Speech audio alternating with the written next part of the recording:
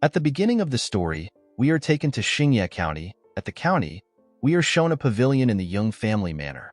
We see an elf taking a look at a baby's body. When he was done looking at the boy's body, his father asked him to tell him how the boy is. The elf revealed to the man that it will be hard for his son to live past 20 years old due to his constitution. This man is the patriarch of the Young family. His name is Young Damyung. Damyung asked the elf if his son was given a punishment by the heavens. He explained to him that his son caused his mother's death due to his birth. The elf was annoyed to hear this. He could not believe that Damyung was saying this to a physician like him. He asked the patriarch to tell him why he would say such a thing to his son who is going to die early. Damyung glared at his child when he heard this. He watched him as he played alone. According to the elf, the boy has something similar to the 9 severed meridians. The elf had never seen anyone with their Baihui acupoint open to such an extreme. Damyung asked the elf if the Baihui acupoint is the acupoint on top of the head. The physician told him that he is correct. He explained to the patriarch that a person will die if their Baihui acupoint is too open. Most people call this the deity ascension. Damyung reminded the elf that deity ascension is something very powerful Taoists do when they depart for the heavenly realm. The physician was surprised to hear this. He asked the patriarch if he truly believes in such nonsense. He placed his hand on his head and asked the man if he has heard about absolute martial masters using the upper meridians of their heads. The masters are actually using the Baihui acupoint. According to the elf, the so-called deity ascension is when someone gets too drunk on the energy of the great nature that came from the heavens and earth and dies because they cannot withstand it. Damyung stood up after he heard this. He turned to the elf and told him that he was correct about his son receiving a punishment from the heavens. The physician was shocked to hear this. He asked the man to tell him why he would call himself a father. The patriarch told the elf that it is now time for him to leave. He assured him that the chief steward will give him his pay. The elf told the man that he does not need the pay. He stood up and left the pavilion out of anger. As he walked away, the elf wondered how our protagonist's life could have been different if he was born in a different place. If the boy was born in the demonic cult, he could have become the heavenly demon. If he had grown up in the Shaolin Temple, he would have been able to use the 72 elite training methods of the temple 2 times over. Unfortunately for the boy, he was born as a hated child in this place. The physician believed that the boy will die in the countryside at a young age with no way of surviving. The only chance this baby has is for him to achieve enlightenment on his own. Decades later, we see a group of people having a family meeting at the Young Manor. Damyung stood up and told everyone that his deceased father founded their clan. According to him, his father was a disciple of the Zhongnan sect. His name is Xianjiamja. Damyung told the people that he has dedicated his life to the revival of their clan. He explained to them that he could not close down their clan because if they become famous throughout the world, he will inherit the ultimate technique of the Zhongnan sect. The patriarch told his family that he is very happy that one of his sons followed in his father's footsteps and managed to join the Zhongnan sect. With a smile on their faces, the other family members congratulated their brother on his achievement. The eldest child told his brother that he is quite incredible to be able to join the sect. Damyung asked his children to raise their cups with him.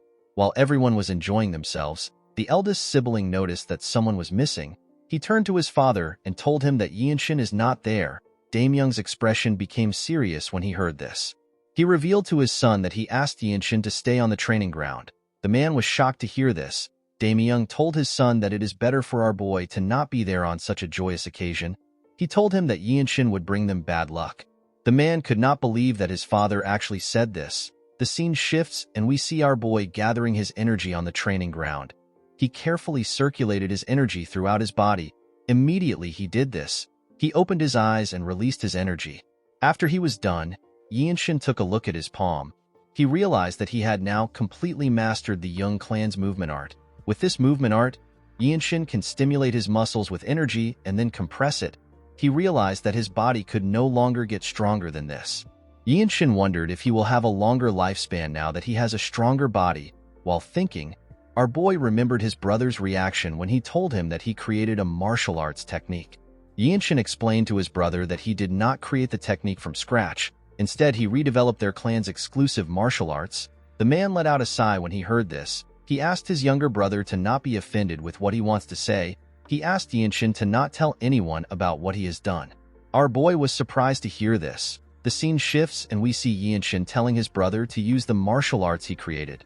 The boy was annoyed to hear this. He asked Yinshin if he will take responsibility if he experiences energy deviation and dies.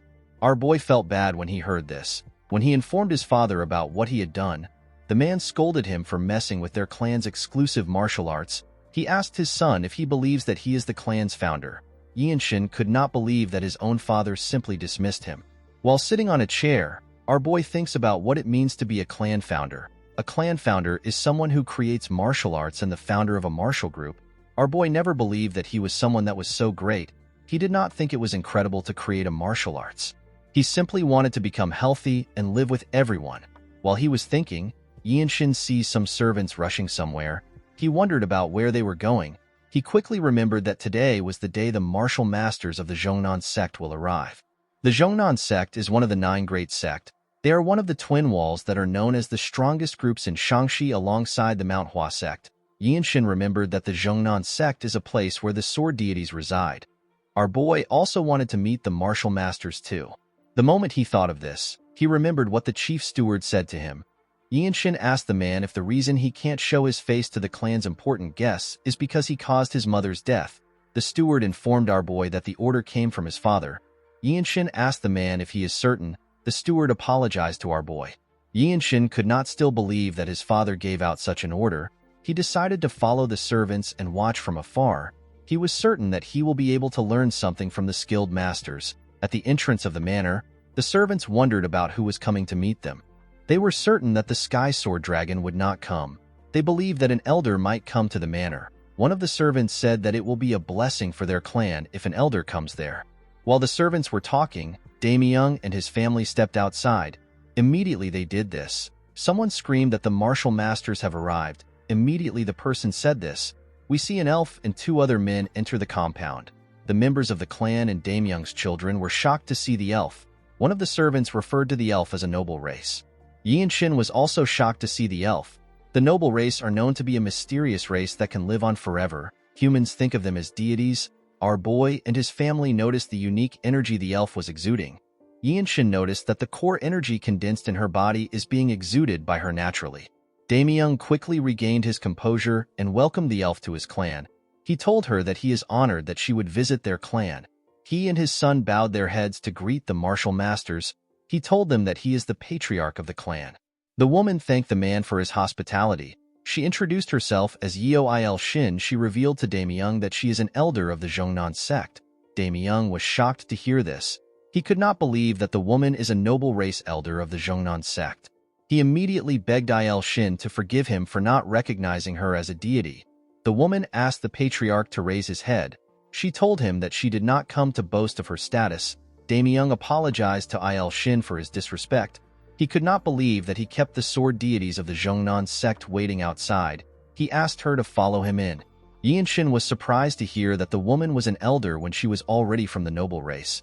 He wondered about how long Il Shin had lived for. While walking, Il Shin turns her head and sights our boy. The 2 of them lock eyes. Yinshin immediately bowed his head when he saw this. Damyung noticed that the woman was looking at his son. He told her that Yinshin is his 3rd son. Our boy turned around and walked away after he saw the woman. The elf told Damyung that his son's eyes are bright. She said that our boy looks really smart, with a nervous look on his face. The patriarch explained to Il Shin that his son is not well-mannered. The elf was shocked to hear this. While watching his son walk forward, Damyung informed the woman that Yinshin is actually the troublemaker of their family. When our boy returned to the training ground, he picked up his sword. Yinshin had gained a new perspective after seeing the energies of the martial masters. Our boy was actually stuck after he was done practicing the young clan's movement art. He was wondering about what he should train in next. He opened his sword and carefully inspected it. He decided to try training his sword. The scene shifts and we are taken to the room of the martial masters. The other 2 masters told the elder that the place is better than they expected. They explained to the elf that the Tyrant Sword Tribe will definitely want a place that has this much earth energy. Il Shin told the men that they are right. She told them that they need to think of a way to counterattack. Unfortunately, the plan will result in the sacrifice of the clan. The taller man asked the elder if they cannot just attack and destroy their enemies before they cross the wall. The elder took a sip of her tea. She believed that the idea was not bad.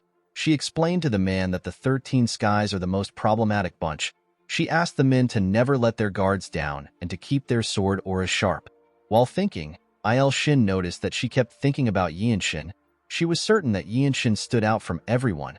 She found our boy to be a strange child. At night, we see Yin Shin meditating and circulating his energy. Our boy noticed something strange. He noticed that his Baihui acupoint was quite opened.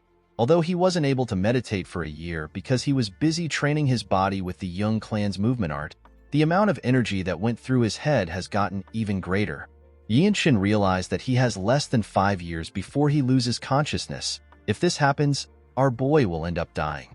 Yin Shin quickly opened his eyes. He could not believe that he had only 5 years left to live. Our boy was scared to see this. He stepped out of his room and looked at the moon in the sky.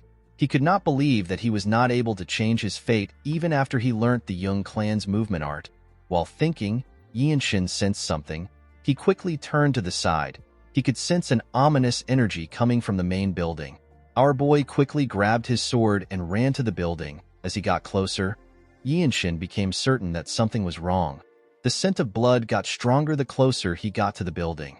The building was also too quiet. While running, Yin Shin saw a portal at the entrance of the building. Our boy quickly ran through the portal. He realized that someone set a trap formation. When he arrived into the main building, Yin Shin saw something shocking. He saw the dead bodies of the servants and the guards lying on the ground. Our boy could not believe that he just noticed that something was happening in the manor. He realized that this might have happened because of the trap formation. While looking around, Yin Shin realized that everyone on the ground was part of his clan. He wondered if the culprit possessed an overwhelming martial prowess. While he was looking at the bodies, someone asked him about why he is still alive. When Yin Shin looked up, he saw some men carrying the dead bodies of the servants. A huge bald man walked up to him. With a scary look on his face, the man told our boy that he should have hidden if he managed to survive. One of the man's colleagues asked him to send Yin Shin to the afterlife. Yin Shin glared at the man when he heard this. The bald man asked our boy to not blame him. He told him that he is simply following orders. He gathered his energy in his hand and rushed to attack Yin Shin. Our boy grabbed the man's wrist and used his hand to crush it. The bald man screamed out in pain. He fell to the ground and began to tremble. The man's colleagues were shocked to see what our boy did to his hand. They quickly grabbed their swords. The man who asked the bald man to kill Yin Shin asked him for his identity. Our boy released his energy and raised his sword.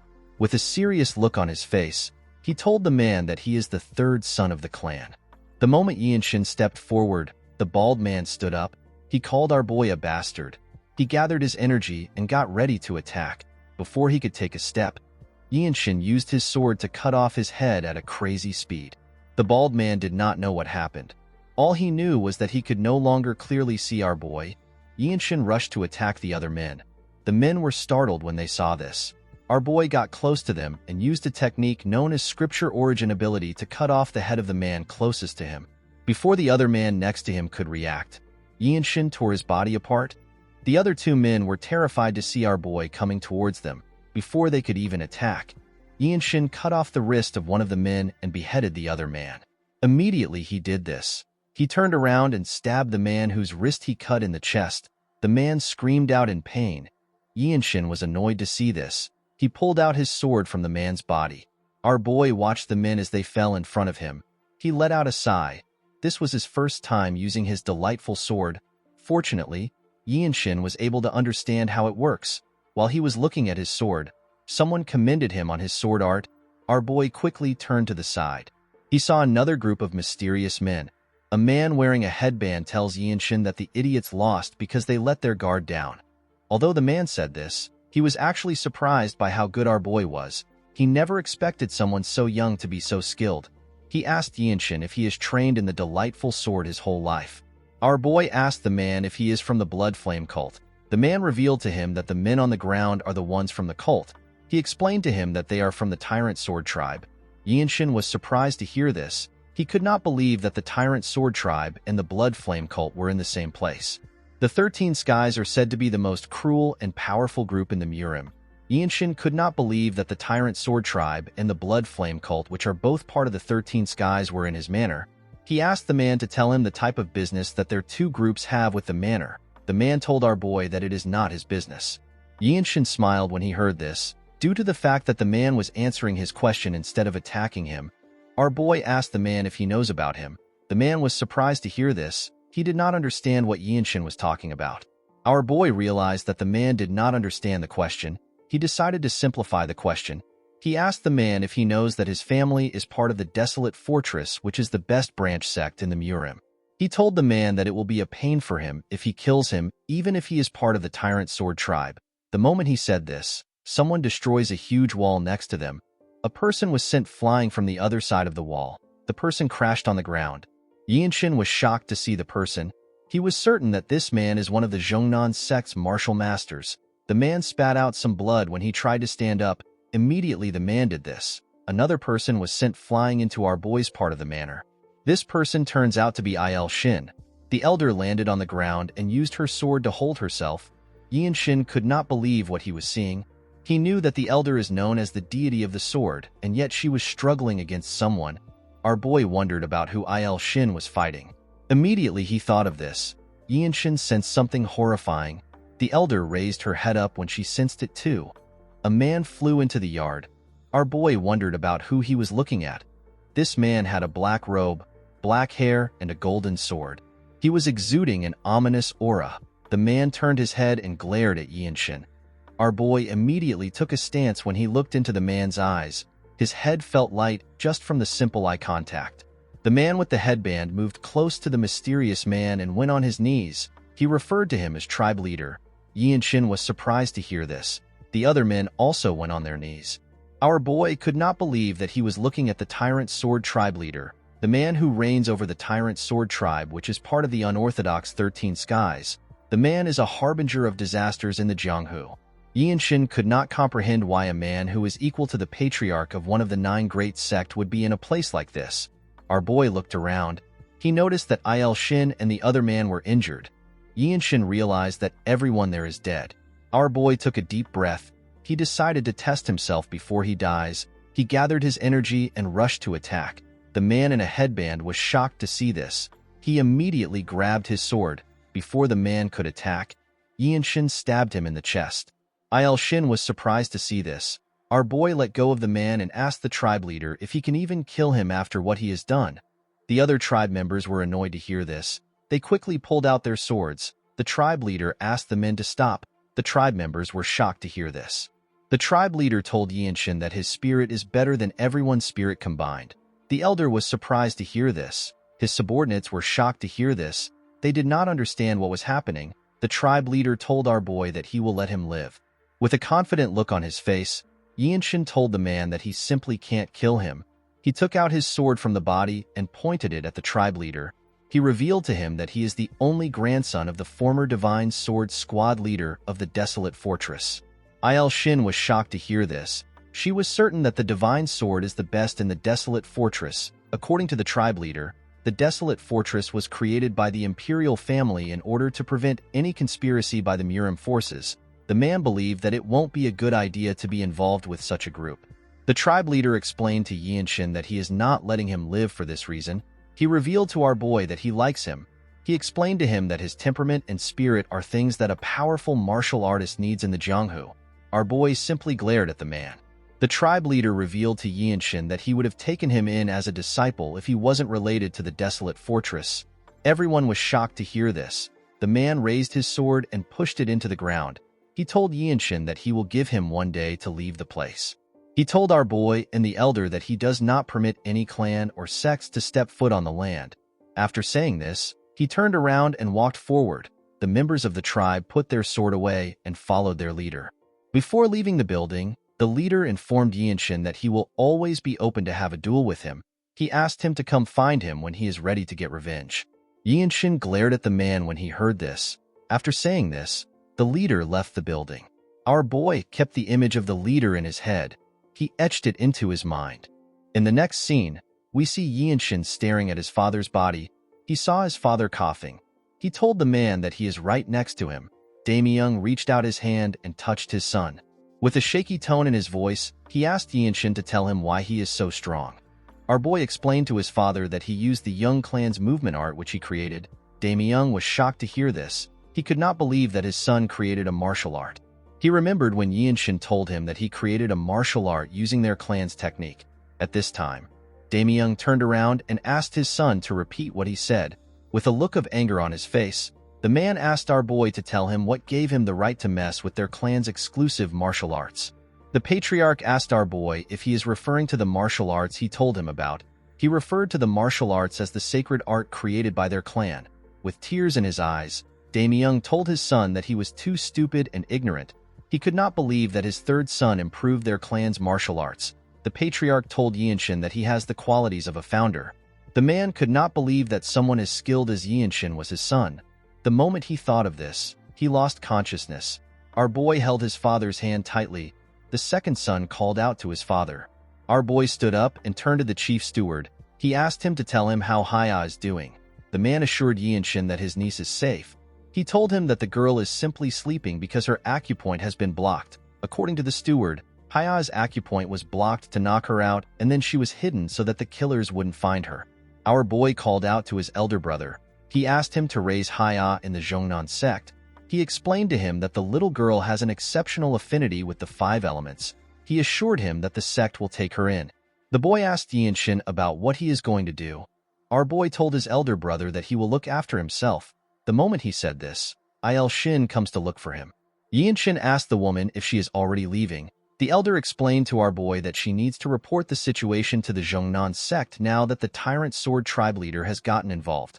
Il-shin asked Yinshin if he is going to the desolate fortress to meet his mother's family. With a sad look in his eyes, our boy told the elder that she is correct. He revealed to her that he does not have anywhere else he can go to become stronger. Upon hearing this, Il-shin offered to bring Yinshin to the Zhongnan mountain. Our boy thanked the woman for giving him an offer. He told her that he is quite honored. Il-shin revealed to Yinshin that she plans to recommend him as the sect leader's disciple. Our boy and the other 2 men were shocked to hear this. The elder assured Yinshin that it is possible for someone like him. Yinshin knew that the direct disciple of the Zhongnan sect would be able to learn the absolute sacred art.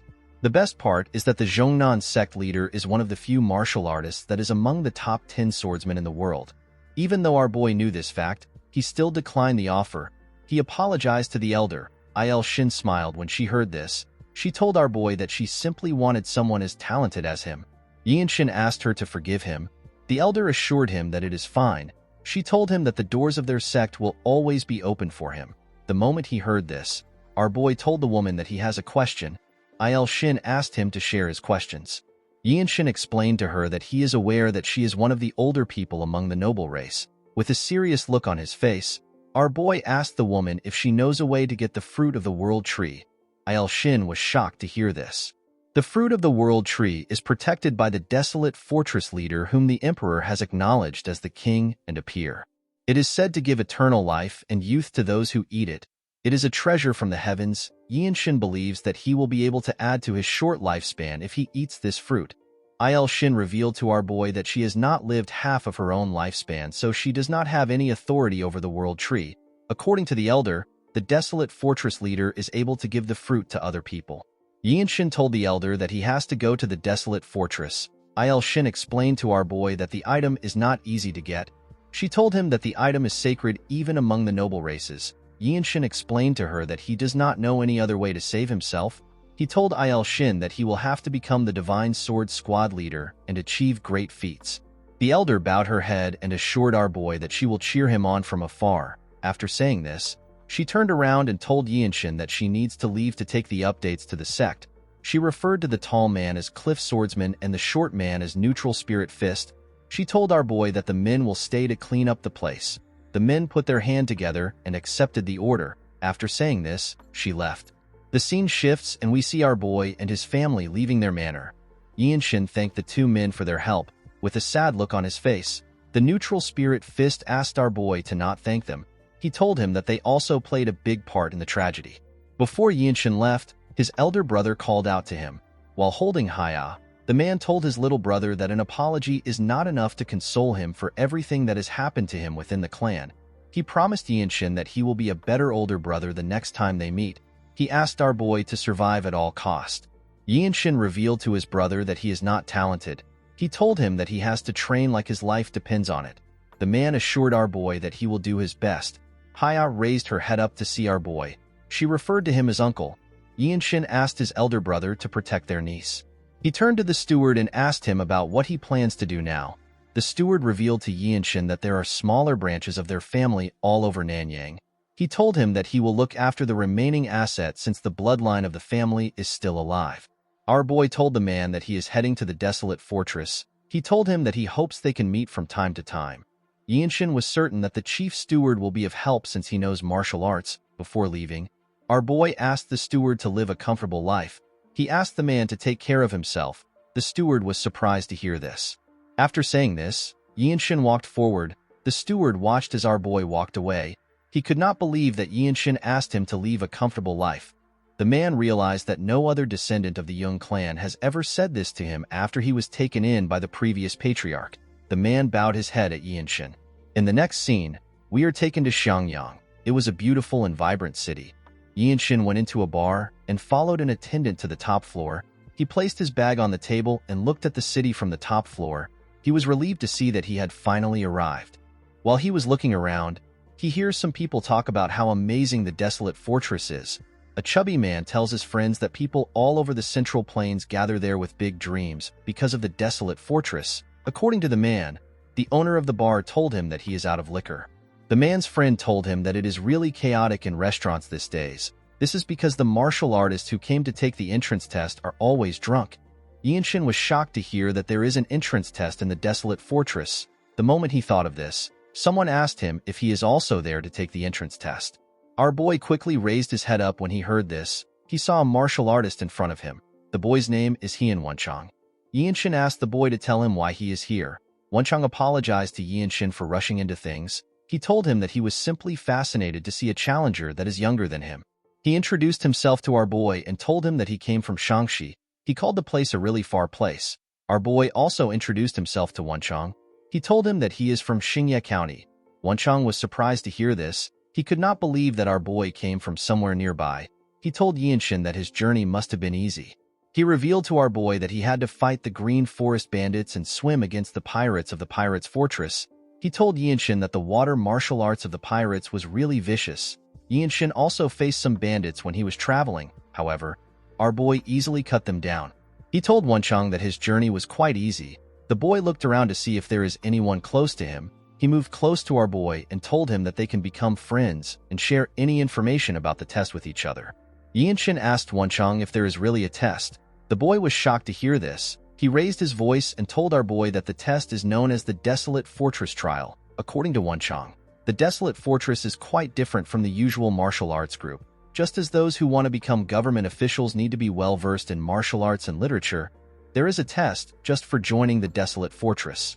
Yinshin asked the boy if that is why many people are gathered here. Wenchang explained to our boy that it does not matter if he has any foundations. The moment he joins the organization, opportunities and teachings will be provided to him. Due to this, every martial artist comes to try their luck. There are countless people who have learnt various martial arts just to pass the test. The Desolate Fortress is the strongest martial arts group in the world. It is also a place of martial arts that causes everyone's hearts to race. Most people would say that if you want to take on the world with just one weapon, you need to go to the Desolate Fortress, since the imperial family that rules over the Central Plains would make their move in order to control the martial arts groups. All the elixirs and advanced martial arts gathered from all over the world are waiting in the fortress. Wenchang explained to Yinshin that some people believe that the great sects with traditions are better than the Desolate Fortress. With a smile on his face, the boy said that these people do not know what they are saying. He said that martial arts groups created by commoners can never be stronger than the Desolate Fortress. Our boy took a sip of his drink and told the boy that he understands. Wenchang revealed to Yinshin that most people are not able to pass the test in one try. Yinshin simply told the boy that he understands. Wenchang explained to him that the people that usually pass are the next generation leaders of reputable martial arts clans that are rising in the world and trying to gain fame. With a smile on his face, Wenchang asked our boy if he will take the test with him tomorrow. Without making a single reaction, Yinshin told the boy that he accepts his offer. Wenchang became nervous when he heard this. He did not understand why our boy would not even react to what he has been saying. Wenchang told Yinshin that he is quite easygoing. As he continued talking, our boy stopped listening. Yinshin was happy to hear that he can join the group as long as he can pass the test. He did not want to ask his mother's family for help because he did not know where they live or what they look like. The next day, we see Yinshin and Wenchang walking into the fortress to take their test. The participants were given a tag containing a number. Our boy was given number 13. After accepting his tag, Yinshin looked around. He was in a ring with other participants and 2 examiners. According to Wenchang, the participants will pass the exam if the supervisor accepts their plaque. However, if he tells you to return it to the reception, you will fail. The second exam is a tournament. Our boy asked Wenchang if there is a third exam. The boy told Yinshin that the third exam is an interview with the Lord of the Desolate Fortress. Yinshin was shocked to hear this. He asked his friend if he is certain. There are several martial artists who come to Xiangyang just for this chance. To have a conversation with an absolute master like the Lord is an incredible opportunity. This martial artist hoped to receive some kind of profound understanding. Yinshin told the boy that he understands. Immediately he said this. The supervisor announced that the first exam is about swift sword arts. According to him, the participants are to demonstrate one swing with the fastest technique they have. The supervisor will watch and judge the technique by himself. Wenchang raised his hand and offered to go first. The supervisor accepted his request. The idiot actually volunteered because he was nervous. Yinshin believed that the test was simple since they simply needed to show a fast sword technique to pass. Wenchang took off his robe. The moment he placed his hand on his sword, Yinshin and the people watching the event took a close look at him. Yinshin noticed that Wenchang had a well-polished spirit. He could tell that the boy is strong. He was even stronger than some of the bandits our boy saw on his way here. Wenchang took a stance and released his energy. He took a deep breath and swung his sword. The audience were shocked to see the boy's demonstration. One of them said that the boy feels different. He said that he only saw an apparition. Wenchang stared at the supervisor in fear of his response. The man told him that his technique was not bad. He asked Wenchang to give him his plaque. The boy was happy to hear this. He thanked the man. The supervisor asked the next examinee to step forward. Wenchang walked past Yinshin and wished him good luck. Our boy put himself together and walked forward. The audience were surprised to see this. They never expected such a young kid to actually be an examinee. One of them said that Yinshin has a lot of guts. Wenchang smiled when he heard this. Another man said that Yinshin must be from another province, and he is trying to use this opportunity to show his swordsmanship in front of a martial artist of the Desolate Fortress. This is because a single piece of advice is precious. Yinshin took a stance and placed his hand on his sword. He nodded at the man to tell him that he is ready. The supervisor nodded back at him. He asked Yinshin to begin. The moment he said this, Yinshin took out his sword. No one knew when he swung his sword. All they could feel was the wind pressure. The supervisor was shocked to see this. Every single person in that place was shocked. They did not know what they just experienced. Wenchang's mouth was left open. He did not expect such a young boy to be this skilled. The audience did not even know when our boy swung his sword. As he watched Yinshin put his sword back into his sheath, the supervisor said that the future of the Desolate Fortress has arrived. Everyone was shocked to hear this. The man asked Yinshin to hand over his plaque. He took a careful look at our boy's number. He asked him to be on his way. Yinshin bowed his head and turned around. Our boy picked up his robe and walked out of the ring. Everyone cleared a path for him. Wenchang moved close to Yinshin and asked him if he is the son of a famous family. Our boy asked him if this will change anything. He reminded Wenchang that all that matters in the Desolate Fortress is your martial arts, talent, and effort. Wenchang was surprised to hear this. He asked Yinshin if he really plans to finish the Desolate Fortress trial.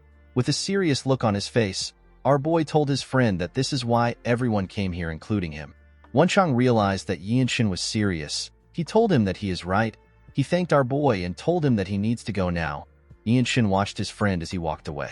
He hoped that his kind and talkative friend will pass the second exam. The scene shifts and we see Yinshin meditating in a room.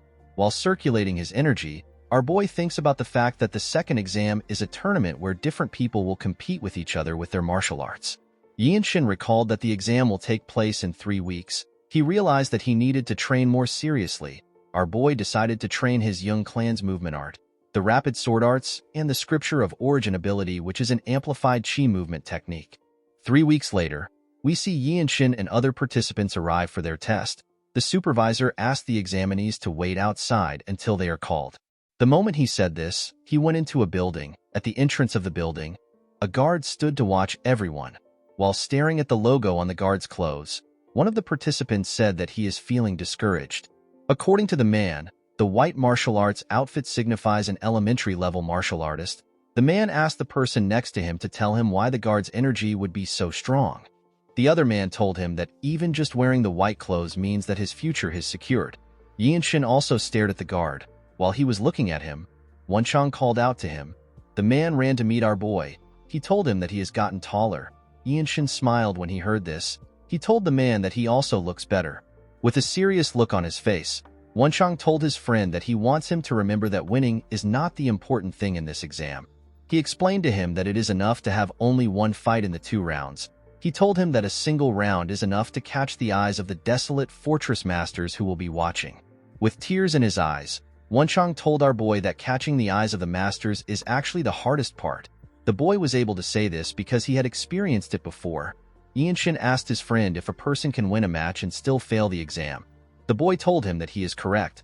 While biting his nails, Wenchang told our boy that the problem they have is that the supervisors are going to have a higher standards today. Yinshin was surprised to hear this. He asked the boy for the reason. Wenchang revealed to him that the White Qilin is competing in today's tournament. Our boy was shocked to hear this. He asked his friend if he is referring to the White Qilin from the Namgung family. The White Qilin wiped out a notorious group of bandits before he was even 15. He also beheaded the Shrouded Assassin, a sword master of the unorthodox faction. According to Wenchang, there are rumors that the White Qilin defeated all the up and rising fighters at the 8 Great Family Dragon and Phoenix tournament when he was 18. Yinshin was surprised to hear this. He asked his friend to tell him why someone from the Namgung family would join the desolate fortress, especially when it is someone that already has martial dignity and everything else. Wenchang revealed to Yinshin that the White Qilin cannot become the patriarch because he is the child of a concubine. According to the boy, if a person rises to the position of the desolate fortress captain, they are on the same level as one of the patriarch of the 8 great families. In fact, the person will have more power than the patriarchs. This is because the desolate fortress maintains the order of the Jianghu in the center of the central plains. While they were talking, the guard called our boy's name and asked him to step out. Yinshin told Wenchang that he hopes to see him again in the desolate fortress. The boy was shocked to hear this. Immediately he said this. He walked up to the guard. Inside the building, we see a referee and different supervisors staring at Yinshin and his opponent. With a creepy smile on his face, our boy's opponent pulled out his sword. Immediately he did this. The referee asked them to begin the fight. The man began to laugh. Yinshin did not understand why he was laughing. With a disgusting look on his face, the man referred to our boy as a moth that is struggling. He asked Yinshin if he is curious about his identity. Before the man could introduce himself, Yinshin attacked him and gave him a huge scar on his face. Our boy attacked the idiot with his sword sheath, and yet he managed to knock him out. The man was dragged away after Yinshin knocked him out. A young man smiled when he saw how our boy defeated the man. He stepped out and told Yinshin that he will be his next opponent. Our boy turned around to see the handsome young man with light blue hair. The supervisors from different squads were excited to see the fight. Among the supervisors, we see 2 men wearing blue clothes. The man with black hair told his colleague that he is curious to see who will take the handsome man. He told him that the squad leaders will fight over the handsome man. His colleague told him that the man is stronger than them. He said that he does not expect anything less from a Namgung. Yinshin was shocked to hear this. He immediately realized that he was looking at the White Qilin whose true name is Namgung Washin. The supervisors wondered if they were going to witness the Boundless Heaven technique today. Our boy was able to tell that the White Qilin is about 5 years older than him. Although the man was strong, Yinshin did not believe that he was at a level which he could not reach. Thanks to his family's martial arts, our boy was more physically fit than Washin. However, he was below him in other aspects. Washin bowed his head and introduced himself to Yinshin. He told our boy that he mainly trained in the Boundless Heaven martial arts and the Infinite Steps. Immediately he said this, he drew out his sword. Yinshin bowed his head and revealed the martial arts he uses to Washin. The man noticed something strange. He asked Yinshin if he is not going to use his sword. The moment he said this, our boy grabbed his sword and took a stance. The White Qilin smiled when he saw this. He released his energy and covered his sword with it. The main essence of the technique which Yinshin has been practicing is unpredictability. Our boy will give his opponent an unexpected main attack in the midst of an unpredictable rhythm. Yinshin believed that he will be able to make the White Qilin let his guard down if his technique works. All the supervisors focused their attention on Hua Xin. The referee asked our boy and Hua Xin to begin the duel. Immediately he said this. Yinshin attacked the white Qilin. Unfortunately for him, Hua Xin was able to block the attack and his sword got broken. Hua Xin was shocked to see our boy's attack. He never expected it to be so fast. All the supervisors could not understand what they just saw. Although they expected Hua Xin to win, they had never expected to see such a scary, delightful sword. The two men in blue were more shocked than the other supervisors. Hua Xin took a look at his sword. He turned to Yinshin and told him that he lost. Our boy was surprised to hear this. Everyone else was also surprised to hear this. The two men did not seem surprised to hear the result. In fact, they were more shocked by our boy's delightful sword. The man with blonde hair noticed that Yinshin was 5 years younger than the white Qilin. He realized that our boy could not yet use true energy with his techniques. The blonde man said that he is scared of how powerful Yinshin will become in future. The referee walked up to our boy. He pointed in another direction and told him that there is another garden in the north side. He asked Yinshin to wait at the garden. Our boy bowed his head and told the white Qilin that he will love to duel with him another time. Hua Xin said that he was also about to propose the same thing. With a smile on his face, the man told Yinshin that he is looking forward to their next duel.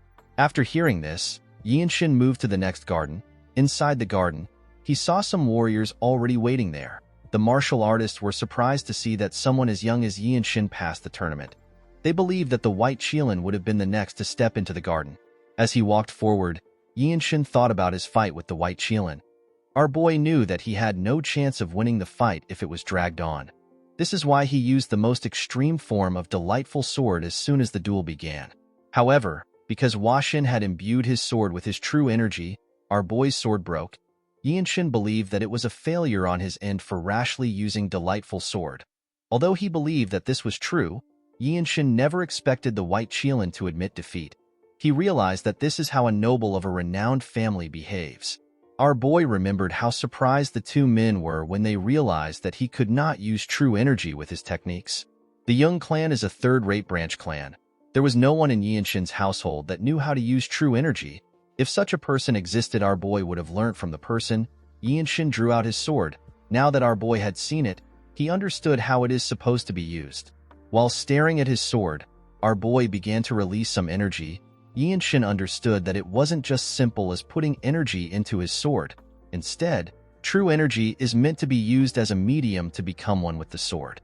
The moment he thought of this, his sword began to glow.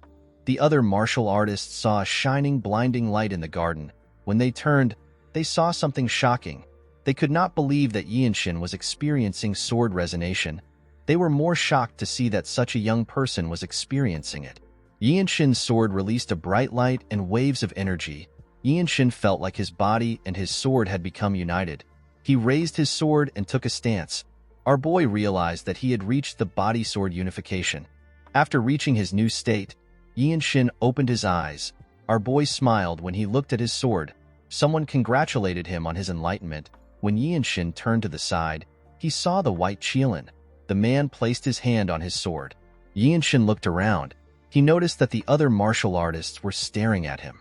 Our boy realized that the white Qilin was protecting him because he was scared that someone might get in the way of his enlightenment. While he was thinking, Wenchang walked up to him.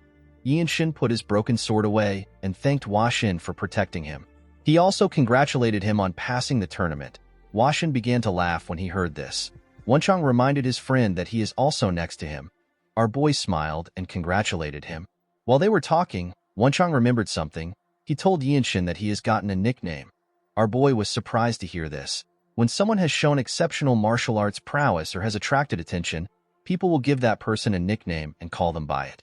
Unless it is someone who commits atrocious and evil deeds, most nicknames represent a huge honor for martial artists. Hua Xin informed Yinshin that he has also heard about his nickname. Our boy was surprised to hear this. He was certain that he had not done anything other than pass a trial. Hua Xin revealed to our boy that people call him the Lightning Genius. Yinshin was surprised to hear this. He could not believe that he was now known as the Lightning Genius. According to the white Qilin, people are saying that he has the talent of lightning. The man told Yinshin that this is his new name in the Jianghu since even the desolate fortress martial artists are calling him by this name. Our boy laughed when he heard his new name. He asked the two men if they are certain that people are not just trying to mock him because he is a little fast with his sword. Washin smiled when he heard this. He could not believe that Yinshin thought that he was a little fast. He asked our boy to tell him what he will call someone like him who had a hard time blocking his attack. Our boy looked up to the sky. He could not believe that he was now known as the Lightning Genius. This was a title that he could not even dream of when he was doing the horse stance in the young manner. A while later, everyone was asked to gather around. They were told that they are about to go through their last trial. The supervisor told them that they will be able to join the desolate fortress if they pass the trial. Yinshin could not believe that he was about to meet a living piece of history and one of the strongest martial masters in the world who might even be the strongest. After the supervisor explained to them, the first person walked into the building. A little while later, the man came out of the building looking like he had seen something that he should have not seen. Wenchang was surprised to see the look on the man's face. The man did not say anything to anyone. He simply walked past everyone. After the man left, others went in. They all came out looking the same. Due to the fact that everyone came out quickly, Wenchang asked his friend if the leader is simply looking at faces. After a while, Yinshin was asked to step in. Our boy was asked to keep going until he gets to the top floor. When Yinshin arrived at the top, he saw a huge golden door. The door opened and our boy stepped inside. Immediately, he stepped inside. Yinshin noticed that there were some vines tied to a pillar. When he looked up, our boy saw someone sitting on a throne that was surrounded by trees. The person that sat on the throne was a woman who was a member of the noble race. This elf is the leader of the desolate fortress. Yinshin greeted the elf and introduced himself to her. She turned her head to see our boy. Yinshin was surprised to see the elven woman. The leader was a beautiful elven woman with green hair and green eyes. The leader told our boy that he is part of a certain bloodline. With a serious look on his face, Yinshin asked the leader about the bloodline she speaks of. Our boy wondered if the leader knew about his mother's family. The elf glared at Yinshin. She could tell that our boy already knew what she was talking about. She told him that he is quite bold. Upon hearing this, Yinshin admitted to her that he is the grandson of the former Divine Sword Squad leader. The leader revealed to our boy that his grandfather is about to join the Elder Council. She told him that he is a very obstinate man. While looking at Yinshin, the elf told our boy that he has an injury. Yinshin was surprised to hear this. He told her that she does not need to concern herself with it. He assured her that they are nothing but trivial issues. The elf explained to our boy that the issues are not trivial. She told him that he simply covered the wound with his trained body.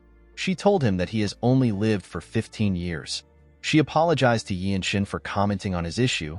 She told him that an outsider like herself should not be getting involved in such things. The leader smiled and stood up from her chair. She told Yinshin that she likes him. She explained to him that she finds it interesting that he doesn't bow to anyone even though he came here because he has something he wants.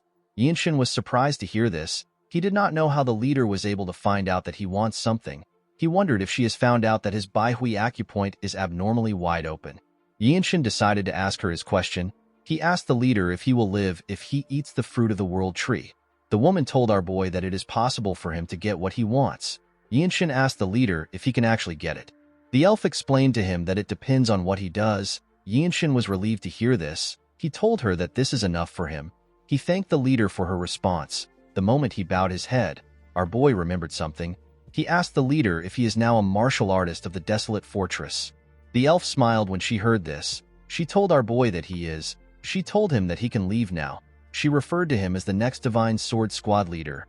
Yinshin was surprised to hear this. As he walked back downstairs, our boy remembered her words. He wondered if the leader was trying to tease him or if she really sees potential in him.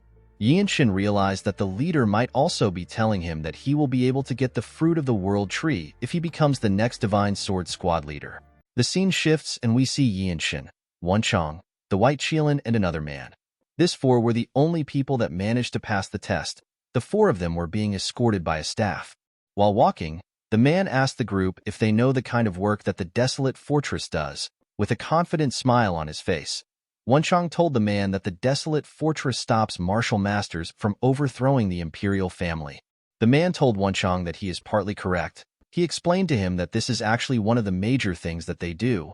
He revealed to him that they have something else they also take care of. He told him that they prevent a certain size of conflict from happening in the Murim. The group was surprised to hear this. According to the staff, no one knows what would happen when a fight breaks out in the Murim. The man revealed to them that a blood storm swept across the central plains on the day that rumors that the heavenly demon's grave was discovered. Things would have been fine if the fight was between those who coveted manuals of ultimate martial arts or elixirs. Unfortunately, the martial artists did not care.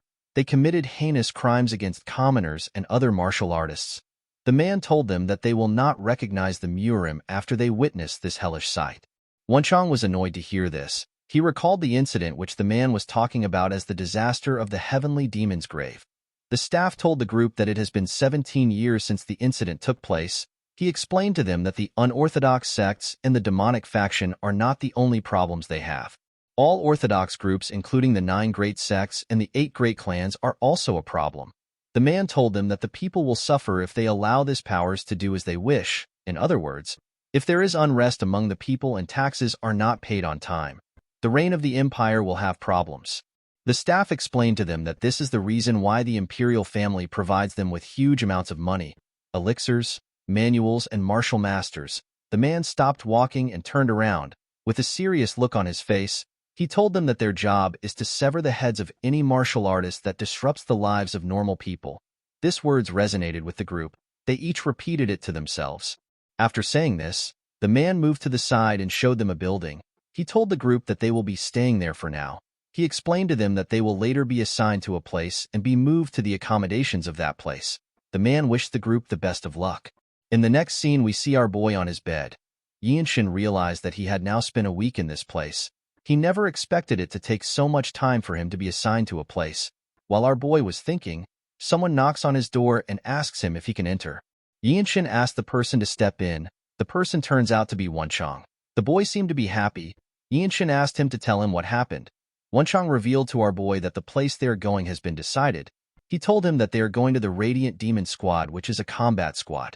Our boy was surprised to hear this. Wenchang sat on his bed and asked him if he has heard about the rumors. Yinshin asked him to share the rumors with him. According to the boy, the 17 combat squad captains under the Divine Sword Squad fought each other in order to take in new warriors. Yinshin was surprised to hear this. He remembered that the combat squad captains are the martial masters that represent the desolate fortress. He asked his friend if the captains really sparred with each other. Wenchang revealed to him that they fought in order to recruit the White Qilin and the Lightning Genius. The next day, we are taken to the arena of the Radiant Demon Squad. We see our boy and Wenchang wearing their brand new uniform. Wenchang seemed to be in love with his clothes. Next to the arena were other squad members wearing the same uniforms as them. Some of them also wore a blue uniform. In front of the two boys was the captain of the Radiant Demon Squad. His name is Ma Jin. The man wore a black uniform.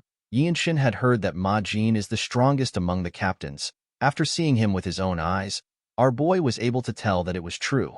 Ma Jin moved close to them. With a terrifying look on his face, he called our boy the Lightning Genius. Yinshin answered to the man's call. Ma Jin continued to glare at our boy. However, Yinshin did not falter. He simply looked at his captain. Ma Jin smiled when he saw this. He commended our boy for having a backbone. He told him that people like him do not die easily. According to the captain, the combat squad under the Divine Sword Squad is basically like one of the sects in the Central Plains. He told the boys that they will both learn the martial arts of the Radiant Squad and execute missions. He pointed his hand to the back and told them that the people behind him are their seniors. Wenchang raised his hand and told the captain that he has a question. The captain asked him to speak. Wenchang thanked him for allowing him to ask a question. The boy asked Ma Jin if learning the martial arts of the Radiant Demon Squad means that everyone will be sharing their martial arts with each other. The captain assured the boy that the martial arts they learned belongs to them. He told him that only the Radiant Squad martial arts will be taught. Wenchang was relieved to hear this. He was excited to learn the famous Radiant Demon arts. Ma Jin told the boy that he needs to work hard at learning the martial arts if he wants to survive. Yinshin remembered that he had heard about the Radiant Demon arts. The Radiant Demon Squad is one of the more famous squads amongst the 17 squads. This is because they were able to fight the Plum Blossom Swordsmen. These are the 24 elite swordsmen of the Manhwa sect. The Radiant Demon Squad fought this people without any casualties. This incident gave more credibility to the gossip mongers, saying that the desolate fortress is the strongest in the world. The captain explained to the boys that although the desolate fortress is affiliated with the imperial family, it is not treason for a martial artist of a desolate fortress to be attacked. He told them that this is the reason why they must learn whatever they can in the squad and continue to grow stronger. Yinshin asked the man to tell him why it is not treason for them to be attacked by other martial artists. The captain explained to him that there are eccentric people in the Murim. A lot of these people have lost their minds because they learned demonic arts. Some martial artists are exceptionally skilled in mobility arts, and they could mess with government officials before escaping to the high mountains and deep valleys. This is why the dignity of the imperial family isn't applied to them since they are not government workers. Instead, they actually have to fight martial artists. The captain told the boys that they will die if they do not become stronger. He turned around and pointed at a squad member. He told Yinshin that the guy who got slashed by the Namgung's strongest swordsman will be able to give him a better explanation. With a smile on his face, the guy in a blue uniform said that the King-style sword arts was actually quite scary. Our boy remembered that the King-style sword arts is known to be one of the strongest style of swordsmanship in the world. It is a supreme martial art only learned by the main descendants of the Namgung clan. Ma Jian was annoyed to see the guy sitting on the ground. The man was scared to see the look on his captain's face. He quickly stood up. Yinshin remembered that the Namgung's strongest swordsman is said to be the strongest swordsman in China. He could not believe that his senior came back alive after fighting someone so strong. The man told our boy that he wants to start with him. He said that he wanted to see Yinshin's swift sword art, which is said to be exceptional. Yinshin moved to the side and placed his hand on his sword. Everyone was surprised to see this. They were surprised to see the amount of energy Yinshin was exuding. The man smiled when he saw this. He took out his sword. He took a stance and introduced himself as Cheng Myung. He told our boy that he was born and raised in Xiangyang.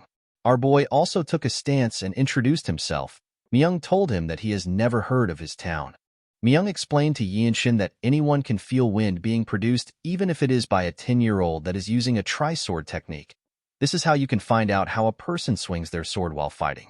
Our boy did not understand what the man was saying. The man pointed at our boy and told him that he must be quite talented for him to have reached this point at such a young age. While releasing his energy through his sword, Myung asked Yinshin to show him his talent. He asked him to show him how talented he is with his sword. Our boy accepted this challenge. Immediately he did this. He raised his sword. The other members were shocked to see the energy Yinshin was exuding. They realized that he had sword resonance. Even the captain was shocked to see this. While his sword was glowing and vibrating, Yinshin glared at Myung. He put all his focus on his senior. Yinshin could feel his senior's breathing with his energy detection. After staring at him for a while, our boy found his opportunity. He quickly rushed to attack him. The moment he got close to him, he took out his sword and used his swift sword arts to attack Myung. To Yinshin's surprise, Myung managed to block his attack when his sword was about to damage him. He did not know when his senior raised his sword. Our boy stepped back and stood his ground. He remembered that he was fighting a man that fought against the strongest swordsman of the Namgung clan. He realized that he should have expected this. Yinshin immediately rushed to attack Myung. The senior raised his sword and swung it at our boy. Yinshin dodged the attack by going low. He quickly turned around and swung his sword at Myung. Unfortunately for him, his senior managed to block his attack. Although the senior seemed to be surprised that our boy attacked him this way. While Yinshin was struggling, Myung disappeared in front of him. Our boy was shocked to see this. He immediately realized that Myung was going to appear soon. As he expected, the senior appeared behind him. He swung his sword at our boy. Yinshin managed to dodge the attack by bending his head. The moment he did this, he turned around and swung his sword at his senior's head. Myung managed to dodge the attack by jumping. Unfortunately for him, his headband got cut off. It turns out that Myung is a member of the noble race. He used his energy to land on the floor. He quickly stood up from the floor. Everyone was shocked to see what our boy did. The captain and Wunchong could not believe their eyes. While breathing heavily, Myung glared at Yinshin. Our boy finally understood why Myung was so skilled. He believed that it was expected for a noble race to be skilled. Yinshin took a stance. He decided to use the origin ability, which is also known as the limit releasing technique, on his sword.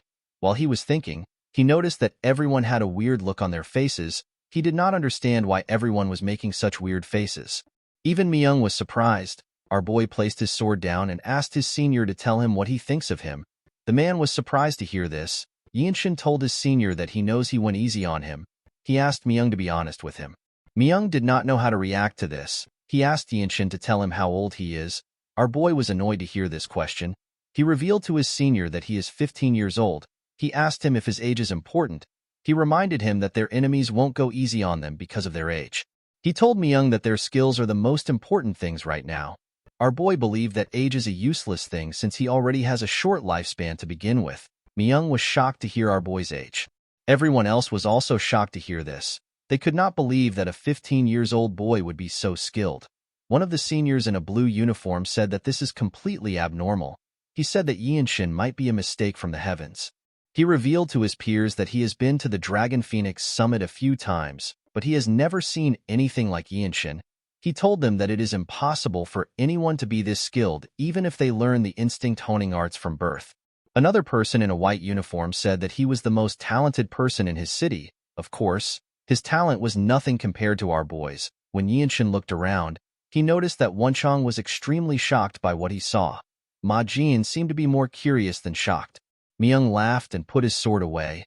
Our boy could not still understand what was happening. In the next scene, we see the seniors laughing when they heard someone scream. It turns out that the captain had punched Wonchong with his hand, which he had covered with his energy. The poor boy was struggling to breathe.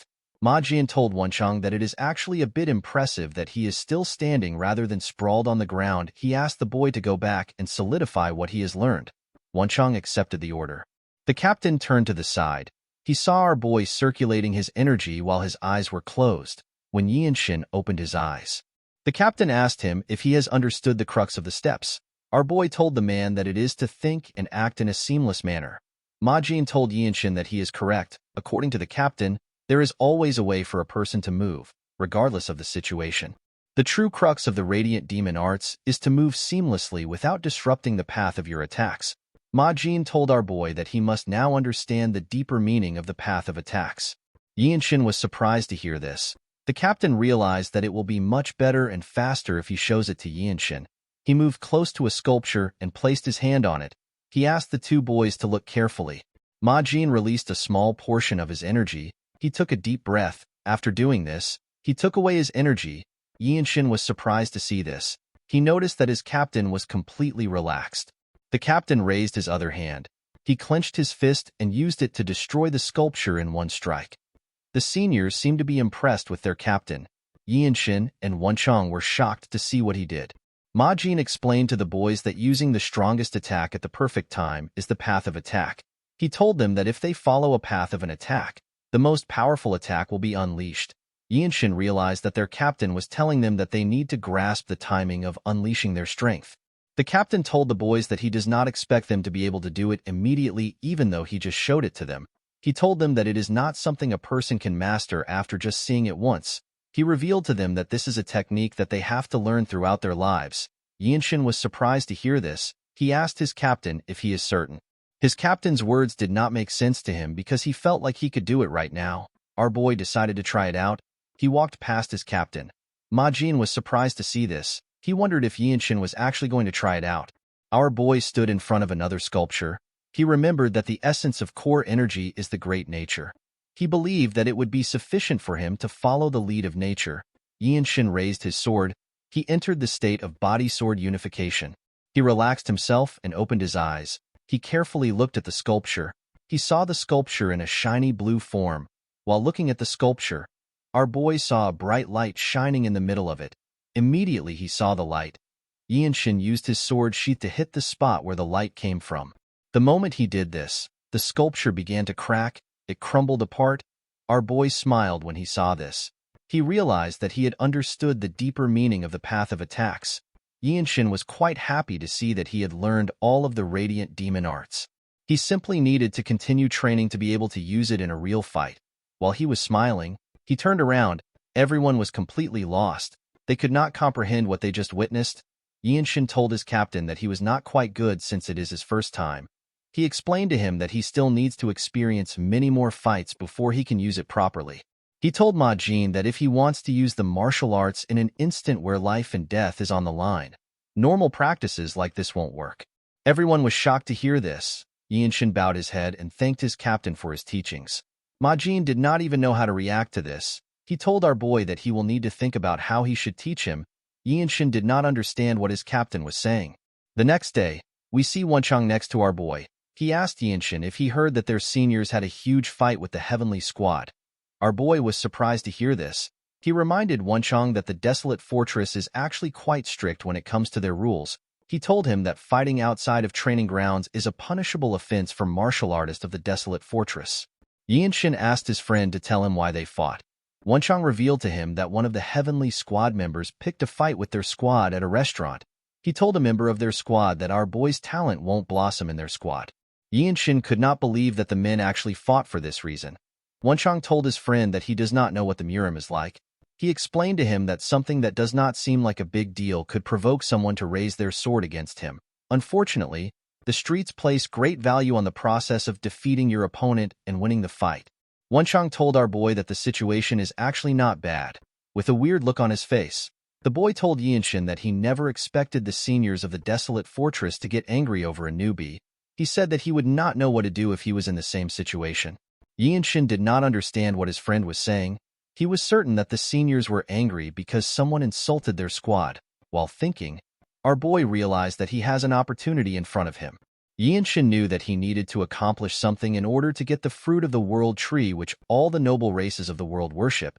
He knew that he will definitely need help from others if he wants to get accomplishments. Although the best way to gain the trust of a martial artist is to make the martial artist owe you his life, it will still be good for our boy to leave a good impression on his squad members. Yinshin stood up. He told his friend that he is correct. He told him that he never expected their seniors to be fighting because of him. He assured his friend that he will not let this go. He told him that they need to pay their seniors a visit. Wenchang was surprised to hear this. He commended his friend on his bravery. He told our boy that he is a chivalrous person who knows the code of martial artists. Yinshin wondered if something like this was actually chivalry. The scene shifts and we see our boy and his friend arrive at the training ground. The seniors were surprised to see them. They could not believe that the newbies came to train even though there are no lessons today. They believed that the boys were hardworking. A senior wearing a blue uniform told the boys that they do not need to train so hard while they are wearing the white uniform. Another senior wearing blue said that it is actually best for the boys to train while still wearing white. The two boys walked up to the captain and greeted him. Majin asked them if they ran into any problems while training. Yinshin revealed to his captain that he wishes to have a spar. Majin asked our boy to look around and choose someone to spar with. Our boy told the man that he does not want to spar with anyone in their squad. With a serious look on his face, Yinshin told Majin that he wants to spar against the Heavenly Squad. Everyone, including Wenchang, was shocked to hear this. Upon hearing this, Majin realized that our boy has heard about what happened yesterday. The captain told Yinshin that he does not need to get worked up over it. Our boy told his captain that he wants to see the heavenly sword arts which he has admired for a long time. Majin told Yinshin that it is too late for him to say something like this. He believed that our boy was too agitated. The captain actually liked the fact that our boy got worked up because of his seniors. Yinshin bowed his head and explained to his captain that he wants to show everyone that the Radiant Demon Arts is a great martial arts. He begged Majin to give him a chance. Yinshin actually wanted to gain fighting experience with the Radiant Demon Arts. He also wanted to observe and advance martial arts and leave a good impression on his seniors. Our boy wanted to kill 3 birds with 1 stone. Majin reminded Yinshin that he did not learn the same kind of martial arts as the Heavenly Squad, and he has never fought in battle with them before. He told Yinshin that his opponent has no reason to go easy on him, even if it is a spar. With a fired-up look on his face, Yinshin assured his captain that this is exactly what he wants. Everyone was shocked to hear this. The seniors began to praise Yinshin. They told him that he has a spirit that is befitting of a martial artist of the desolate fortress. They told him that he can become the next captain of their squad if he survives this spar. Upon realizing that he could not persuade Yinshin, Majin told him that he will send a message to the Heavenly Squad. Our boy was happy to hear this. In the next scene, we are taken to the arena of the Heavenly Squad. Yinshin stood in front of his opponent who was from the Heavenly Squad. Some of the Heavenly Squad members were shocked to see that a white robe actually challenged a blue robe. A white robe told his seniors that the fight is actually supposed to be a guidance fight for the sake of learning. A blue robe asked his colleague to tell him how long Yinshin will last in the fight. The man told his friend that our boy will last for 10 bouts at best. The man believed that it was impossible for a newly joined white robe to last 10 bouts against a blue robe, while our boy and his opponent were staring at each other. The captains of their squads also stared at them. The captain of the Heavenly Squad is known as Han Chulmak. Chulmak and Majin were not happy to see each other. Chulmak pointed at Yinshin and told Majin that he will give our boy one of the Heavenly Squad's elixirs if he lasts for 10 bouts. Majin was surprised to hear this. He told the man that an elixir might be too much to bet with. Chulmak asked the captain if he is scared that he will lose. Ma Jin asked the man to not provoke him. He reminded him that the desolate fortress's elixirs are valuable and they are not something that should be used frivolously. Chulmak was annoyed to hear this. He explained to Ma Jin that the honor of their squads is on the line. He asked him if this is not important to him. Ma Jin let out a sigh. He decided to accept the deal. Chulmak happily sat down when he heard this. He told Ma Jin that they need to trust their own people as leaders of the group. Ma Jin smiled when he heard this. Yinshin's opponent moved close to him and asked him if he just joined the organization. Our boy bowed his head and introduced himself to the man. In the desolate fortress, people start as white robe warriors before advancing to a blue robe warrior. However, not everyone becomes a blue robe warrior. There are some people who take more than 10 years to become blue robe warriors. The blue robe warriors are people who won't lose to even the pinnacle martial masters who represent major sects. The man revealed to Yinshin that he has trained in the heavenly sword arts for 20 years.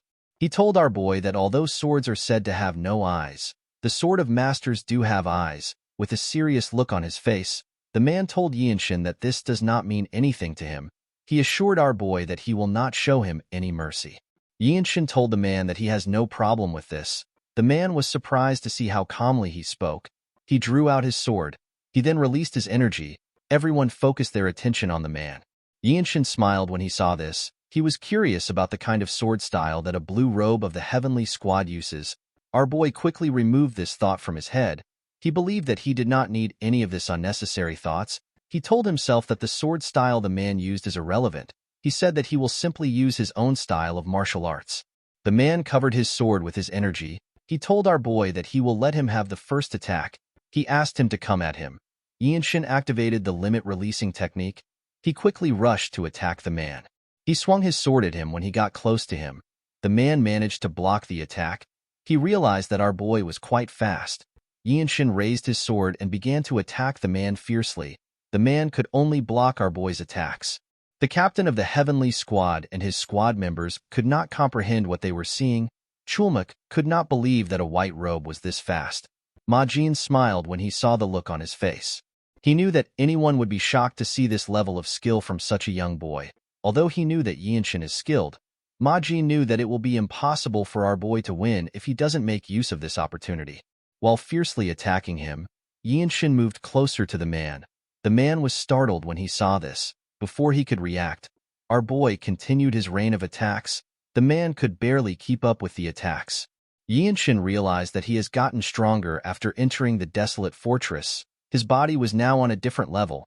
It was trained with the Jung clan's movement art and the principles of martial arts. Our boy carefully moved to the side. The more inclined the sword trajectory is, the more back muscles it uses. When taking a step forward and turning with core energy, a rotational force is created.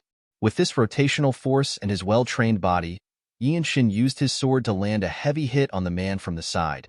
Everyone was shocked to see this. Before the man could regain his stance, Yinshin moved closer to him.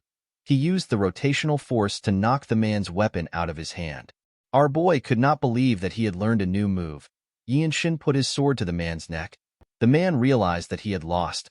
Our boy took a deep breath and glared at the man. The heavenly squad members could not comprehend what they just saw. Chulmak was quite annoyed. Ma Jin was happy to see the look on his face. The referee announced that our boy won the fight. The Radiant Demon Squad began to cheer when they heard this. While the man was doing his best to fix his hand, Yinshin put his sword into his sheath. Our boy knew that he was lucky. He only won because he had an overwhelming momentum due to the fact that he took the man by surprise. Our boy was certain that the results would definitely be different if he fought the man again. Yinshin bowed his head and thanked the man for giving him the opportunity to observe such a high-level swordsmanship. The man smiled when he heard this. He turned around and went to pick up his sword. He revealed to Yinshin that he was surprised by his sword trajectory and his rotational force. He told our boy that he possesses a martial prowess that is beyond his years. He explained to Yinshin that he has an incredible talent for swords. The man now understood why our boy is called the Lightning Genius. He could not believe that Yinshin actually possessed a martial prowess that is unfathomable even though he is so young. He told our boy that he is envious that the Radiant Squad found a treasure. The other people in the arena could not still believe their eyes. Ma Jin stretched out his hand to Chulmak. The man was annoyed to see this. Yinshin decided to name his new technique as the Energy Accumulation Discharge. While he was looking around, his captain walked up to him. With a smile on his face, Ma Jin threw a box to our boy. When he opened the box, he was shocked to see what was inside. Ma Jin told our boy that he is holding an elixir of the Heavenly Squad. The elixir was a small golden pill. He revealed to Yinshin that the elixir now belongs to him. The scene shifts and we see members of the Radiant Squad surround a particular building. At the entrance of the building, we see the noble race man and a woman looking around. This woman is known as the Zen Demon Sword. Her name is Beck Mirio. Mirio told the man that Yinshin is a monster. She never expected him to defeat a skilled swordsman like Gukikwan, someone who is a blue robe of the Heavenly Squad. Mirio revealed to her colleague that our boy is actually quite hardworking, humble, and polite. She told him that Yinshin is also good at seeing through martial arts. The man explained to her that they have never seen someone as talented as Yinshin. According to Mirio, when she uses a technique while sparring, our boy is somehow able to apply the same principle in a different posture. The way he executes the technique is even more precise than normal. Mirio revealed to her colleague that she would hate to use exclusive martial arts in front of Yinshin. She explained to him that our boy has some sort of innate talent for reinterpreting martial arts. The man agreed with his colleague. He told her that it is as if our boy learned the martial arts a long time ago. He believed that Yinshin is a true monster. The scene shifts and we are taken inside the building. We see Yinshin on the floor and Ma Jin next to him. The captain told our boy that he does not know the amount of energy he will be able to draw out of the elixir.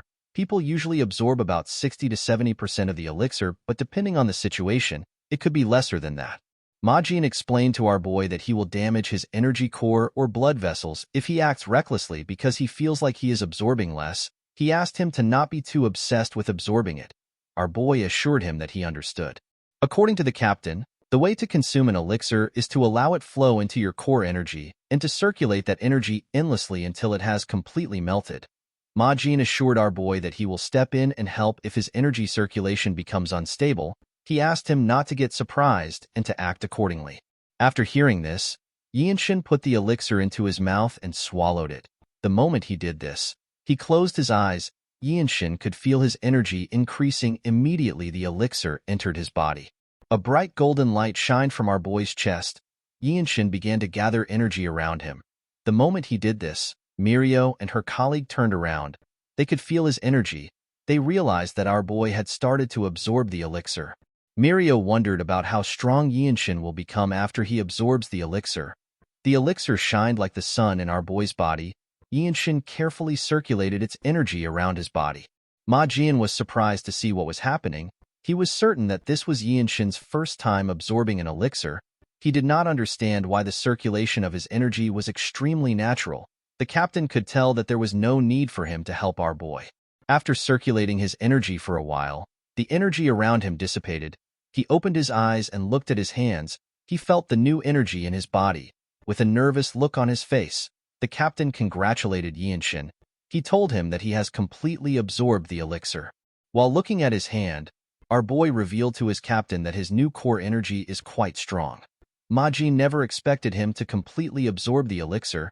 He was more surprised by the fact that our boy did this without his help. While looking at his body, our boy sensed something. Now that Yinshin had more energy, he could detect the presences that he was not able to detect before. He realized that his seniors have surrounded the building. He wondered if they were protecting him because he is completely vulnerable while he is absorbing the elixir. Our boy turned to his captain and revealed to him that he was being protected while he absorbed the elixir. With a serious look on his face, Yinshin asked his captain to tell him why everyone is being nice to him. Ma Jin smiled when he heard this. He revealed to him that they are not taking special care of him. He assured him that this is done for everyone in the Radiant Demon Squad. He explained to Yinshin that things like this become natural once you risk your life a few times in the Jianghu. He reminded our boy that it is better for their squad if he becomes stronger. At night, we see Yinshin meditating in his room. Our boy realized that the amount of energy he had before cannot be compared to what he has now. Yinshin decided to go to the training ground. He wanted to see how much stronger his martial arts had become. While he was walking to the training ground, the Zen sword demon called out to him. Our boy was surprised to see the woman. Mirio asked him if he came out because he could not wait to test himself. Yinshin told her that he did. The Zen sword demon revealed to our boy that she realized something after seeing his fight. Yinshin was surprised to hear this. He congratulated her for learning something. The woman told him that she only learned a small move. She apologized for interrupting his plan to train. She asked him if he would like to spar with her. Yinshin bowed his head and told Mirio that he can always train alone anytime. He told her that it is a rare opportunity for him to be able to spar with the Zen Sword Demon's palm strike technique. The woman put her hand together and asked Yinshin to simply call her Mirio. After greeting each other, the two put some gap between themselves. Yinshin pulled out his sword and said that he will be making the first move. With a smile on her face, Mirio took a stance. Our boy quickly rushed to attack her. He tried to pierce her with his sword. Mirio dodged the attack and grabbed Yinshin's hand. She covered her hand with her energy and used it to hit our boy in his stomach. The attack pushed Yinshin back. Before he could regain his balance, Mirio moved close to him. She covered her other hand with her energy. Upon seeing this, Yinshin also did the same. When Mirio attacked him, he used his hand to block the attack. Unfortunately for our boy, he was not strong enough to completely block the attack. He got pushed back. Mirio told Yinshin that he is quite scary. While looking at his hand, our boy asked his senior if she trained to use the one-inch strike. The woman told him that she did. According to Mirio, a swordsman that has learnt the Radiant Demon art can't only use a sword.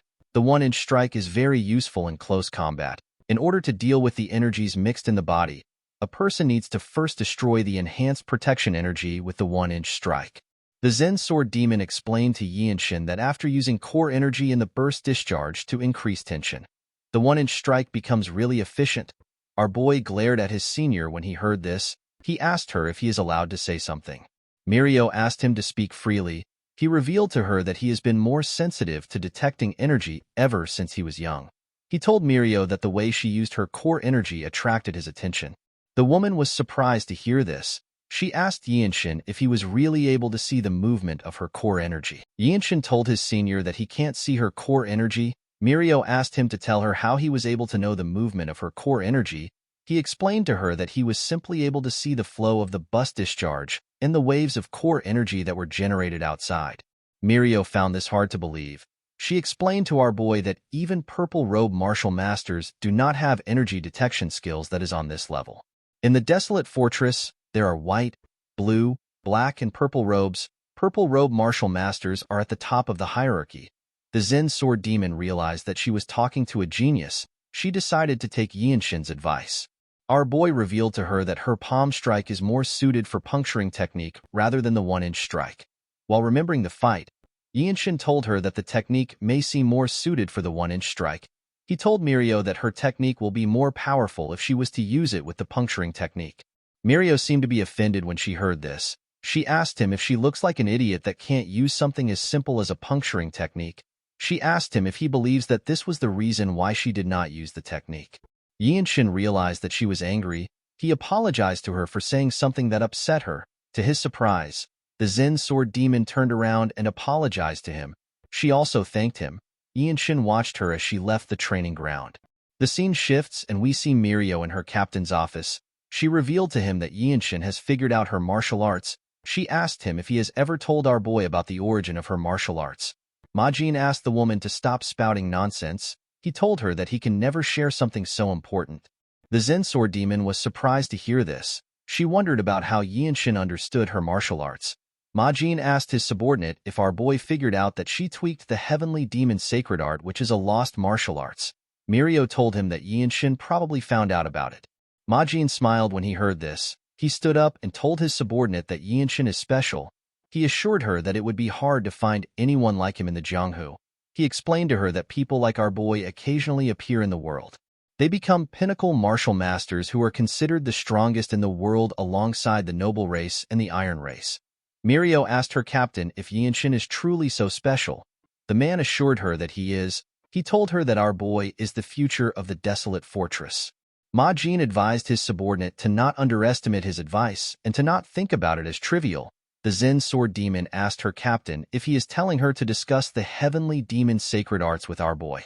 Majin explained to her that there are limits to learning the martial arts alone. He told her that he does not have enough time to help her. He assured her that the best thing to do right now would be to seek Yinshin's help. He revealed to her that our boy possesses the qualities of a martial arts founder who can adapt any martial art to one's body. Mirio was shocked to hear this. Majin asked her to not be bothered by this. He took out a scroll and revealed to her that a small mission just came in. Majin ordered Mirio to team up with Yinshin and observe how he overcomes life and death situations. He asked her to see if Yinshin is truly special. The man assured her that our boy will become the next captain of the Radiant Demon Squad within the next 5 years. In the next scene, we see Miyoung, Mirio, Yinshin, and Wonchang riding their horses. On their way to their destination, the Zen Sword Demon recalled that her captain asked her to check if Yinshin is someone worthy enough to become her superior. The scene shifts, and we see the group arrive at the stage station of the Jinping County. When he came down from his horse, Wonchang complained about riding for 10 days straight. While looking at his teammates, our boy remembered what their captain told them. According to Majin, people who bring offerings to the Blood Flame cult have settled down in a village and would routinely slaughter livestock while ruining crops. The village is located in Jinping County in the south of Shaanxi. Usually, the Jinping branch would be able to deal with the issue. However, there has been an incident where the elixir of the Mount Hua sect has been stolen. Wonchang was surprised to hear this. He asked his captain if the elixir is the plum blossom pill that is on par with the Shaolin Temple's Great Revitalization pill. Majin told him that he thinks so. He revealed to him that the situation has escalated and now involves the whole Shaanxi. He explained to the team that the branch does not have spare manpower, so they asked the main branch for help. He told the group that he wants them to deal with the issue. Immediately he remembered what his captain said. Our boy thought about the Blood Flame cult. While he was thinking, someone asked them about why they are just arriving when they requested help so long ago. The person turns out to be some fat noble. The man said that he was going to act respectful to them because they are the sword of the empire. He asked them about why they were so slow. The man seemed to be disappointed that the desolate fortress sent a group of young people. He asked them if they can even deal with the enemy. Yinshin ignored the man and asked his seniors to tell him what he is looking at. The man was annoyed to hear this. Miyoung explained to him that there are always ignorant officials in most places. The elf told him that he has visited many counties, and he has seen many officials who have never even seen a true martial artist before. He said that such people think that the desolate fortress is their broom. The official became enraged when he heard this. He could not believe that Miyoung dared to speak to him so rudely. Yinshin asked Miyoung if he can block the official's mute acupoint. The elf asked him to go ahead. He did not want to waste his time there. The man wanted to start yelling, but our boy blocked his acupoint. The man began to sweat. He noticed that he could not speak. Yinshin told him that they do not take orders from him. While the official was struggling to speak, Yinshin and the rest of the group walked forward. While walking, Wonchang asked his friend if he also learned how to block acupoints. Yinshin told him that he did. Wonchang told our boy that he has realized that it is not respectful to call him by his name. Wonchang told his friend that he will call him Warrior Young. Yinshin referred to him as the Desolate Fortress Sacred Warrior and asked him to do as he pleases. Wonchang was quite proud of his new nickname. While they were talking, Miyoung placed his hand on our boy's shoulder. He reminded our boy that the Murim and the government doesn't interfere with each other. However, when it comes to the government, the Desolate Fortress gets more freedom than most martial artists because the imperial family allows it. The elf told him that it is fine if they want to mess with idiots who think they have them on a leash. Mirio moved close to them and warned Yinshin to never overdo it. Although she said this, she still commended him on his actions. While they were talking, Wonchang noticed something odd about a village far from them. He told his teammates that something is wrong there. When the group carefully looked at the village, they saw a man with red hair holding a child in one hand and a blood-stained sword in another hand. The villagers seemed to be trying to stop the man. The man raised the child and asked him to be quiet. Yinshin immediately realized that he was looking at a blood flame cultist. He quickly began to run towards the village. Before he could get far, Miyoung ran past him. Our boy was surprised to see how fast his senior was. He realized that this is the mobility art of the noble race. It is known as grass flutter. Mirio and Wonchang also ran past Yinshin. He was annoyed to see this. He wasn't able to train much in mobility arts. The lack of a proper mobility arts experience from the young manor is giving him a huge disadvantage. With a smile on his face, the cultist used his sword to cut one of the villagers. The man fell to the ground. Another villager quickly rushed to check on him. Other villagers asked him to hand over the child. The man noticed that the child was crying. He asked him to shut up. He wondered if the child was full of life energy because he is young. While the man was yelling at the child, he heard something behind him. When he turned around, he saw Miyoung rushing to attack him. The cultist managed to block the elf's attack. He quickly took a defensive position. The moment he took a stance, he noticed that the child was no longer with him. It turns out that Myung took the child when he attacked him. The man took a look at the symbol on Myung's clothes. He realized that he was from the desolate fortress. He was quite shocked to see that he was a blue-robe martial master. When the cultist turned to the side, he saw Mirio. He could not believe that there were two blue-robe martial masters next to him. The man grit his teeth out of anger. He began to release a large amount of energy. Myung and Mirio immediately took a stance. To their surprise, the man jumped away after gathering his energy. The two of them did not understand what was happening. They assumed that the cultist was going to fight them. Due to how fast he was, Mirio was able to deduce that he sacrifices his own lifespan in exchange for speed. She said that the blood flame cultists are the worst. When she turned to the side, she noticed that her juniors were just arriving. The scene shifts and we are taken to an inn. Mirio told Wonchang that his overall martial arts is alright for a white robe, but his stamina is lacking. She asked him to train to improve his stamina from now on. He bowed his head and said that he will do his best. The woman turned to Yinshin and told him that his basics are surprisingly well trained. She said that it is rare to find someone like him even amongst the 9 great sects and the 8 great clans. She revealed to him that she was able to notice this when she saw him running without any techniques. The Zen Sword Demon told our boy that there is probably no one in the Radiant Demon Squad that holds a candle to him when it comes to physical abilities. She pointed at Myung and said that someone like him could never be his match in terms of physical abilities. Myung laughed when he heard this. He told Yinshin that it is actually true. He asked him not to be disappointed about not knowing any mobility arts. He took a look at our boy. He noticed that he was a bit sad. The elf stood up and asked him if he wants to learn mobility arts from him. Yinshin was shocked to hear this. He asked him if he is certain. Myung explained to our boy that he cannot teach him the martial arts of his household, even if he wants to teach him mobility arts. He told him that this mobility arts is how the noble race moves. According to Myung, people are not able to use it even if they know how it works. The elf told our boy that he thinks he might have a shot at it. Yinshin could not believe that he can learn how the noble race moves. Myung asked him not to be too happy. He revealed to him that no one in the Radiant Demon Squad was able to learn it. With a nervous look on her face, the Zen Sword Demon told her juniors that Myung has actually taught those in the squad who wanted to learn. However, no one successfully learned it. Myung gathered energy at the tip of his feet. With a smile on his face, the elf explained to him that this mobility art does not rely on anything physical. Yinshin was surprised to see how his senior gathered energy at the tip of his feet. He was certain that there were no sudden movements in his core energy. Myung revealed to him that this is simply how the noble race walks and runs. The elf began to walk on a tree. Yinshin noticed that his footsteps were quite light and he couldn't sense his presence. Our boy could tell that his senior was not using core energy. Instead, it was something similar to core energy that was supporting his body. After looking around, Myung carefully jumped down from the tree. Even when he was coming down, he looked like a leaf falling from a tree. With a smile on his face, Myung asked his junior if he understood the technique. Our boy explained to him that he is thinking of what he can do to use core energy to create wind. He told him that he does not have authority like the noble races.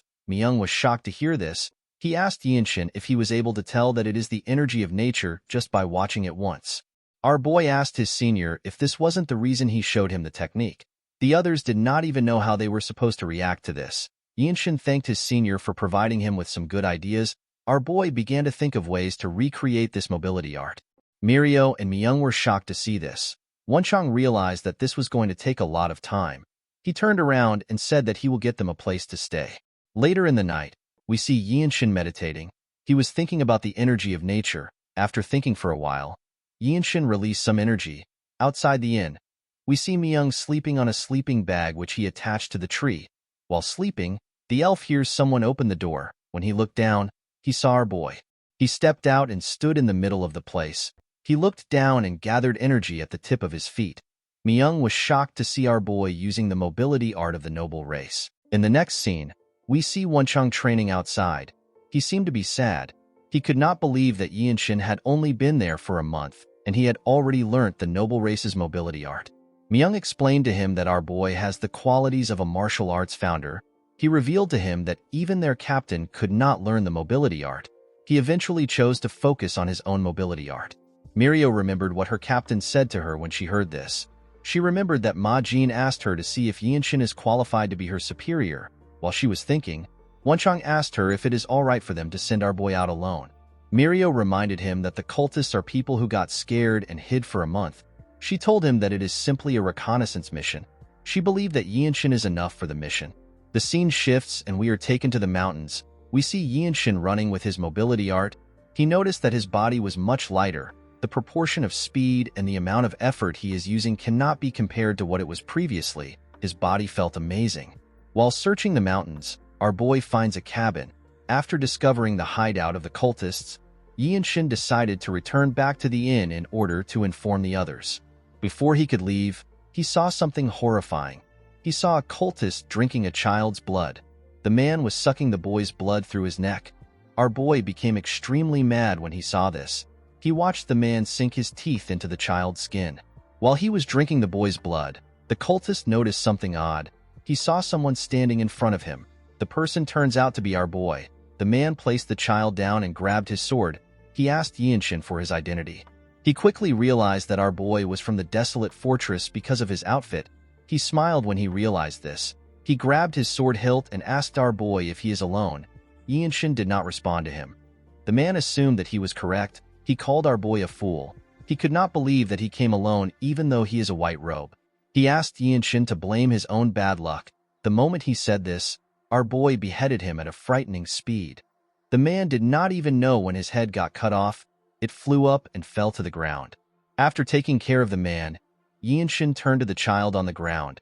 He remembered how his own family was slaughtered. He covered his sword with his energy. He decided to get rid of all the cultists. He asked the child to wait for a little while. He promised to bury him once everything is over. Immediately he said this, he took a stance. He used the radiant demon art to find the weak parts of the building. The moment he found it, he used another technique of the radiant demon art called swift sword style. His attack tore the cabin apart. The cultists inside were shocked to see what was happening. Some of them got torn apart by the strike. While the last cultist was trying to understand what was happening, Yinshin rushed to attack him. He stabbed him in the chest. He pinned the man to the ground. Yinshin reminded the cultists that their cult believes that the weak are prey to the strong. He asked him to tell him how it feels to be killed by someone stronger. He took out his sword after saying this.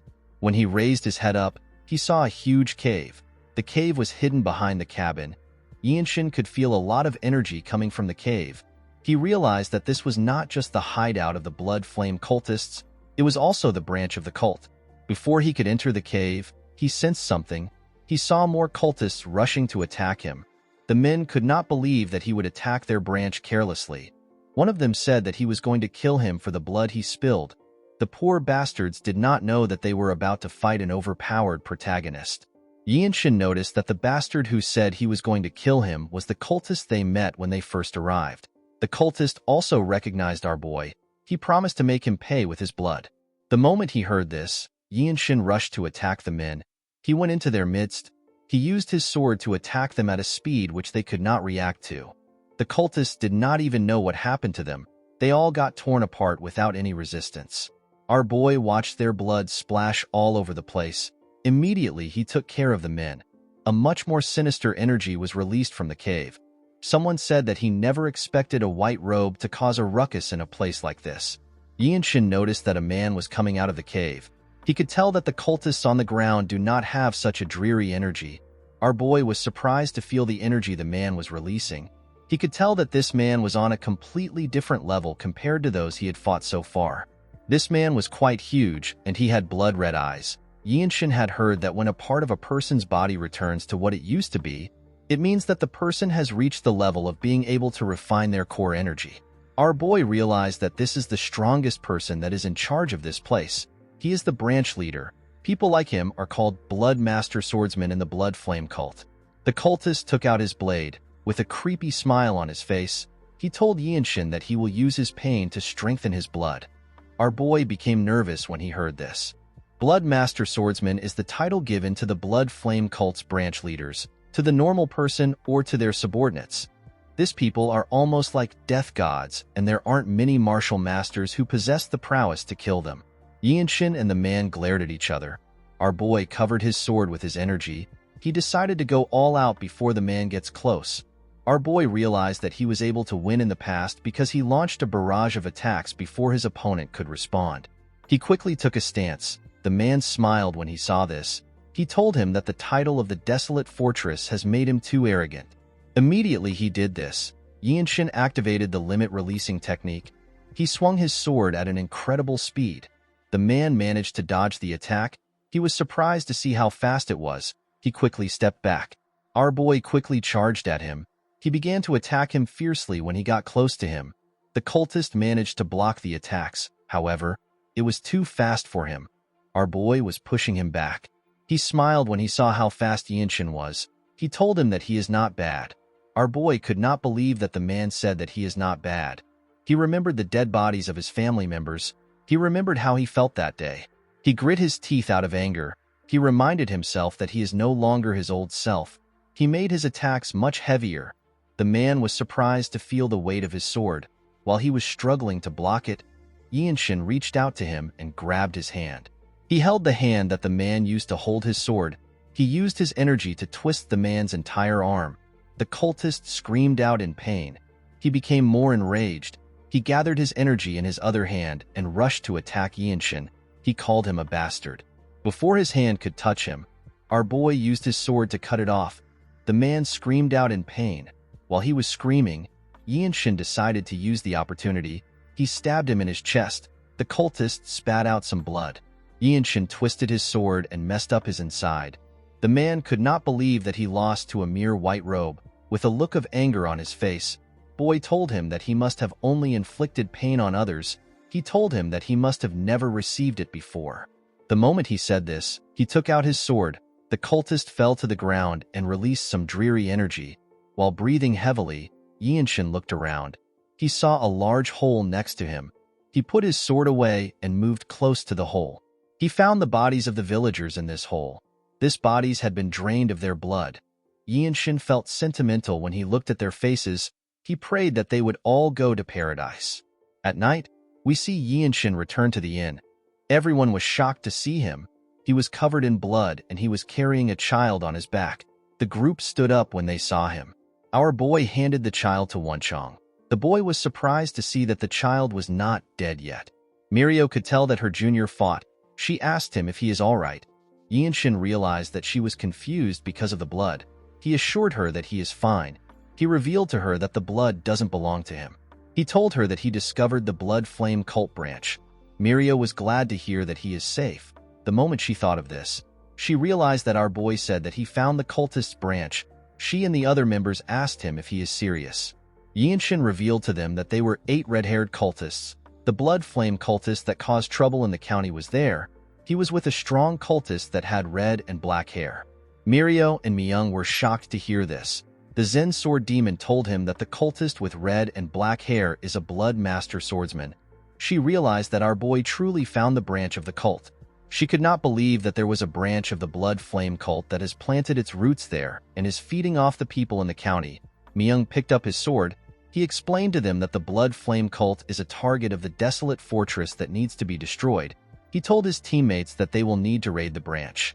The elf commended Yinshin on his accomplishments. He asked him to get some rest. Mirio tapped his shoulder and told him that she will follow Myung to clean up the branch. Our boy explained to them that they do not need to go anywhere. He told them that they simply need to get the government troops to do the rest. He said that the troops need to help the victims. Mirio and Myung were surprised to hear this. Wonchong could not understand why they would need the government troops. Mirio turned around and asked Yinshin if he defeated all the cultists and the blood master swordsman. Our boy told them that he killed them all. The group could not believe what they were hearing. Myung asked him if he really destroyed a branch of the blood flame cult on his own. Yinshin told him that the mobility art he taught him really helped a lot. The seniors did not know how to react to this. The Zen sword demon revealed to him that the blood master swordsmen have strange regeneration abilities. She asked him if the fight was dangerous. Yinshin was surprised to hear about regeneration abilities. He did not experience anything like that. According to Mirio, there were some martial artists who drove them to the brink of death. However, they got stabbed in the back and died because they did not know about the blood master swordsman ability to regenerate. Yinshin picked up something and placed it on the table. The thing turns out to be the head of the blood master swordsman. Everyone was shocked to see the head. Our boy realized that things would have been bad if he did not cut off the cultist's head. With a smile on his face, Myung said that the fight is over even if the cultist has regenerative abilities. In the next scene, we are taken to the desolate fortress. We see Myung and Mirio reporting about the mission to their captain. Ma Jian never expected that a blood master swordsman would be involved in such a simple mission. He realized that the mission was not completely bad because it allowed them to see what the white robes are capable of. He asked the two to tell him how Yinshin behaved when he was faced with a life and death situation. Although she was not there, the Zen sword demon did not believe that our boy was in a life and death situation. Myung asked his captain about what he means. Ma Jin explained to them that the place must have been a branch of the Blood Flame cult if a Blood Master swordsman was there. He told them that the branch must have been a dangerous place for the white robes. He asked the two of them if they destroyed the branch in order to protect their juniors. Mirio revealed to her captain that they did not actually see anything by themselves. She explained to him that Yinshin went on a reconnaissance mission alone and annihilated the entire branch on his own. Ma Jin was shocked to hear this. With a nervous look on his face, he asked her if Yinshin went to the branch alone and killed all the Blood Flame cult members, including the Blood Master swordsman. Myung told him that he did. Ma Jin became more nervous. This result was much different from what he expected. The scene shifts and we are taken to our boy's room. We see him looking at the city from his window. Wonchong was happy to be back inside his room. He never knew that he had grown attached to the place. He turned to Yinshin and asked him if he noticed that the atmosphere was a little electric when they returned. Our boy realized that he was right. He told his friend that the people were having a festival. Wonchong told him that he is wrong. He revealed to him that the city is a little rowdy because the former Divine Sword Squad captain has returned. He said that the man has returned to fight for the position of Elder Council Leader. Yinshin was surprised to hear this.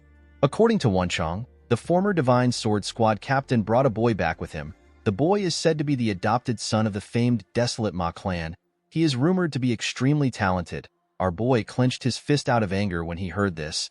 He remembered that the Desolate Ma clan is his mother's clan. The clan never came to Xingye County before.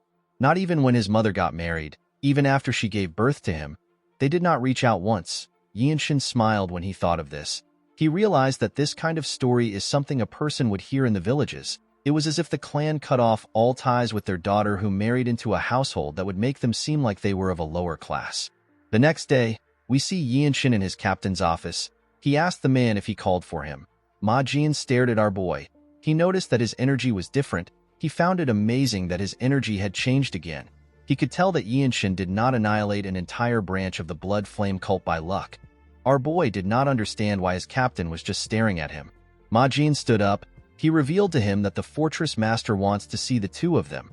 Our boy was surprised to hear that she wanted to see him. He quickly followed his captain. He asked him if there has been any instances where she would ask to meet white robe warriors after their enlistment meeting. Ma Jin told him that it has never happened before. Yinshin did not know how to react to this. When they stepped outside, we see several blue robe warriors greeting Ma Jin. The blue robes noticed that the lightning genius was with Ma Jin. They had heard about how he killed a blood master swordsman. They could not believe that such a young boy would be so skilled. As they walked forward, Ma Jin told Yinshin that it is natural for others to be paying attention to him. He explained to him that he is now considered a martial master in the desolate fortress because he is able to destroy a blood flame cult branch by himself. Our boy accepted his captain's explanation. Although the blue robes were impressed with his achievement, Yinshin did not think much of it. His concept of time was much different from theirs. He does not have the luxury of time. If he wants to live, he must become as strong as a divine sword captain before he turns 20. He needs to advance from white to blue and surpass black robes like his captain to become someone capable of leading 17 squads like the Radiant Demon Squad as a purple robe divine squad sword captain. The scene shifts and we see Yinshin and Ma Jin arrive at the door of the fortress master. Before his captain knocked on the door, our boy hears the fortress master tell someone that she heard he has a grandchild. The person said that the blood of a lowly place cannot flow far. Ma Jin knocked the door when he heard this. The person said that he will be glad if his grandchild doesn't bring shame to the Ma clan. Yinshin was surprised to hear this. The person said that the child next to him is his successor. Although the boy was not from the main family, he was still exceptionally talented. Immediately the man said this. Yinshin and his captain stepped in. They saw the fortress master, an old man and a young boy. Yinshin noticed that the fortress master was staring at him. Ma Jin put his hand together. Our boy was surprised to see this. He remembered that he was supposed to greet the fortress master. He quickly joined his captain in greeting the fortress master. Our boy realized that this man was the former Divine Sword Squad captain. He is a purple-robe martial master that is stronger than Ma Jin. The old man turned to him and asked him if he is the lightning genius from the Radiant Demon Squad. He introduced himself as Ma Yanjiak. He said that he used to lead the Divine Sword Squad. He explained to our boy that he told the fortress master that his grandson wants to see a martial master that is his peer. Yanjiak told our boy that it is nice to meet him. Upon hearing this, Yinshin realized that this man doesn't know who he is. He carefully looked at the fortress master. Yanjiak told Yinshin that he heard about him recently. He noticed the energy which he was exuding. He told our boy that the rumors don't do him any justice. He did not expect Yinshin to be so accomplished. He found it hard to believe that he had attained so much at such a young age. Our boy put his hands together and greeted his grandfather. He introduced himself as young Yinshin of the Radiant Demon Squad. Yanjiak was surprised to hear our boy call him grandfather. Ma Jin and the young man were also surprised. The fortress master actually smiled. She seemed to be enjoying the show. Yanjiak asked him about what he is talking about. The moment he said this, he realized that our boy said that his surname is Young. He could not believe that he was looking at his grandson. He wanted to ask him again to confirm. Yinshin simply greeted him again. Ma Jin was more shocked than anyone. He asked our boy if he is truly his sister's son. Yinshin did not know what he was talking about. He could not believe that his captain is his mother's brother and his uncle. He apologized to Ma Jin for not greeting him as his nephew. He explained to him that he is not very sure about the clan relations on his mother's side. He revealed to him that even the people in his father's clan which has been destroyed have pretty much given up on him. Ma Jin and Yanjiak were shocked to hear that the young manor has been destroyed. Yanjiak asked him if he is certain about what he is saying. Due to their reactions, Yinshin could tell that they did not know that the young manor has fallen. Yanjiak turned to the fortress master. He asked her if he can speak to his grandson alone. Yinshin was surprised to hear this. Before the fortress master could respond, our boy stepped forward. He told his grandfather that his mother is not a member of their clan. He told him that he does not belong with them. He explained to him that he respects his accomplishments as a warrior of the desolate fortress. He told him that he is uncomfortable with having any other personal conversations. Yanjiak was surprised to hear this. With a smile on her face, the fortress master told the lightning genius that she likes his spirit. The young man said that he will not acknowledge Yinshin. He did not want to acknowledge someone like our boy as a direct descendant of his grandfather. He turned to Yanjiak and told him that Yinshin is not supposed to show such disrespect to the former Divine Sword Squad captain. The old man did not seem to be listening to him. He was still surprised that he was looking at his biological grandson. Yinshin realized that this idiot has forgotten that he is in the presence of the fortress master. He told him that he does not need his acknowledgement. He tapped his emblem and told him that he is not from the Ma clan. He said that he is the lightning genius of the Radiant Demon Squad. Our boy smiled when he said this. The idiot was annoyed to hear what he said. He turned to Yanjiak and asked him to allow him to have a duel with Yinshin. He said that he will prove that our boy is not worthy of being his blood relative. With a cold gaze in his eyes, Yinshin told him that he has no reason to agree to a duel. He explained to him that if he requests a duel for learning, he will accede to it. He said that he has no need to prove his value to their clan. The idiot was annoyed to hear this. Yinshin noticed that the idiot has 2 gauntlets tied to his clothes. He realized that the boy learnt the fist strikes of the Ma clan. The fortress master asked them to stop talking. She said that Yanjiak is an old-time friend who journeyed with her for a long time and Yinshin is a promising subordinate. She told them that any conflict between the two of them will put her in a tough spot. She asked them to settle the issue like martial artists. She asked them to bet what they want from each other. The fortress master knew that the duel was of no benefit to the lightning genius. She promised to grant him a request no matter the outcome of the duel. Our boy was surprised to hear this. He asked her if she will even grant him the item he wants. She told him that it is not possible for now. She explained to him that even his grandfather cannot get the item because he has already received a different reward for his contribution as the Divine Sword Squad captain. She revealed to Yinshin that she can actually teach him one of her vital energy techniques. Everyone was shocked to hear this.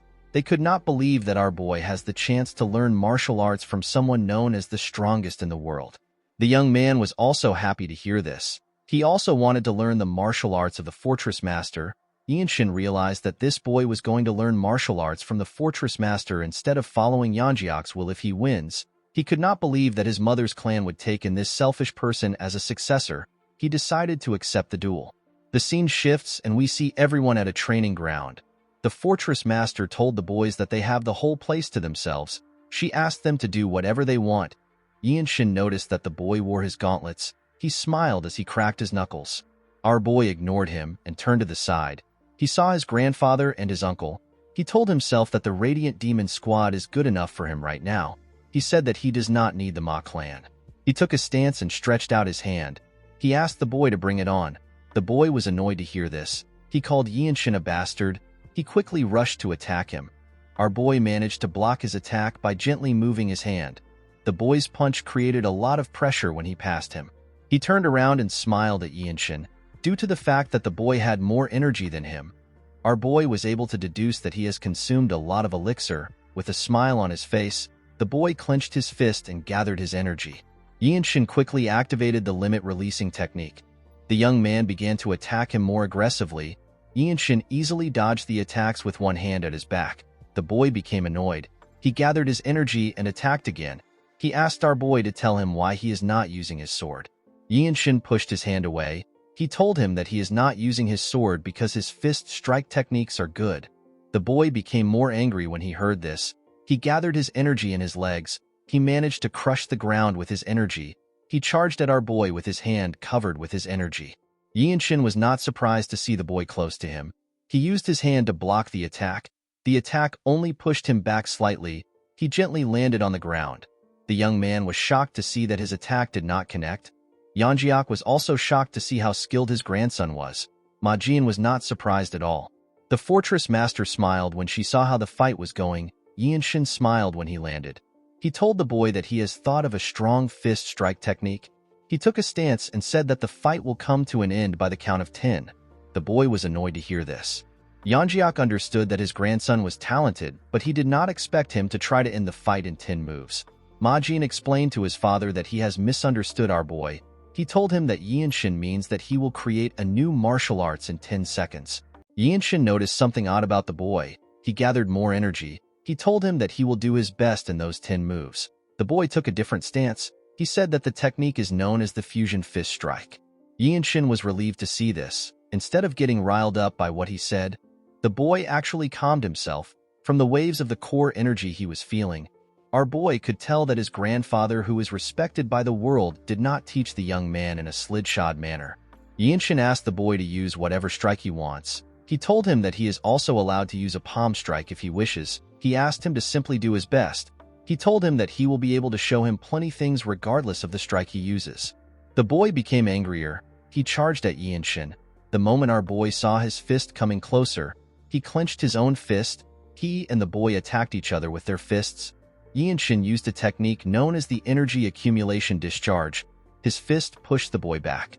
The young man was shocked to feel Yinshin's strength. Our boy did not stop. He charged at the boy. Ma Jin noticed something odd about Yinshin. He noticed that our boy accumulated more energy after the first attack. He was expected to have lost a little since he discharged his energy. When Yinshin got close to the boy, he attacked him with his hand, which was covered in his energy. The attack was known as the accumulated energy second strike. The young man put his hand together to block the attack. Unfortunately for him, Yinshin's fist broke through his defense.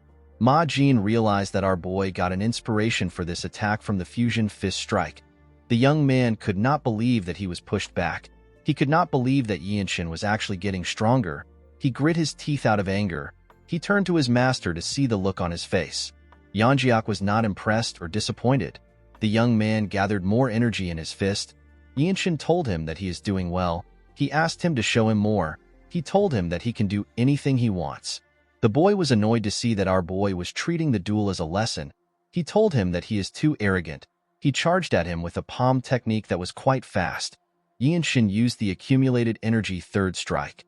The attack pushed the boy's palm away. Before he could fall to the ground, Yinshin grabbed his clothes. The boy was shocked to see this. Our boy gathered his energy in his palm. He found palm strikes to be interesting. The young man could not believe that Yinshin was about to use a palm strike. Our boy pulled him closer and used the accumulated energy fourth strike. The attack sent the young man flying. Ma Jin and his father were surprised to see that our boy used a palm strike. The fortress master gently smiled. The boy fell to his knees and touched his chest. He coughed out in pain. Yinshin simply glared at him with a cold gaze in his eyes. The young man became scared when he understood how powerful our boy is. Ma Jin and Yanjiak realized that our boy created a fist art that gets stronger the longer the fight lasts. They could not believe that Yinshin actually created a martial art like this in such a short time. Our boy gently circulated his energy around his body.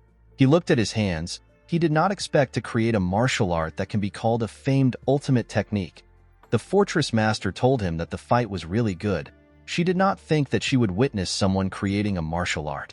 Yinshin said that he is embarrassed. He asked her if he did not waste her time.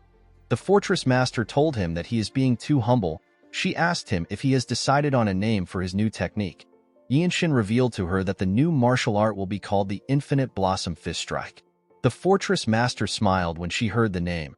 She realized that our boy was trying to say that the martial arts is a fist strike that blooms endlessly. She told him that it is a perfect name. Ma Jin congratulated his subordinate on his achievement. He told him that he created an incredible martial art. Yinshin looked at his hands and said that he only managed to work out the framework. He said that he is still not satisfied with the moves in it. He revealed to his captain that when he uses palm strikes, he is completely relying on the radiant demon arts. Ma Jin smiled when he heard this. He assured Yinshin that there won't be many white robes who can handle his new technique. He told him that he always tries to not be surprised. However, he is always shocked when it comes to him because he is growing stronger at such a rapid pace. Yinshin was aware of the time he had left to live. He told his captain that he is not growing at the best pace. Yanjiak moved closer to our boy. He asked him to tell him what he needs to do to gain his forgiveness. Ma Jin and the adopted grandson were shocked to hear this.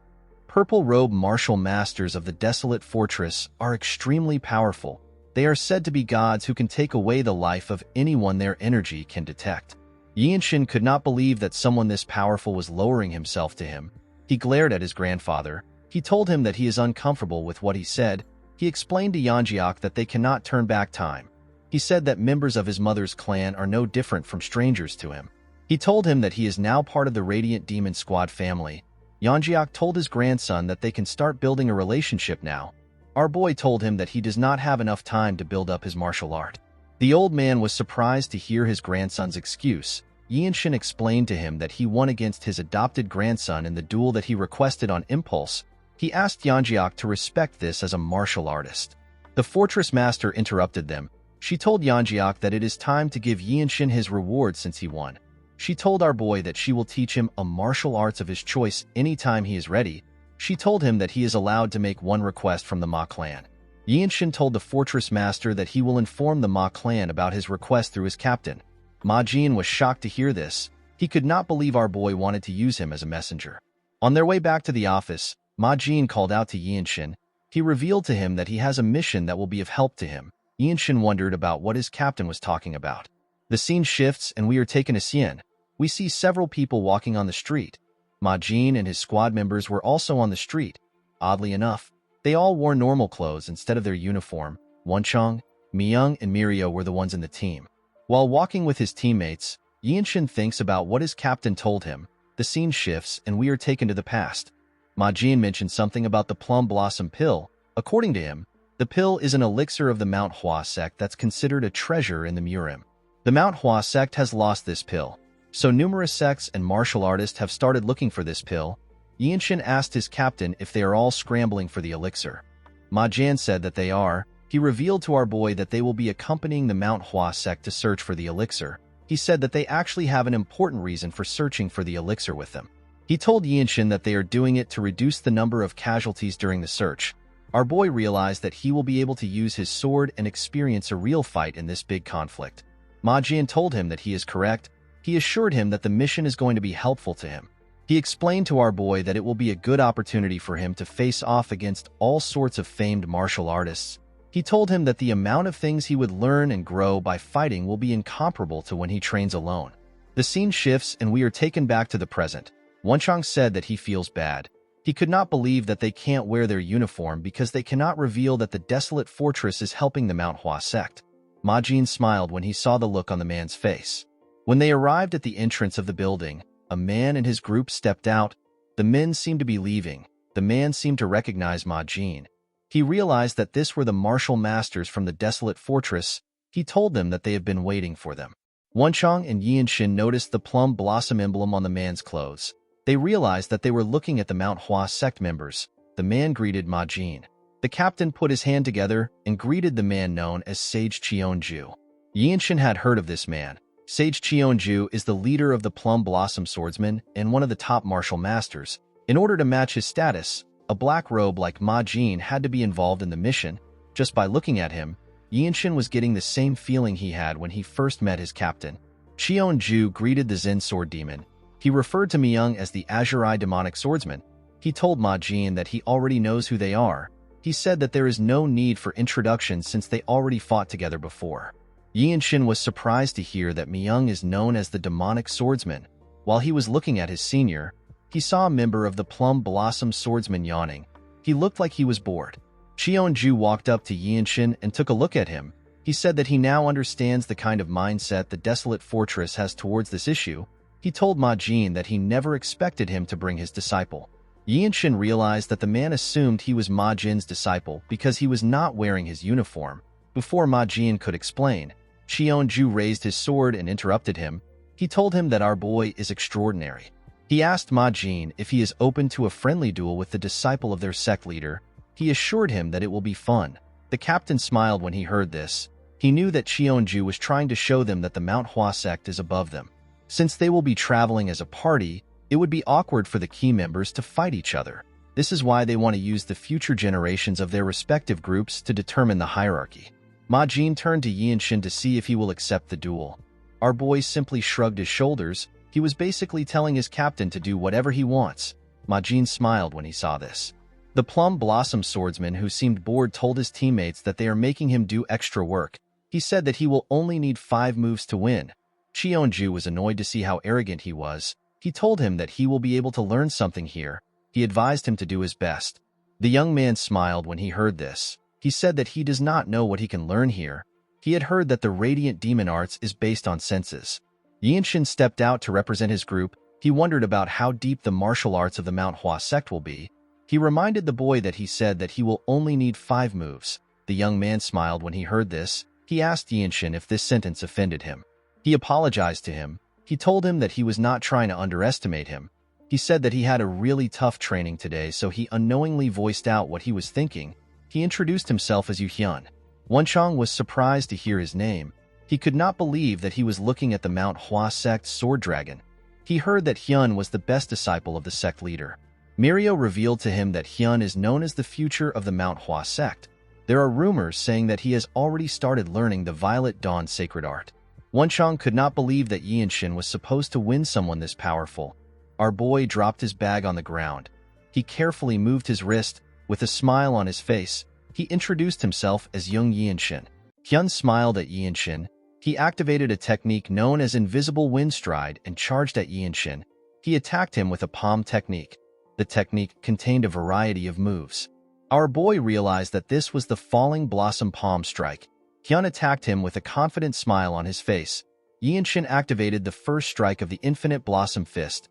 The technique is known as Vortex. He was able to disrupt Hyun's flow with his technique. Hyun had to bend his head to dodge the attack.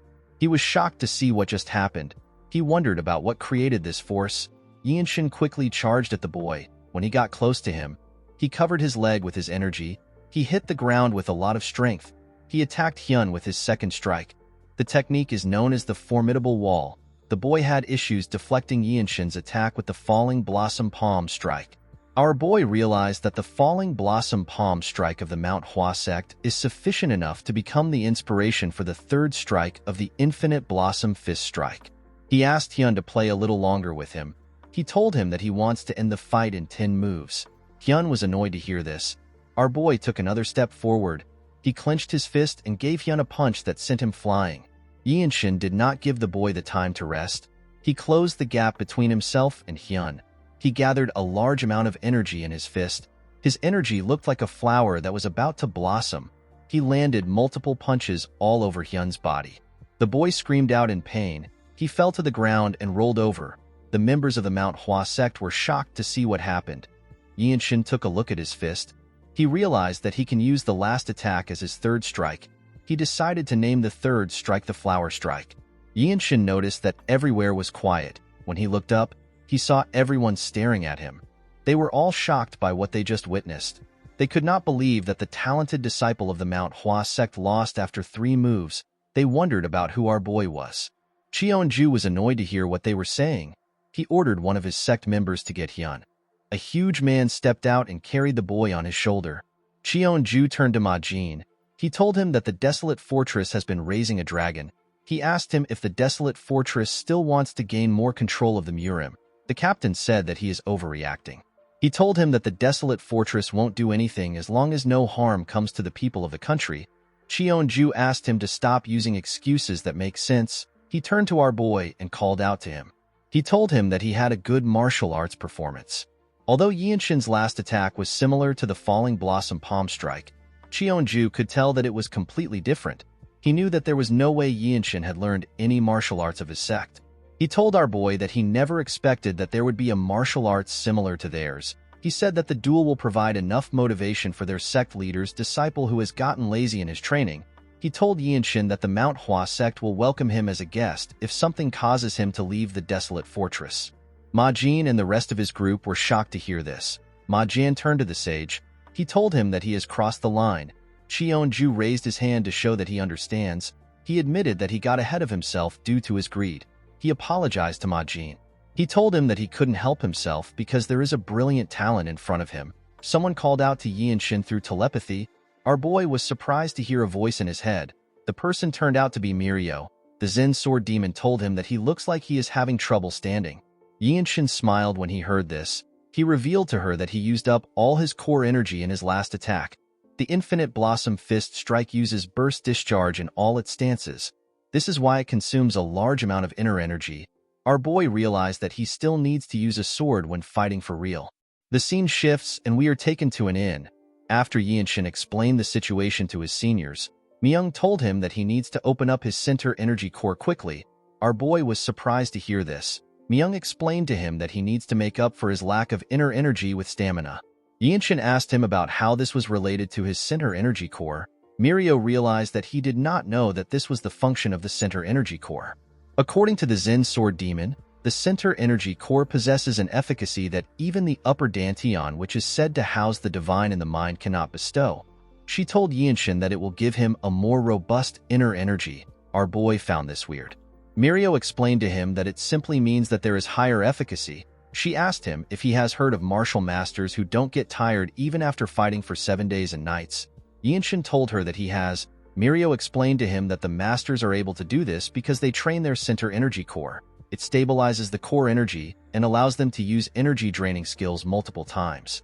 Even if they are hit by a powerful attack, their energy flow will not get disrupted most of the time. She revealed to Yinshin that Myung was able to fight against the Namgung's strongest swordsman because of his center energy core. Yinshin asked the Zen Sword Demon to tell him how he can open up his center energy core. The woman told him that it will naturally open as he trains his lower energy core over a period of time. She advised him to circulate energy revolving around his upper body. Yinshin referred to her as senior and asked her if there is a faster way of getting the center energy core. Mirio was shocked to hear this. She gently smiled. She could not believe that our boy called her his senior. Yinshin did not understand why she was smiling. In the next scene, we are taken to a restaurant. We see everyone turn to Mirio when she screamed the name of the battle maniac. Even Wenchang wondered why she was overreacting. Ma Jin told his squad that the battle maniac is the culprit of this incident.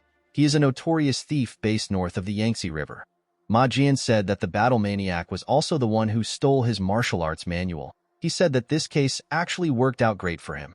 Wenchang asked the Zen Sword Demon if a thief stole their martial arts manual. With a serious look on her face, Mirio said that they had a situation in the past. Ma Jin announced to his squad that they will start destroying all the unorthodox factions signboard within Shangxi with any connections to the battle maniac. Wenchang asked his captain about what the Manhwa sect will be doing while they are doing this. Ma Jin explained to him that while they draw the attention of the unorthodox factions, the Manhwa sect will secretly infiltrate them and check out their location. Wenchang was surprised to hear the plan. Yinshin asked his captain if they have any justification to destroy the signboards of the unorthodox factions. Myung smiled when he heard this. He realized that his junior did not know much about unorthodox martial artists. He explained to him that the Empire does not recognize the existence of the unorthodox factions. These factions even dare to collect taxes in the Empire's territory. The Empire determines whether a group is orthodox or unorthodox through a very simple method. They base it on whether the people offer money to the factions willingly or if their money is getting stolen with a blade pointed to their face. Ma Jin said that the unorthodox factions are vermin who leech off the country. The only reason they are left alone is because a new group of them will appear even if they destroy the current group. The captain told Yinshin that there is no need for justification when attacking people like them. Our boy asked him about the amount of factions they are going to attack. Ma Jin said that they will start with 6. He told them that he will take 2 factions. Yinshin said that he will also go by himself. Ma Jin asked him if he is trying to claim all the credits for himself. He told him that it is too dangerous. Our boy assured his captain that he will be able to take care of it. Ma Jin explained to him that it is a different matter altogether for him to take on an entire organization. While fighting against a group, there are way too many variables to consider. It can't even be compared to a one-on-one fight. Yinshin told his captain that he will need to experience these things by himself. Ma Jin knew that our boy was right. He told him that he will assign him a mission in the town. He revealed to him that his target will be the Mantis sect that is in a part of Xian known as Lianhu. He told him that the group is quite atrocious. They won't hesitate even when kidnapping women and children. Ma Jin told our boy that his mission is to destroy the sect alone. In the next scene, we see Yinshin walking in the forest. There was a man walking behind him. The man was guiding him to Lianhu. The man told Yinshin that he never expected him to be going alone. He asked our boy to reconsider his decision. He said that the Mantis sect is not to be trifled with. According to the man, the sect has more than 10 men who are well-versed in martial arts. It is said that even a single lower-rank member is enough to defeat a whole alley in Lianhu. Yinshin asked the man to tell him more about the sect. The man revealed to him that the sect took over the streets of Lianhu 3 years ago. They dragged at least a dozen women away to serve them as maids. They are very vicious. They were able to skillfully manipulate the local magistrate. Yinshin asked the man if there is anyone who has seen the sect members use martial arts. The man told him that he heard they use all sorts of weapons. He said that he saw the sect members a few times from afar. They had a few weird curved swords and normal swords. He said that the sect members were so fast that it was hard for people to see everything they were doing. They were able to cut off 2 heads with a single slash. Yinshin realized that these people have learned some martial arts, even though they don't have a developed dantian. He turned around and asked the man about what the government is doing if so many people have been captured. The man revealed to him that the local magistrate makes sure the Mantis sect don't run into any problems since they are in cahoots. When Yinshin arrived at the county, he saw some people gathered somewhere. When he looked in front of them, he saw some young girls tied up. The young girls were being harassed by some men with swords. Yinshin was annoyed to see this. He said that he now understands why the desolate fortress had to come. The men turned to the side when they heard his voice. Our boy stepped out and asked the men if they are government troops. He asked them if these girls are criminals that they tied up. A bald man holding a dagger threw it at Yinshin's head. Our boy caught the dagger. He activated the swift sword style of the radiant demon art. He threw the dagger back at the man. It stabbed him in his head. The man's friends were surprised to see this. They believed that Yinshin was some child who knew martial arts. One of them asked him about where he learned from. He told Yinshin that the way he threw the dagger was weird. He asked him if he learned how to throw it properly. A man in green clothes stepped out. He said that Yinshin was really fast. He asked him for the name of the martial arts he just used. Our boy drew his sword. He told the man that there is no need for him to name such a trivial trick. The man was happy to see Yinshin's sword. He believed that he would get a reward from their sect leader if he was to present the sword to him. The moment he thought of this, Yinshin used his sword to split his head apart. The man's teammates were shocked to see this. Our boy charged at them.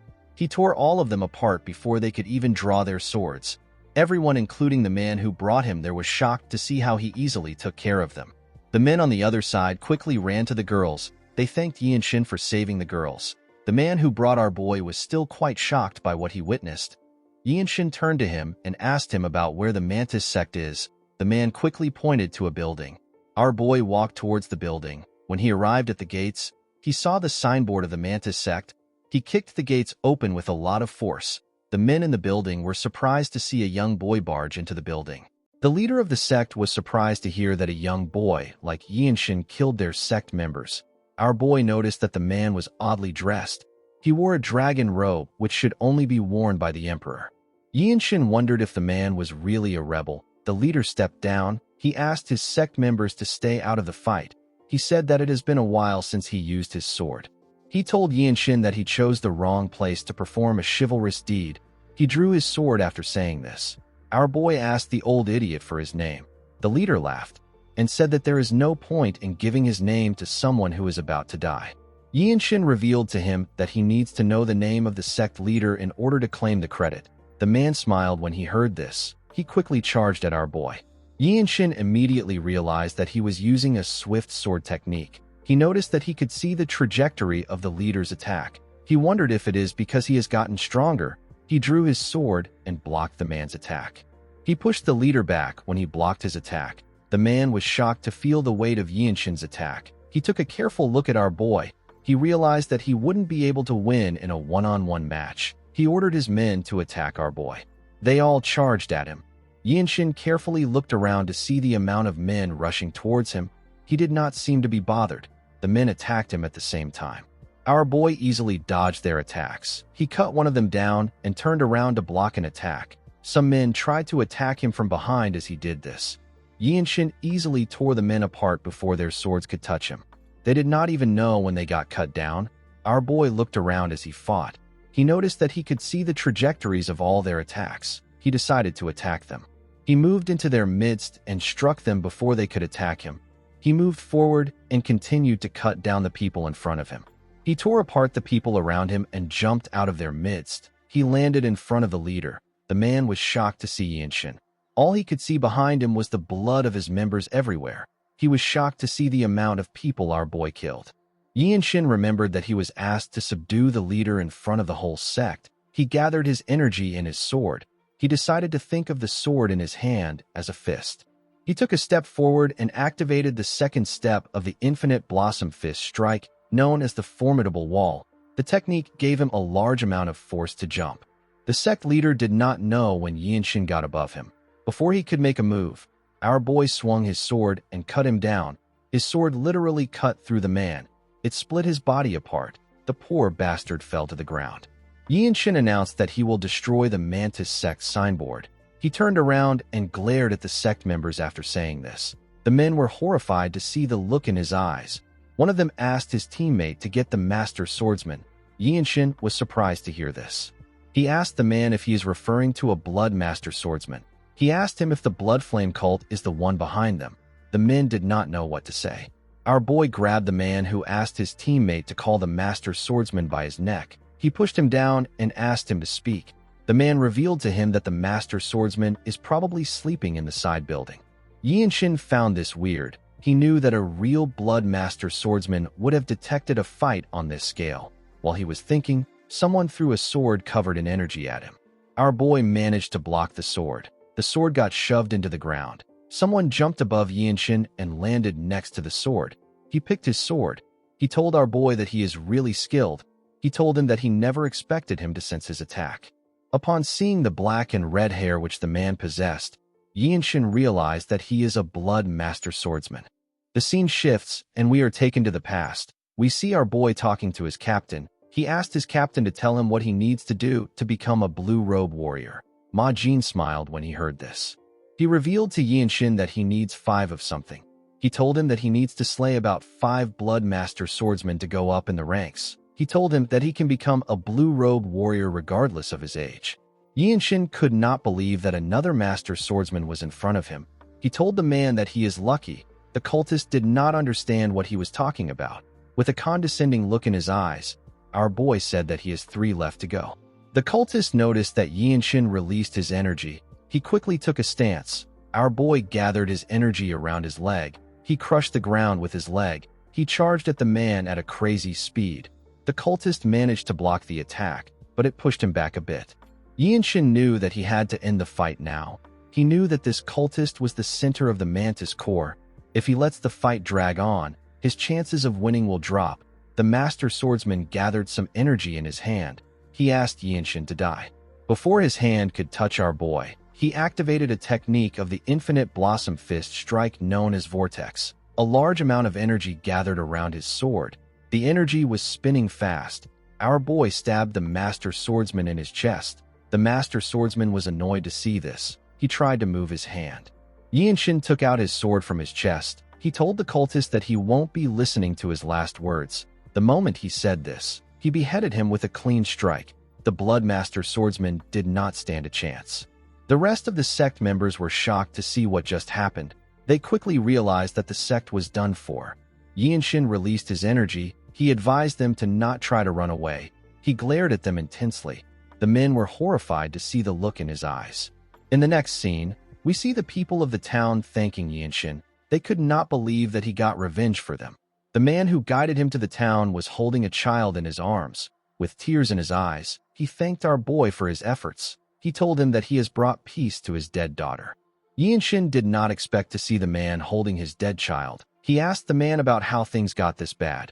He said that Xian is the Zhongnan sect's territory. The man put himself together. He explained to our boy that the Zhongnan sect is currently fighting the Tyrant Sword tribe. Our boy was surprised to hear this information. The man revealed to him that all the martial arts schools under the Zhongnan sect have gone up to Mount Zhongnan. In the next scene, we see Yinshin walking back to the inn.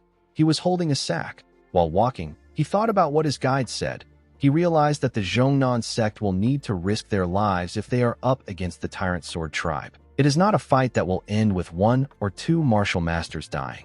Yinshin thought about his niece and his elder brother who are at the sect. He realized that he needs to go to Zhongnan. The 13 Skies is an unorthodox group that rules over the unorthodox faction. The interference of the Desolate Fortress is a necessity. Our boy told himself that he can get a lot of credits by taking the heads of the martial masters of the Tyrant Sword tribe. He believed that his captain would allow him to go there. While he was thinking, Yinshin stopped walking. He asked someone if they have found traces of the battle maniac. The moment he asked this question, 2 people raised their heads out of the bush. They ran to our boy. The people turned out to be Cheonju and Hyun. Cheonju said that the battle maniac wasn't at the Mantis sect. Yinshin said that it is a pity. Cheonju commended him on his fight. He told him that it was a splendid display of martial arts. He told our boy that he is the future Radiant Demon Squad leader. He disregarded this statement. He told Yinshin that he can even become the Divine Sword Squad leader. He turned to Hyun and said that this will widen their sect's horizon of knowledge. The boy knew that the man was trying to tell him to work harder. He told Yinshin that he feels restless anytime. He remembers that he said that he needed 5 moves to defeat him. He asked our boy if he will like to become his friend. He asked him if he is interested in the Manhwa sect's martial arts. He told Yinshin that the Desolate Fortress isn't very far from the Manhwa sect. Our boy was not very interested in what Hyun was saying. He told the boy that he does not have any matters to attend to at the Manhwa sect. Hyun was shocked to hear our boy's response. Yinshin assured him that he won't refuse to see him if he comes to visit him at the Desolate Fortress. He told him that he must learn a new martial arts before coming each time. Hyun was shocked to hear this. The scene shifts, and we are taken to the inn. The group noticed when Yinshin stepped inside. Myung said that the energy around our boy is a little different. Mirio moved close to him to inspect him. She told him that he received a cut on his back. She asked him to sit down. She told him that she will help him apply some balm. Ma Jin asked Yinshin about how the mission went. Our boy placed the sack on the table. The group was surprised to see what was inside the sack. They could not believe that they were looking at the head of a Blood Master swordsman. Ma Jin never expected the Blood Flame cult to have something to do with the issue. He could not believe that they left a Blood Master swordsman in charge. Myung pat Yinshin on the head. He told him that this proves that what happened at Jinping County wasn't a fluke. The captain could not understand the move of the Blood Flame cult. He did not know why they were placing Blood Master swordsmen in places where they are not usually seen. The Zen Sword Demon said that this is not normal. Ma Jin commended Yinshin on accomplishing a great feat. He told him that problems might be following him around. He could not believe that our boy resolved all his problems and returned with information that could be of aid to the Murim. Yinshin told his captain that he has something to say. Ma Jin asked him to tell him. Our boy revealed to him that he wants to go up to Mount Zhongnan. He explained to his captain that he is worried about his niece. Ma Jin told him that they were also just informed about the situation. he told our boy that Mount Zhongnan is currently very dangerous. He explained to Yinshin that the Tyrant Sword Tribe is completely different from the Blood Flame cult. They are not a normal, unorthodox group. Mirio told our boy that the Tyrant Sword Tribe uses both traditional martial arts and sorcery. She asked him to think of them as people who have gone crazy about getting stronger. Ma Jin said that Mirio is right. He told Yinshin that they have not received any missions there. He said that they simply need to focus on what they have been tasked with. Myung decided to interfere. He reminded his captain that captains are allowed to give orders for a mission if they deem it necessary. Ma Jin and Mirio could not believe that Myung decided to speak up now. Ma Jin decided to be honest with our boy. He explained to him that he does not want to send him to Mount Zhongnan without knowing if he will be able to make it back. Yinshin was surprised to hear this. His captain explained to him that anyone in the desolate fortress who knows how talented he is will worry about this fact. Myung told our boy that it is natural that people want to recruit him. He reminded him about the incident where he was invited by the Manhwa sect. Both Mirio and Wonchong knew that Myung was right. Yinshin asked his captain to tell him why he is incapable of separating personal and business matters. He asked his teammates if this is the level of trust he has built in their squad. He reminded them that he has shown them what he is capable of. He begged his captain to let him go. He asked him to record the mission as a solo mission. Upon seeing the look on Yinshin's face, Myung told his captain that our boy has made a checkmate move. Mirio hit him in the back when she heard this. After thinking about it, Ma Jin told our boy that he is right. He decided to give Yinshin a condition that would grant him the right to leave. He asked our boy to take on one of his attacks. Mirio and Myung were shocked to hear this. Ma Jin told our boy that it is simply one attack. He told him that he can dodge or block the attack if he wants. He assured him that he will let him go if he is able to do this. The Zen Sword Demon believed that this was a bit too much. She called out to her captain. Ma Jin told her that one must be at least this competent in order to stand at the top of the martial arts world. He promised to give Yinshin a separate reward if he is able to handle one of his attacks. Our boy accepted his offer. The scene shifts, and we are taken outside the inn. We see the members of the Mount Hua sect standing together. Cheonju thanked Ma Jin for granting them permission to witness his duel.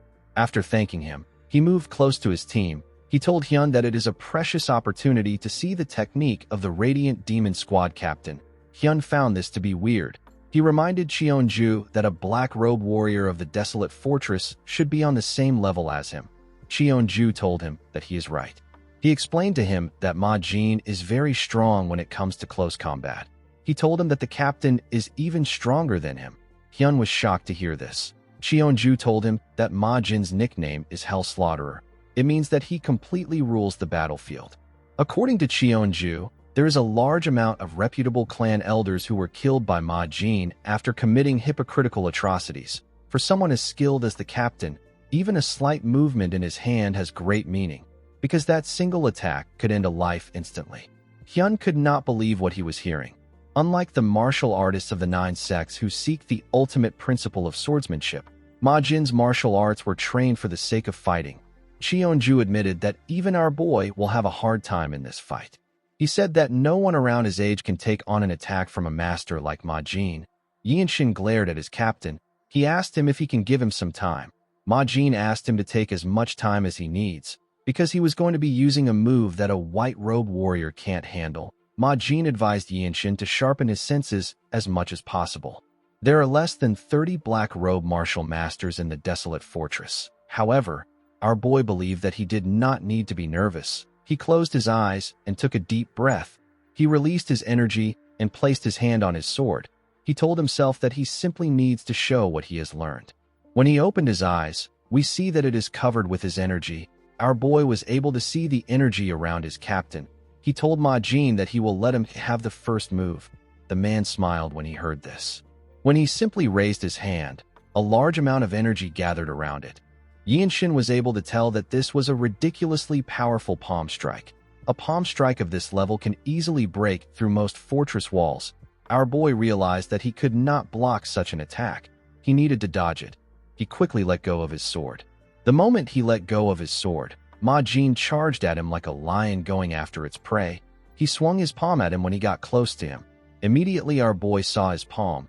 He realized that he couldn't get away with any of the mobility arts he has learned so far. The moment he thought of this, an idea came to his head. He realized that he could take a single step. He focused his eyes on Ma Jin's palm. While looking at his palm, Yinshin carefully took a step and got behind his captain. Ma Jin's attack destroyed the ground. Everyone was shocked to see that our boy actually dodged the attack. Ma Jin was not fazed. He asked Yinshin about the mobility art he just used. Our boy revealed to his captain that he simply walked because he saw a way to survive. He told Ma Jin that he will name the technique the evading swift step.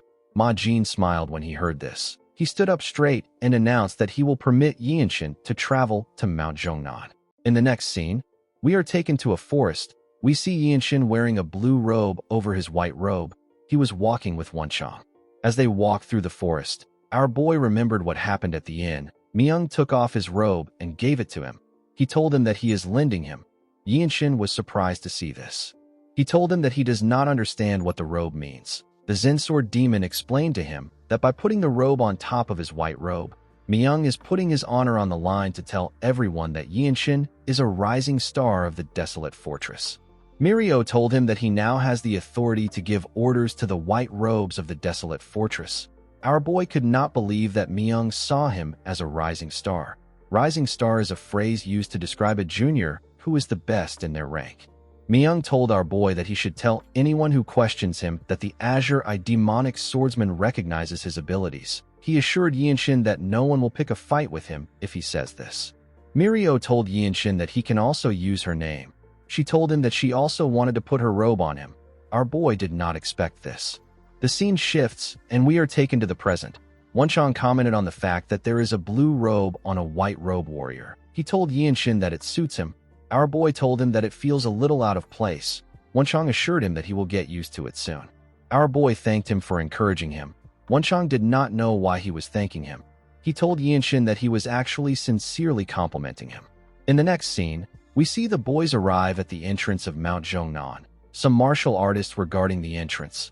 Wenchang realized that the rumor about them fighting with the Tyrant Sword Tribe was true. He never expected to meet martial artists at this point of the mountain. He believed that they would be at the entrance of the sect. He and Yinshin moved close to the men. They were asked to stop. One of them asked them about where they are from, their names, and the reason why they are there. Wenchang showed them the logo on his shoulders. He told them that they are from the desolate fortress. The man glared at him. Our boy decided to introduce himself. He told them his name. He said that he is from the Radiant Demon Squad. Wenchang also introduced himself to them. The man asked them if they intend to verify their identity only with their clothes.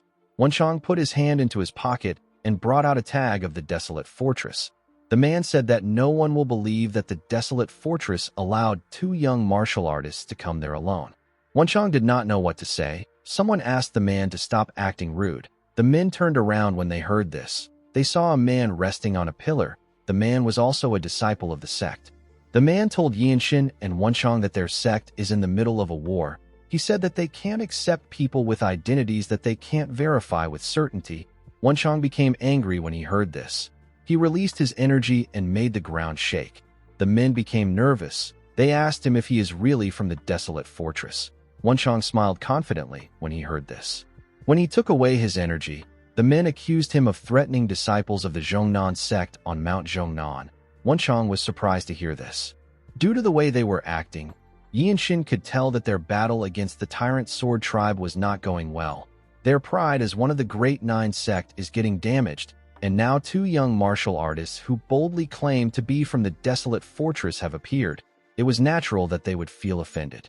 One of the men told them that he cannot believe that they are actually from the desolate fortress. He told them that the situation here has been really bad these days. The man resting on the pillar told them that they will have a problem if they are actually from the desolate fortress. He said that they cannot trust them enough to let them into their great sect. He told them that the glory days of the desolate fortress are well in the past. Wenchang and our boy were shocked to hear this. Yinshin glared at the arrogant bastard. He placed his hand on his sword. He told the man that he did not expect him to speak rudely to martial artists from other groups for no good reason. He released his energy and took a stance. With a serious look on his face, Yinshin told the man that he ought to think twice before speaking. The disciples of the Zhongnan sect were shocked to feel our boy's energy. The man became angry when he heard this. He drew his sword. and asked Yinshin not to threaten them. The other men also drew their swords. The moment our boy saw this, he swung his sword. He released an attack that was quite fast. The attack was aimed at the man next to the pillar. He knocked the man's sword out of his hand. The man was shocked to see this. He could not even react to the attack. Wenchang was happy to see the looks on their faces. Yinshin put his sword back into his sheath. Immediately he did this, someone asked the disciples to stop. A woman jumped out of the forest. Our boy sensed her presence the moment she came out. The woman landed in their midst. Wenchang seemed to be shocked to see her. The disciples referred to the woman as their senior. Yinshin did not know her, but he could tell that she is strong. He judged that the woman was on par with the blue-robe martial artists of the desolate fortress. The beautiful woman turned to her sect members. She said that she is disappointed. She could not believe that disciples of the Zhongnan sect would act and speak in such a rude manner. She told the men that they will have a longer conversation about this issue when they return to the sect. The men quickly apologized. They said that they were ashamed of themselves. The woman turned to Yinshin and Wenchang. She apologized to them for how the men behaved. Our boy noticed that Wenchang was not speaking. He was still lost in shock. He decided to introduce himself to the woman. He told her that he is a member of the Radiant Demon Squad. Wenchang also introduced himself. He said that he is part of the same squad as Yinshin. With a smile on her face, the lady introduced herself as Weiji Manhwa. Wenchang was surprised to hear her name. He quickly realized that she is the Cloud Sword Dragon. The Cloud Sword Dragon is a martial master who is said to have descended from the heavens by mistake because of how great a genius she is. Her reputation has already spread across the world. Wenchang said that it is an honor for him to meet a sword dragon who is famed throughout the world. Yinshin said that he acted rudely by drawing out his sword in their territory. He apologized to her for his behavior. Manhwa told our boy that she saw her juniors ready to attack him first. She apologized on behalf of her juniors. She said that they have kept them waiting for too long. She told them that she will take them to the main sect's location. She said that she will hear the details of their visit when they get there. While she was talking, a disciple walked down the stairs. The person called out to Yinshin. Our boy quickly raised his head up. He saw his elder brother. The boy was shocked to see Yinshin. Manhwa did not understand what was going on. In the next scene, we see Yinshin's niece run to him. She was very happy to see her uncle. She quickly hugged him. Our boy asked Haya if she has been well. The girl could not believe that her uncle was in front of her. She hugged him tightly. Wenchang had to look away because he did not want the atmosphere to be awkward. An old man and Manhwa moved close to our boy. Yinshin let go of his niece and stood up. The Cloud Sword Dragon explained to him that the sect leader and the Supreme Elder have gone out to deal with the leader of the Tyrant Sword Tribe. Because Yinshin and Wenchang were guests from the desolate fortress, Manhwa had to bring the person with the highest seniority in place of the sect leader. Our boy and Wenchang put their hands together and introduced themselves to the man. The man introduced himself as Zhang Yoel. Wenchang was shocked to hear the man's name. He could not believe that he was looking at the Zhongnan Sword Immortal. He bowed his head to pay his respects to the Sword Immortal. Yinshin could tell that this old man was stronger than Elder Yoel Shin. He believed that the elder might even be stronger than his grandfather. The Sword Immortal asked him for his age. Our boy told him that he is 16 years old. Yoel seemed to have noticed something about Yinshin. He asked our boy to take a look at something. When Yinshin turned, he saw a cliff. There were some sword marks on the cliff. Our boy carefully looked at it. Manhwa asked the elder to tell her what he wants an outsider to do about the sword marks. She reminded him that it has been the long-time wish of their sect to restore the lost martial arts known as the Eclipse of the Nine Suns. Yoel revealed to her that the Sword Ancestor wasn't from their sect. He said that the Sword Ancestor was invited as a guest by the Ancestral Grandmaster to stay there with them after they became friends. In his old age, the Sword Ancestor carved the steps of his own martial arts onto Mount Zhongnan. The Sword Immortal said that they cannot call the Eclipse of the Nine Suns the ultimate martial arts of the Zhongnan sect.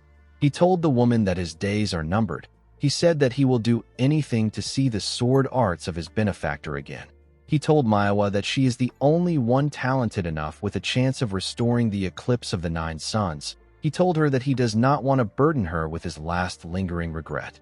Manhwa reminded Yoel that even she was not able to understand the sword arts. She asked the elder to tell her what he sees in Yianshin when he just met him. Yoil turned to our boy. He asked Manhwa to take a good look at him. Yianshin was not hearing anything they were saying. He was completely focused on the cliff. Manhwa was surprised to see that our boy has gone into a transcendent trance. She did not expect him to fall into this state after looking at the slashes on the cliff. A small blue circle appeared above Yianshin's head. He had entered his state of comprehension, although he did not know about the sword ancestor. Yianshin was able to immediately tell that the slashes on the cliff were sword slashes. He was certain that the multiple traces carved into the cliff are the remnants of sword strikes. He didn't believe that this was a technique performed by a human. Wenchang and the others moved close to Yianshin. Yoil revealed to Wenchang that the sword ancestor who passed away 50 years ago carved the strikes onto the cliff. Wenchang remembered that the sword ancestor is Ouyang Qion. The sword immortal revealed to Wenchang that the sword ancestor was a disciple of the tyrant sword tribe. He was later expelled from the group. He told Wenchang that this sword strikes contained the very essence of all the tyrant sword tribe sword technique. He said that the only person who can match this is the fortress master of the desolate fortress. Wenchang could not believe that Ouyang Qion could be compared with the fortress master. Yoil revealed to him that he was an orphan dying of starvation and begging on the streets. However, the sword ancestor carried him on his back and raised him on Mount Zhongnan. Wenchang found this odd. He asked the sword immortal about why he did not learn the sword ancestor's martial arts when he was the one who helped him enter the Zhongnan sect. Yoil said that it is the extent of his fate with his benefactor. He told Wenchang that it is life. He said that he was not talented enough to learn the sword techniques. It wasn't just him. Numerous martial artists from the sect also tried to learn it. Unfortunately, the techniques of the sword ancestor could not be learned simply with a great amount of knowledge or experience. Wenchang took a look at the cliff. He noticed something at the top. He squinted his eyes to see what was written. Someone wrote that if you respond appropriately, you will gain what is deserved. Yoil said that everything depends on how talented a person is. The hopes of their sect was all placed on Manhwa. Although she doesn't express it, she feels a lot of pressure. Manhwa carefully observed our boy. While she was looking at him, the small blue circle disappeared from his head. The moment it disappeared, Yianshin returned back to normal. He took a deep breath. Yoil called out to him. He asked him about what he saw.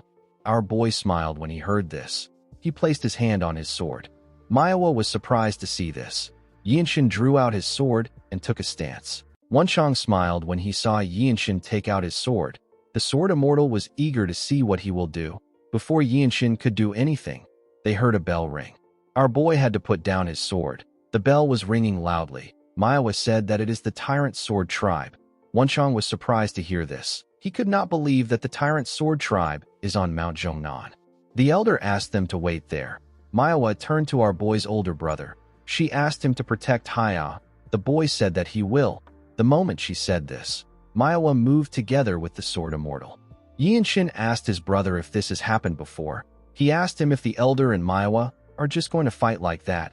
His brother explained to him that they do not know where the fight will take place or how they will fight. He revealed to him that there has been a lot of instances where the martial masters will split up to fend off the attacks. Yianshin realized that the situation was much worse than he expected. He could not believe that the sword immortal, who is one of the strongest martial masters within the 9 great sects, was left to protect the base of the Zhongnan sect. Wenchang told our boy that an unexpected incident occurred when they arrived. Yianshin asked him if they should help out. Wenchang explained to him that it will make things complicated. Messing with the pride of a martial artist from the 9 great sects can cost someone their life. Wenchang reminded Yianshin about what happened earlier. He told him that the fight would have escalated if the Cloud Sword Dragon did not interfere. Our boy told his friend that the Zhongnan sect doesn't have much of a choice in their current situation. Someone asked Yianshin not to speak thoughtlessly about the Zhongnan sect. Our boy and Wenchang quickly raised their heads up when they heard this. They saw the disciples of the sect looking at them. The men did not seem happy. Yianshin told the man who asked him not to speak thoughtlessly that he was not being rude. The man said that things are interpreted depending on who interprets it. He asked our boy if he really doesn't know that the desolate fortress will never be a welcome guest of any martial group. Yianshin realized that the desolate fortress has a lot of enemies. Wenchang reminded the man that the core martial masters of their sect are absent. He told them that they should accept all the help they can get. The man and the other disciples were annoyed to hear this. He asked Wenchang not to insult their sect. The moment he said this, everyone sensed the presence of something. When they turned to the side, they saw some martial artists who were dressed differently. Yinshin noticed that this men possessed a stronger energy than the Zhongnan sect's disciples. The disciples were shocked to see the Tyrant Sword tribe. Our boy remembered that they passed by a few pavilions on their way to the sect. He did not expect to see members of the Tyrant Sword tribe inside the sect. The men from the Tyrant Sword tribe took a look around. Their leader stared at Haya. He quickly ordered his men to kill the girl. He said that she inherited the teachings of the Sword Immortal. The men quickly charged at the girl. The disciples of the Zhongnan sect drew their swords and stopped the men in their tracks. Since his men were preoccupied, the leader walked past them. He went to meet the girl. Our boy and Wenchang stood in front of Haya. The man was surprised to see people from the desolate fortress. He asked them about what they are doing in one of the 9 great sects. With a smile on his face, he asked the boys if they are here to try and balance things out now that the Tyrant Sword tribe has the upper hand. Yinshin did not expect these men to start a fight to create an opening to harm his niece. He turned around and asked Wenchang to assist him. With a smile on his face, Wenchang assured Yinshin that he has his back. Our boy became confident when he heard this. He moved forward a little bit. The man smiled when he saw him moving closer to him. Yinshin took a stance and charged at him at a crazy speed. The man managed to block his attack, but he was pushed back. The martial artists who were fighting could feel the weight of Yinshin's pressure. The man did not expect our boy's attack to be so heavy. His subordinates quickly ran to help him. They wanted to attack our boy from the side. Unfortunately for them, they didn't know that another martial artist was guiding that part. Wenchang moved past Yinshin and drew his sword to attack one of them. The person managed to block the attack, but he left himself open. Wenchang was able to stab him in his chest. Before the other person could attack him from behind, he turned around. Yinshin continued attacking the man with heavy hits. It was hard for the leader to block his attacks. His attacks were also very fast. When our boy made a huge swing, the man dodged it and tried to attack him from the side. He asked Yinshin to die. Our boy dodged the attack with the evading swift steps and managed to get behind the man. He was ridiculously fast. He stabbed the leader from behind. The man screamed out. His subordinates and the disciples of the Zhongnan sect were surprised to hear him scream. The leader could not believe that a sword was in his chest. He never expected to lose to some brat. Our boy took out his sword and glared at him. After taking care of the leader, Yinshin joined hands with Wenchang to take care of the rest of the enemies. The disciples of the Zhongnan sect were shocked to see this. It was barely even a challenge for the two boys. The man who spoke rudely to Yinshin saw what he did for them. He saw our boy hug his niece. The man and his fellow disciples apologized for how they reacted. They apologized for their rudeness. The moment they apologized, the Sword Immortal and the Cloud Sword Dragon arrived. Manhwa noticed the bodies of the members of the Tyrant Sword tribe on the ground. Yeoil told our boy that the Zhongnan sect is in his debt. Yinshin told him that he was just protecting his family members. The elder revealed to him that his niece will one day take over from Manhwa to become the pillar of the Zhongnan sect in the future. He told him that the fact that their sect owes him a debt still stands. Yinshin thanked him for saying this. He placed his niece down and asked Yeoil if he can train for a little while in this place. Manhwa and the elder glared at him. Yinshin told them that there is no need for any of them to leave. He said that he simply doesn't wish to lose the thoughts that he is right now. Yeoil asked him if he achieved some form of realization. He asked the others to step back. Yinshin took a look at the sword marks. He slowly drew his sword. He was able to solidify the realization he achieved thanks to the fight he had with the Tyrant Sword tribe.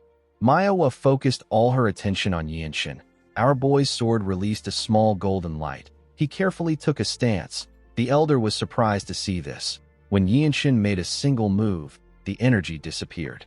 He let out a sigh. He realized that he couldn't gather core energy the way he wanted to. He told Yeoil that he won't take away the legacy of the sword ancestor. He explained to him that the sword marks are trying to tell those who see it to keep an open mind. He said that this is his own opinion. The elder said that the traces left behind by the sword ancestor must contain courage. This means that this sword marks surpass the boundaries of martial and mystic arts. He believed that the sword ancestor must have had the same thought as Yinshin. He told our boy that his belief must have gotten through to him. He told him that he is blessed by the heavens with both luck and talent. Yinshin got an idea when he heard this. He reminded the elder that he said that Ouyang Qion came to the Zhongnan sect in his later years. Yoil said that he did. Our boy said that the sword ancestor must have been friends with the martial masters of the Zhongnan sect. Since the sword techniques of the sect has very distinct traits, it wasn't suitable for him. Even if he learned the sword techniques, the efficiency would be very low. Manhwa did not understand what he was saying. She asked him if he can elaborate more on it. He explained to the Cloud Sword Dragon that the restoration of the eclipse of the 9 suns is completely dependent on her. He told her that he can help her a little. Manhwa was surprised to hear this. She did not expect him to help her restore the sword technique. She asked him about what he means. Yinshin asked her to give him a second. He said that his training is not yet over. He moved close to the cliff. He slowly drew his sword.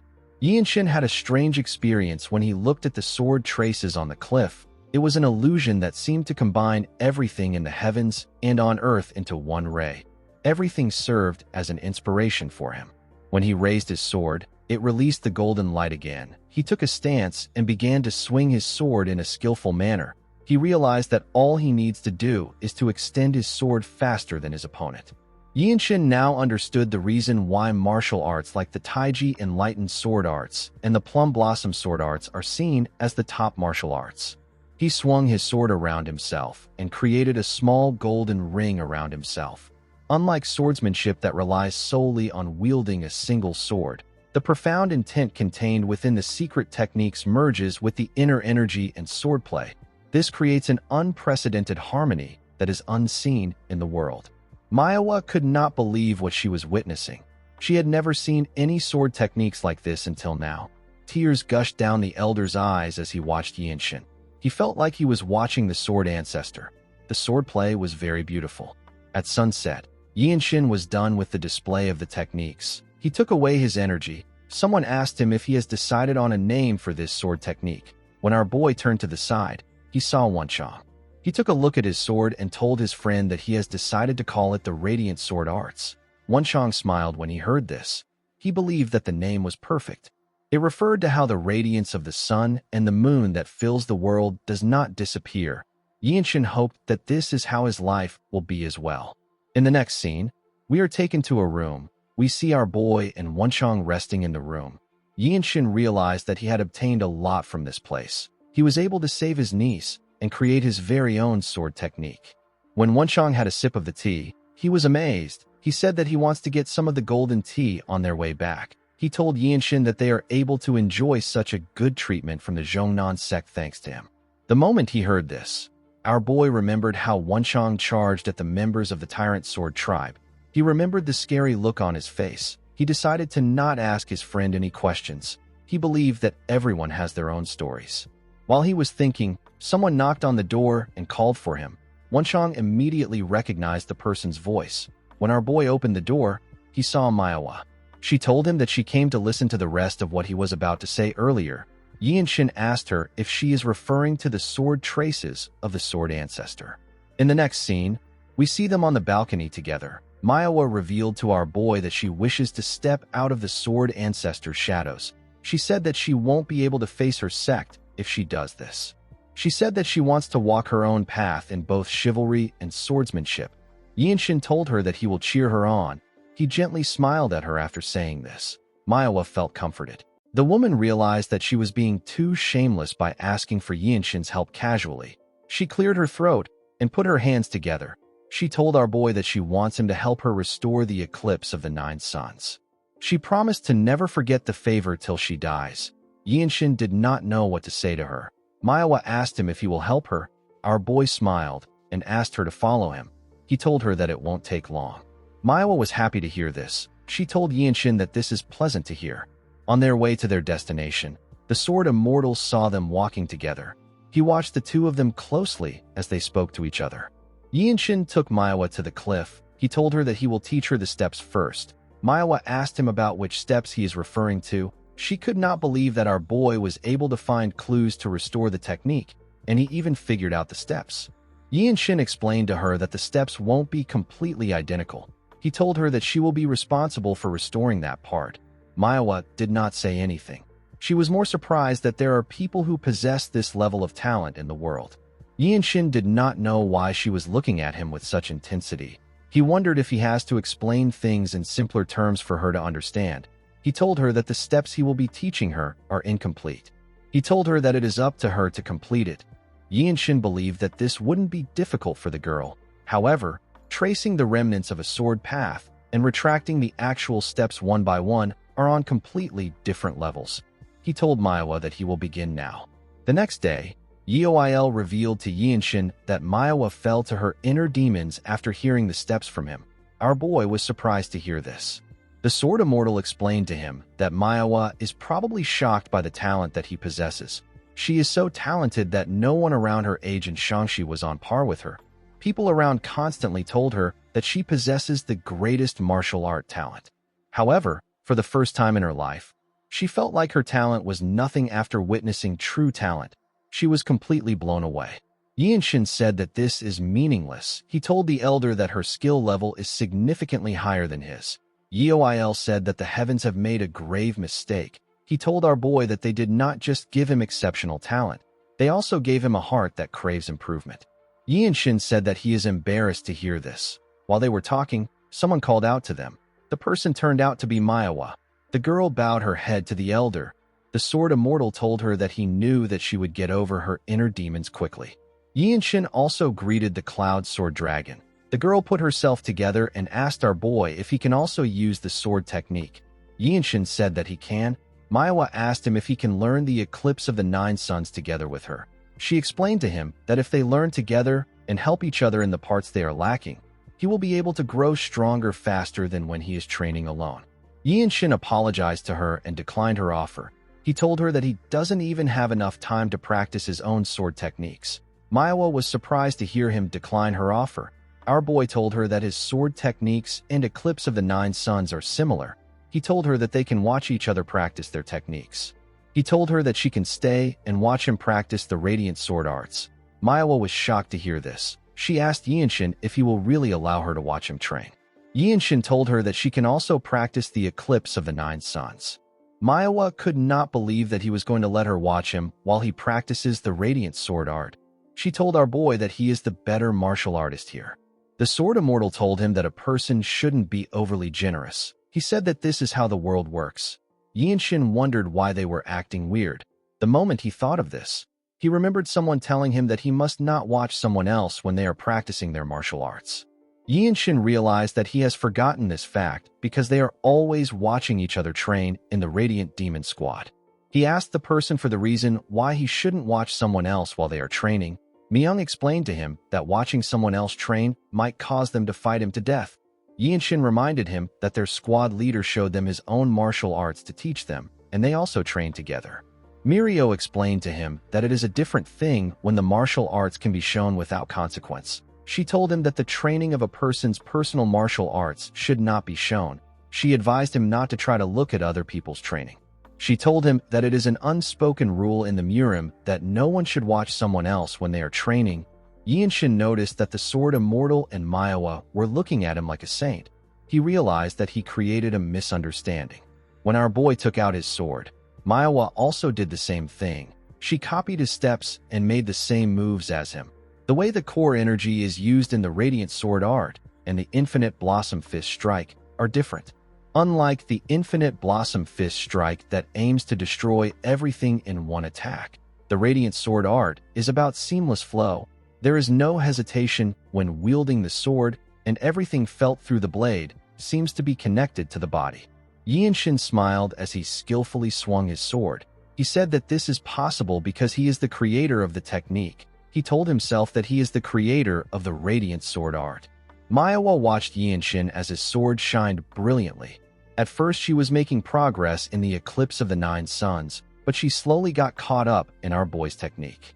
Although his sword technique seemed simple, Yinshin was able to catch up to her in terms of proficiency. They both learned something new at the same time, yet their progress was on completely different levels. While she was watching him, Yinshin swung his sword at a crazy speed. Manhwa noticed this. She noticed that his speed has changed. Yinshin swung his sword multiple times with a simple stance. The girl watched as each of his attacks shined brightly. Our boy decided to mix in the swift sword style with the radiant sword art. As Manhwa watched this, she realized something. She realized that she is not the dragon that holds the magic pearl. It is actually Yinshin. In the next scene, we see our boy standing in front of Elder Il Shin and another man from the noble race. The elder believed that fate works in strange ways. She did not expect the child which she saw at the bloodbath in the young manor to restore her husband's technique. The black-haired man in front of Yinshin is the Western Heaven Sword Supreme. His name is Ouyang Shin.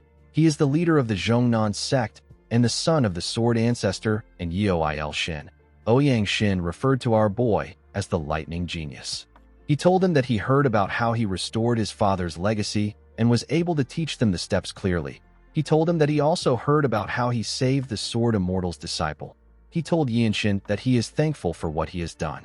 He asked him to let them know if he wants something from their sect. Yinshin told him that he wants to help in the fight against the Tyrant Sword tribe. In the next scene, we see the Sword Immortal watching Manhwa while she was training. He watched her as she skillfully moved her sword. She was practicing her steps and movements. While she was swinging her sword, she suddenly stops moving. She looked at her sword. Yeo Il walked up to her. He told her that she is not focused. The girl apologized to him for wasting his time. The elder asked her if it is about Yinshin. Manhwa said that it isn't about him. She explained to him that her heart is the problem. It wasn't that she was jealous of our boy. She had already fully acknowledged his skills. She actually felt like the martial arts that she had honed tirelessly and built up throughout her life is suddenly meaningless. She told the elder that the radiant sword art does not pale in comparison to the eclipse of the 9 suns. Yeo Il told her that she is correct. She told the elder that even though she was training at the same time as Yinshin, our boy was able to surpass 2nd star and reach the 3rd star. She already had a hard time believing that he was able to create such an advanced martial arts. Yet Yinshin has been able to progress faster in a martial arts that he has never learned before compared to her who has known about the eclipse of the 9 suns. Yeo Il understood what the girl was saying. He told her that Yinshin has become her goal. He explained to her that the lightning genius is on the level of a founder. He said that it is natural that our boy is progressing faster when training in a martial arts that he created.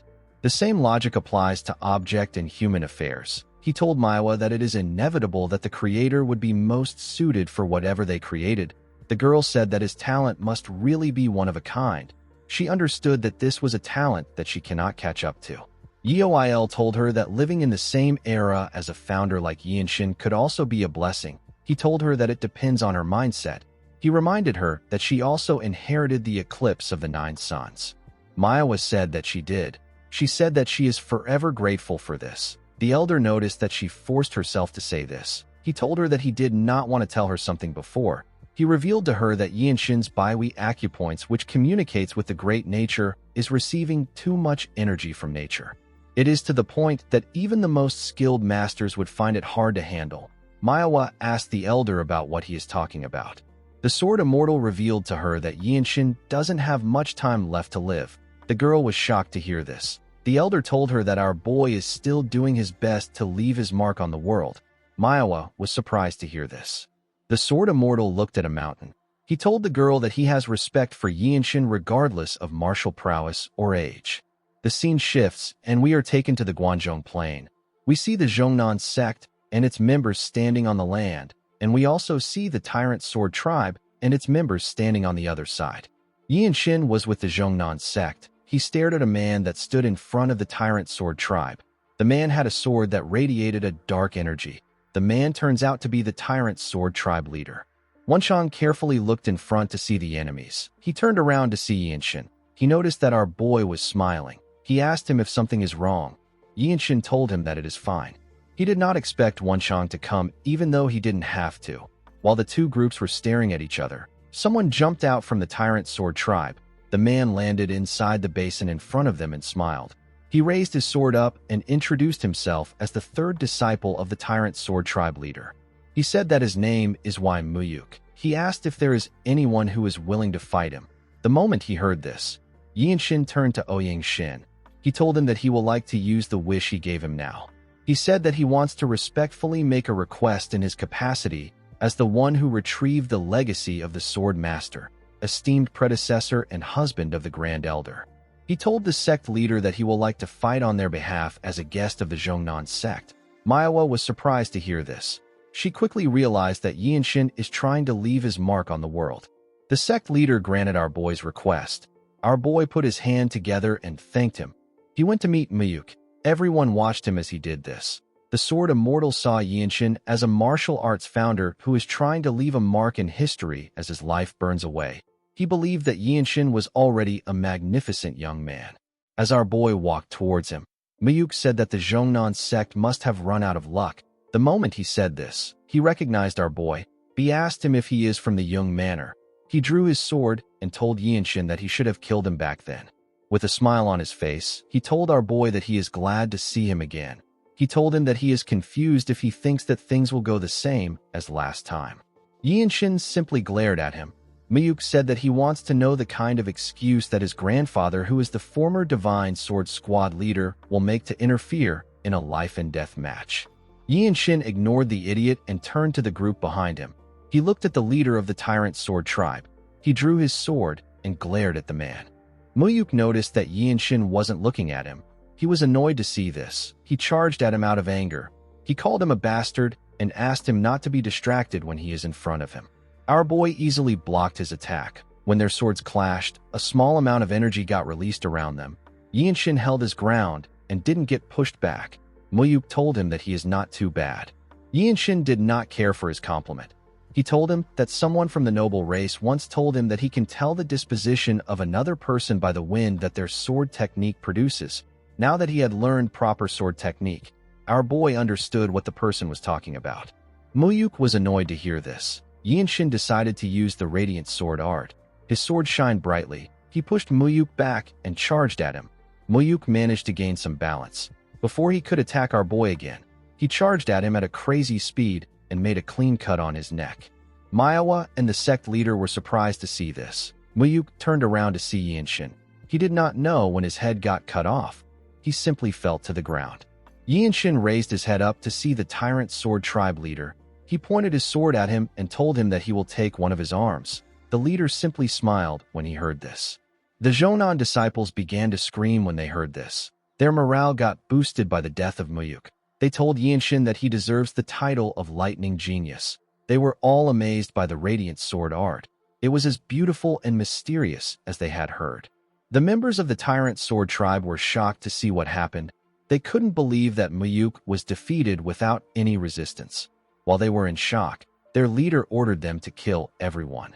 The members quickly charged at the Zhongnan disciples. Wenchang and the disciples also charged at them. They all went into the basin. Among the members of the Tyrant Sword tribe, a huge man called our boy a bastard.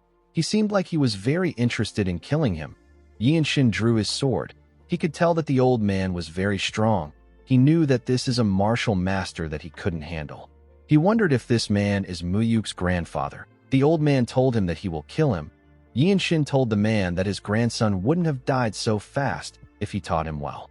The man was annoyed to hear this. He jumped to charge at our boy. Before he landed on the ground, the Sword Immortal moved past Yinshin and charged at him. He attacked him in the air. The man was able to block the attack, but he got pushed back. The Sword Immortal landed in front of our boy. He turned to him and told him that he has secured his share of the battle thanks to him. Immediately he said this. He charged at the man.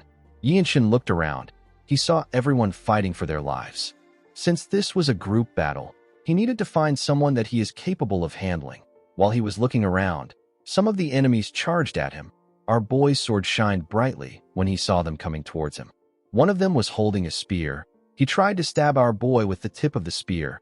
Yinshin used his sword sheath to block the attack. He used the Radiant Sword art to behead the man at a crazy speed. He didn't even know when he died. Another man charged at our boy. Yinshin easily cut through him. He moved past the man to kill 2 more people swiftly. 2 other men tried to attack him from both sides. Our boy was able to dodge the first sword that came close to him by going low. He blocked the other man's attack while he was down. He killed the 2 men at the same time. Now our boy had killed 6 people. The moment he raised his head up, someone tried to sneak up on him from behind. The man lost his head before he could stab Yinshin. Wenchang was the one who killed him. Yinshin smiled when he saw his friend. The two of them got in position and began to attack the enemies. They watched each other's backs. In the next scene, we see Shin taking a walk with Yinshin. She told him that they won the fight against the Tyrant Sword Tribe thanks to him. She explained to him that it is important to be the first to act in war. Yinshin told her that she flatters him. Shin heard that several martial masters in their sect want to talk to our boy. She asked him if it is hard for him to handle all of them. Yinshin recalled when one of Shin's men came to greet him. He told him that it has been a while since they met. The man revealed to our boy that he secretly hid some grain tea from his master and his seniors. He asked Yinshin if he would like to have some with him. Another martial master came to meet Yinshin later in the day. He was annoyed to find out that our boy has already received a large amount of duel requests. He did not expect that he would be too late. Another martial master met with Yinshin. He told him that his juniors in the enforcement pavilion are interested in him. He said that he blocked them off for our boy. He asked Yinshin if he can discuss sword techniques with him. Wenchang was surprised to see the amount of martial masters that came to visit Yinshin. While they were walking, the elder revealed to Yinshin that she can tell him why his clan was destroyed if he wants to know. She told him that his second brother already knows about it. She told him that it will be better for him to hear about it after the big fight is over. Shin noticed that Yinshin's mood didn't change. She assumed that he wasn't affected by the issue.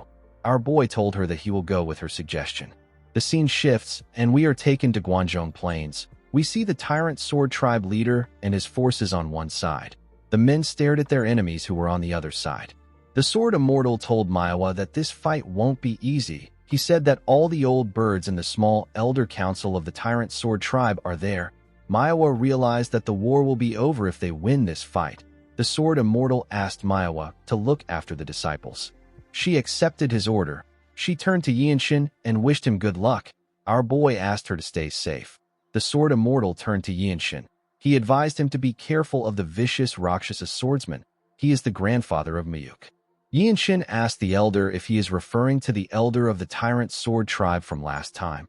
The Sword Immortal revealed to him that the vicious Rakshasa swordsman kept glancing at him while they were fighting. While he ranks higher in seniority than the Tyrant Sword Tribe leader, the vicious Rakshasa swordsman is said to be like the leader's limbs while on the battlefield. He is basically the leader's right-hand man. Yinshin thanked the Sword Immortal for his concern. While the two groups were staring at each other, their leaders raised their swords and ordered them to attack. The two groups quickly charged at each other. A disciple from the enforcement pavilion ordered the other disciples to deploy their sword formation now. The other disciples quickly began to attack the Tyrant Sword Tribe. Yinshin easily took care of the people that came close to him. While he was fighting, he felt someone coming towards him. He quickly turned around. He saw the vicious Rakshasa swordsman walking towards him. With a smile on his face, he told Yinshin that he won't survive today. He told him that he will cut off his head and offer it to his grandson's grave. Our boy asked the man if this is how all the unorthodox martial artists act. He could not believe that the man came to look for him even though all his subordinates are dying at the hands of the Zhongnan sect's martial masters. Yinshin told the man that he is shameless. The vicious Rakshasa swordsman was annoyed to hear this. He charged at our boy. He told him that he will tear him apart. He swung his sword at Yinshin. Our boy was able to block the attack, but the impact was crazy. The vicious Rakshasa swordsman charged at Yinshin with his palm. Our boy was surprised to see his hand coming towards him. He quickly raised his palm. He was able to block the attack, but he got pushed back. He could not believe that he could not gather his energy after having one clash with the vicious Rakshasa swordsman. He realized that this was a martial master that he couldn't handle at his current level. The vicious Rakshasa swordsman smiled at Yinshin as if he knew what he was thinking about. Before he could attack him, the Cloud Sword Dragon charged at him from behind. The vicious Rakshasa swordsman was able to block the attack. Another disciple charged at him. He was still able to block the attack.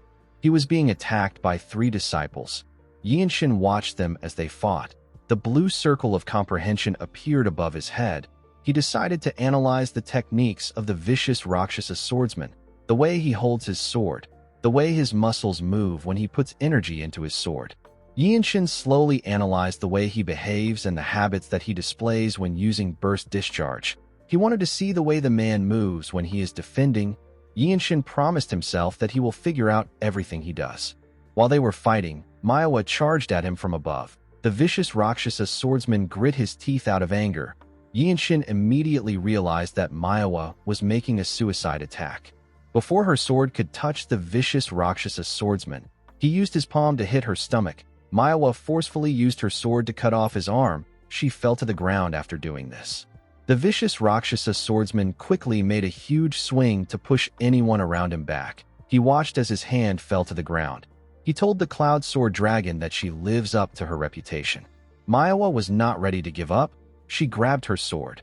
When she raised her head up, she saw that the vicious Rakshasa swordsman was about to cut her down. Before he could do anything, Yinshin charged at him from behind. The vicious Rakshasa swordsman sensed his presence. With a smile on his face, he asked Manhwa to wait right there. He turned around and swung his sword at Yinshin. Our boy already knew the move he will make from that position. He used his sword to brush it aside and landed a huge cut on the vicious Rakshasa swordsman. The vicious Rakshasa swordsman was shocked to see what happened. A large amount of blood gushed out of his body. Manhwa and Shin's disciples who fought him were shocked to see what happened. The vicious Rakshasa swordsman's head fell to the ground. Immediately this happened. Yinshin's blue circle of comprehension disappeared from his head. While the Tyrant Sword Tribe leader was fighting Shin, he sensed that something had happened to his right-hand man. Yinshin pointed his sword at the Tyrant Sword Tribe leader. He reminded him that he said that he will take his arm. The Tyrant Sword Tribe leader glared at our boy. Wenshang walked up to his friend. He was surprised to see the body of the vicious Rakshasa swordsman on the ground. He took a deep breath and announced that the guest of the Zhongnan sect, whose name is the Lightning Genius, has beheaded an elder of the Tyrant Sword Tribe. The martial masters of the Zhongnan sect were shocked to find out that our boy took out the vicious Rakshasa swordsman.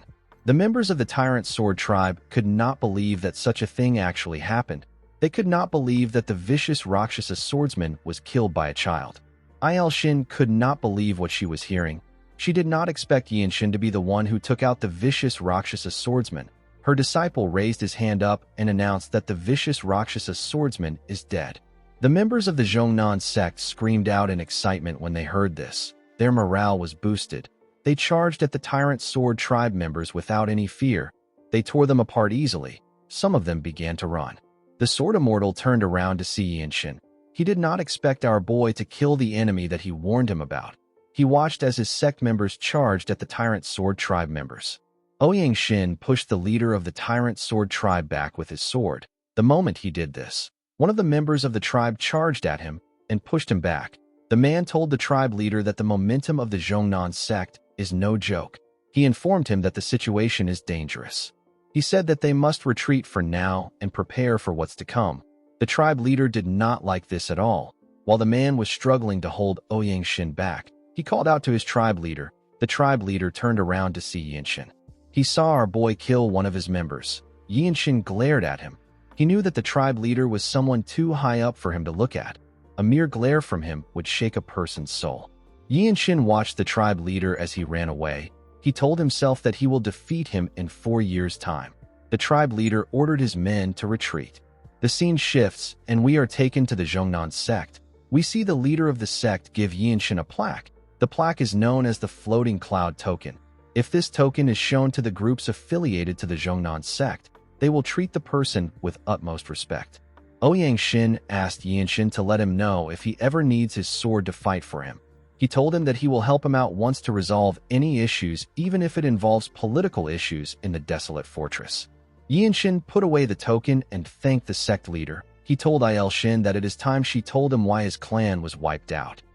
Shin revealed to our boy that everything began with the World Tree. Yinshin did not know what the World Tree had to do with this.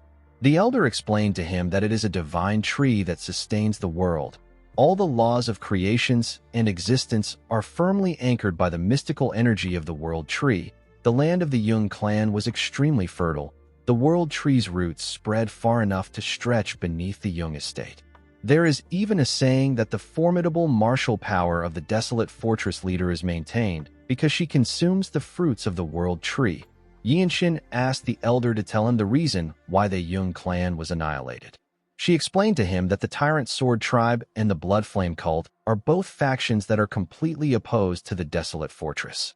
For them, Wiping out a small clan like the Young clan was more than justified. Coincidentally, Il Shin and her disciples were nearby when they received a letter from the desolate fortress lord. They got a request to protect the Young clan. Unfortunately, they ended up failing. Now, Xingye County had become a wasteland at the hands of the two groups. Il Shin told our boy that she feels immense guilt towards him, his brother and his niece. Our boy did not know what to say. The scene shifts, and we see Yinshin and Wenchang outside with everyone. Our boy pat his niece on her head. The girl began to cry. Yinshin asked her to grow stronger and come find him. He told her that she will be able to visit the desolate fortress when she becomes a martial master. Manhwa asked our boy if she is also allowed to visit him. Yinshin told her that she can come if she is not on a mission.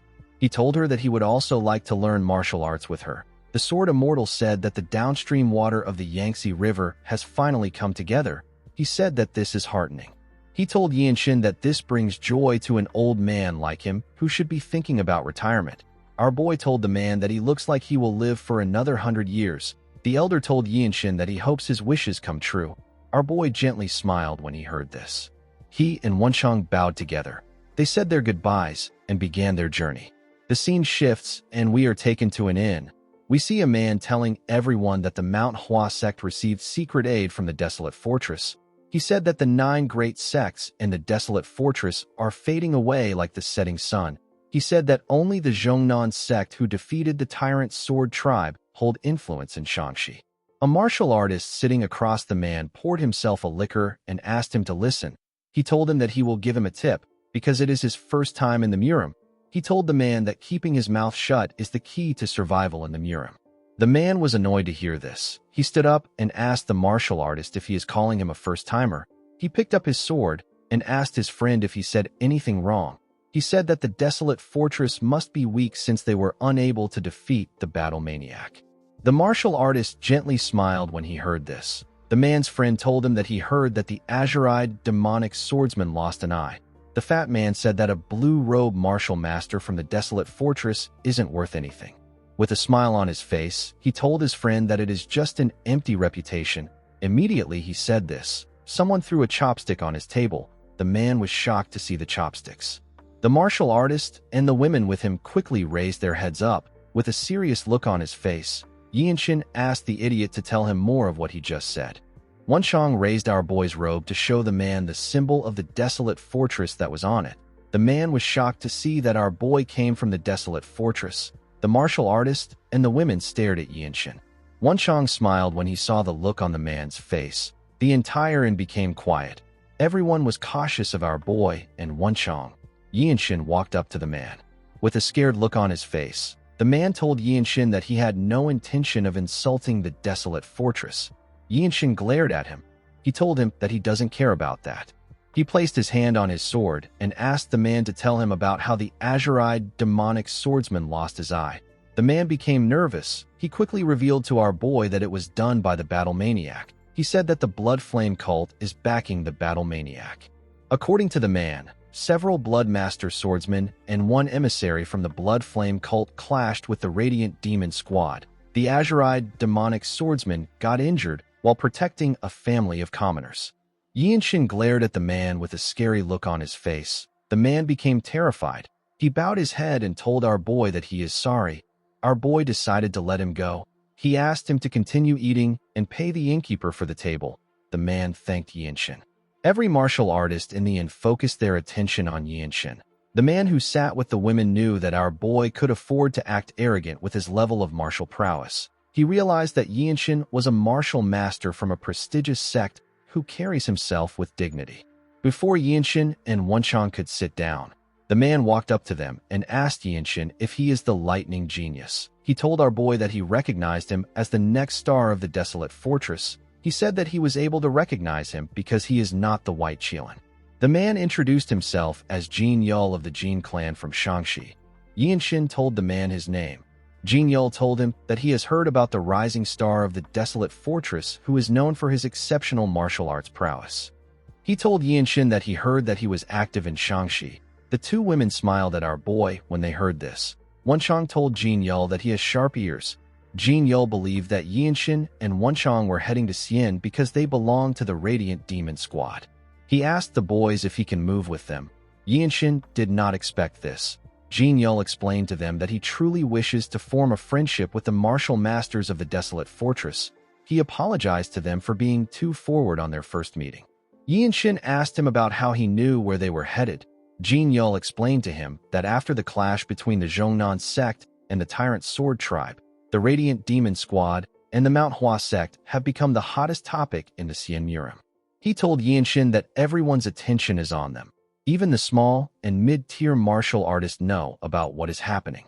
Yinshin glared at the man. Jin Yul simply smiled at him.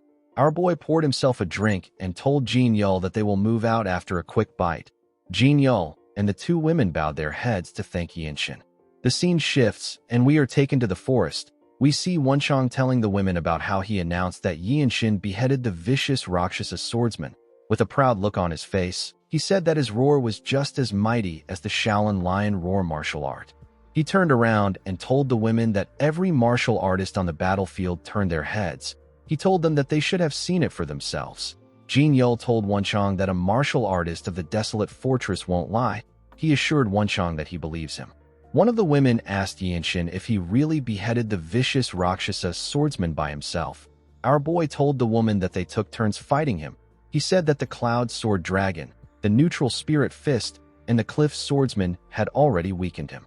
Wenchang told the woman that he took care of the other warriors. He said that the finishing strike was done by Yinshin's dazzling blade.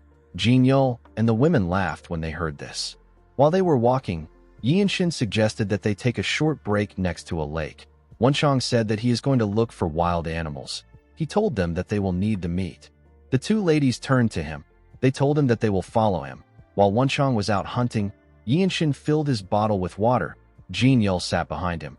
He asked our boy if he uses his left hand. Yinshin told him that he wields his sword with his right hand. He said that he only trained a little in the fist arts. Jin Yul took out a small dagger from his clothes when he heard this. He charged at Yinshin from behind. He said that his left flank must be his weak point. He swung his sword at Yinshin with a confident smile on his face. Before his sword could touch our boy, someone cut his neck from behind. The person turns out to be Wenchang. Jin Yul's head fell into the lake. When the water touched his hair, it revealed his red roots. Wenchang and Yinshin did not seem shocked to see this. Wenchang said that he already expected the man to be an assassin from the Blood Flame cult. Yinshin asked him about Jin Yul's companions. Wenchang revealed to him that the girls are the daughters of an official. He said that they must have already arrived at the afterlife by now. Wenchang slit both their throats. He told our boy that they will arrive at their destination in half a day. The scene shifts, and we are taken to Xian. We see Myung wearing a bandage around his eye. He commended Yinshin for achieving an unbelievable merit. He did not expect Yinshin to slay an elder of the 13 skies. He told our boy that even he has not accomplished something like that. Yinshin and Wenchang were shocked to see that he actually lost one of his eyes. They could not believe that the rumor was true. They asked him about his eye. Myung did not know what to say. Mirio told our boy that Myung is not the only one in trouble. She told him that it was reckless for him to go against an elder of the Tyrant Sword tribe. She was relieved to see that Yinshin wasn't hurt. Yinshin asked Mirio about what happened. He found it odd that their squad leader wasn't there with them. Mirio revealed to him that Ma Jin went on a pursuit with the Sword Saint and the martial masters of the Manhwa sect. She said that the Blood Flame cult, who are the masterminds, have revealed themselves. She said that she doesn't know the kind of tricks the Blood Flame cult will try with the Plum Blossom Pill. She revealed to them that support from the desolate fortress will arrive soon. Yinshin asked her about Myung's eye. Mirio let out a sigh. She revealed to Yinshin that the battle maniac used flying explosives, which is the Tang clan's hidden weapon. It happened while they were up against 3 Bloodmaster swordsmen. Myung could have easily dodged the attack, but there was a civilian house behind him. Myung had no choice but to strike the explosive down with his sword. He laughed nervously as Mirio told them about what happened. While they were talking, someone threw an explosive into their room. The group was shocked to see the explosive. It caused a huge explosion in the inn.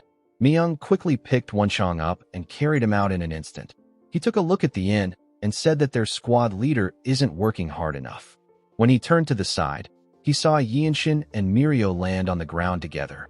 When Yinshin raised his head up, he saw some men coming towards them with their swords. He saw a man with one arm standing while the others charged at them.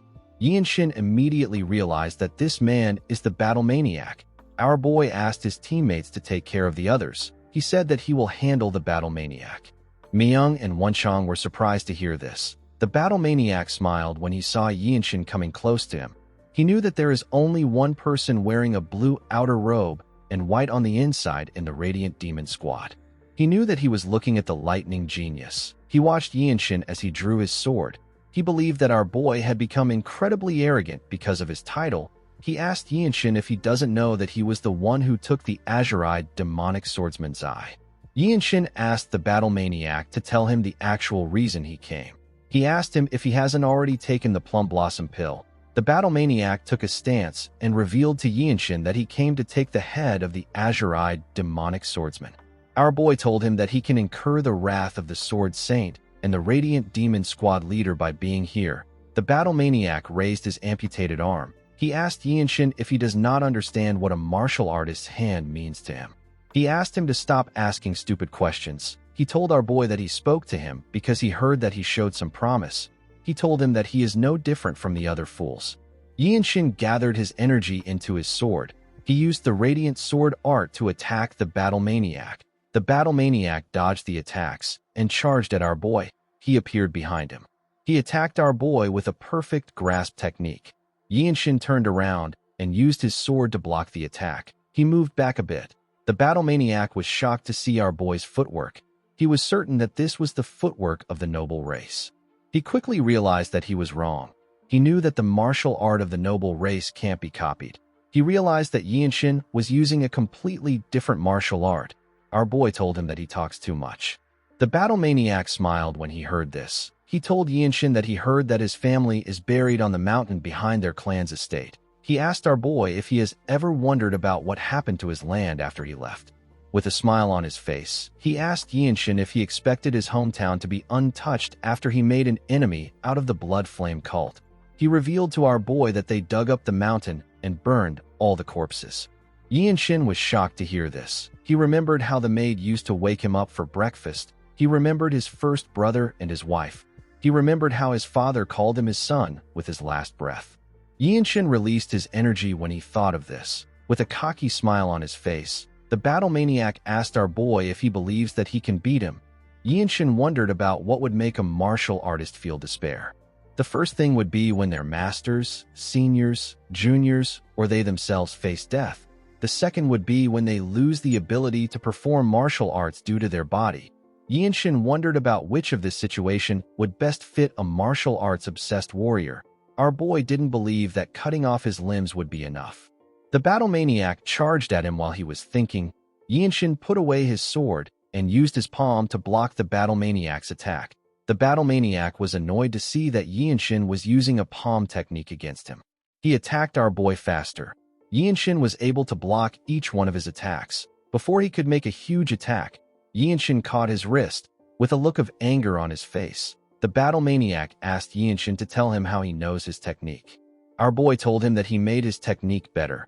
The battle maniac was annoyed to hear this. He could not believe that our boy stole his secret martial arts technique in an instant, and he even improved it. Yinshin liked the look on his face. He realized that this was the best way to throw the battle maniac into despair.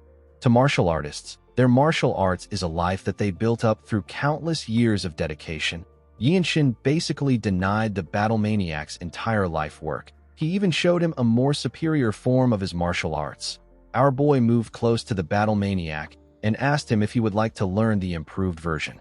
The battle maniac was shocked to hear this. Yinshin smiled and said that he cannot teach him. The battle maniac screamed out in pain. Yinshin released some energy and tightened his grip on his wrist. He broke the battle maniac's wrist. The poor bastard screamed out in pain. Yinshin watched him as he suffered. Myung and Mirio couldn't believe their eyes. They couldn't believe that Yinshin subdued the battle maniac. Our boy drew his sword and moved it close to the battle maniac's neck. The man called him a bastard. Yinshin beheaded him when he heard this. Everyone was shocked to see this. When the battle maniac fell to the ground, a small box with a plum blossom symbol on it fell out of his clothes. In the next scene, we see Yinshin present the battle maniac's head and the plum blossom pill to his captain. Ma Jin picked up the box to look at it. He didn't know what to say to our boy. He simply stared at him in silence. He let out a sigh and revealed to Yinshin that he will soon be able to request for a promotion exam to the blue rank. He said that this is the shortest time it has ever taken for a person to reach this rank. He told Yinshin that he will also be the youngest person to ever take the test. Our boy told his captain that he has heard about the promotion exam. He asked him if he can explain it to him in detail later. He said that they have something more urgent to attend to. Ma Jin agreed with Yinshin. He placed the pill down and revealed to the group that the Manhwa sect was attacked. Everyone was shocked to hear this. In the next scene, we are taken to another room. We see Yinshin and his teammates in the room with the Manhwa sect members. We see Hyun lying on the bed. Cheonju was sitting next to him. When he looked at the boy's body, Yinshin remembered when he asked him to become friends with him. Cheonju revealed to the Radiant Demon Squad that Hyun used every last bit of his energy in order to protect his senior brother. The energy core is an organ that contains a trace amount of innate energy from birth. It can get damaged if completely emptied. Some even call this traces of energy innate core energy. Yinshin found the situation to be odd. He told Cheonju that it is simply a depletion of internal energy. He asked the man if it can't be replenished. Cheonju told him that it can. He explained to our boy that the other disciples who showed similar symptoms have already gotten back on their feet. Yinshin asked him about why Hyun isn't better. The man revealed to him that Hyun can't be treated through ordinary means. This is because he learned the Violet Dawn's sacred art as the sect leader's disciple. The boy can't be treated because the others did not learn the same martial arts as him. Yinshin asked him if they can't just use the plum blossom pill. Cheonju said that the energy of the plum blossom pill might be able to substitute for the Violet Dawn sacred art, but a martial master is needed to absorb and transfer the energy in place of the unconscious Hyun. Cheonju revealed to the group that Hyun only has an hour left to live. He said that they don't have enough time to transfer the energy. The moment he said this, Ma Jin told the man something. He quickly raised his head up when he heard what the captain said. Other people couldn't hear what the captain was saying. Yinshin noticed that they were talking. He realized that his captain is using the frequency whispering technique to communicate with Cheonju. While he was looking at them, Cheonju turned to him. He seemed to be shocked about something. He quickly stood up and stretched out his hand to give our boy a pill. He told him that he is counting on him. Yinshin asked him if he believes that he can transfer the energy. Ma Jin told him that he does. He asked our boy to swallow the pill and start immediately. He told him that the pill will also strengthen him. While watching Yinshin circulate his energy, Ma Jin recalled that our boy had previously absorbed an elixir incredibly fast and perfectly integrated it. Yinshin absorbed it before he could help him. With our boy's talent, Ma Jin believes that it will be possible to quickly dissolve the plum blossom pill's energy and transfer it to Hyun within the time limit. After preparing himself, Yinshin collected the pill and swallowed it. Hyun sat in front of him in a lotus position. The moment our boy swallowed it, he felt something within. The plum blossom pill is a special elixir tailored to a specific way of manipulating internal energy. For someone like Yinshin who hasn't learned the internal arts of the Manhwa sect, it would take a whole year to fully settle the plum blossom pill's true energy in his body. Unless a person undergoes a full year of closed-door training, it will have no real value. This is why the battle maniac didn't use the pill immediately he got it. It would be better for a person to focus on developing their own martial arts with such a large amount of time. Yinshin believed that he can absorb this energy and transfer it to Hyun at the same time. His blue circle of comprehension appeared next to his core. Our boy knew that he needed a massive amount of energy. He noticed that the slight opening in the middle energy core started to widen upon receiving the plum blossom pill's energy. Though it didn't fully open, it managed to shorten the time needed to absorb the energy. Cheonju was shocked to see that Yinshin has already dissolved the plum blossom pill's energy. Our boy placed his hand on Hyun's back. He asked the boy to focus. He asked him to use the Violet Dawn's sacred art to absorb all the plum blossom pill's energy that he is transferring. Hyun used his martial arts to slowly absorb the energy. The Manhwa disciples could not believe their eyes. Everyone watched Yinshin transfer the energy to the boy.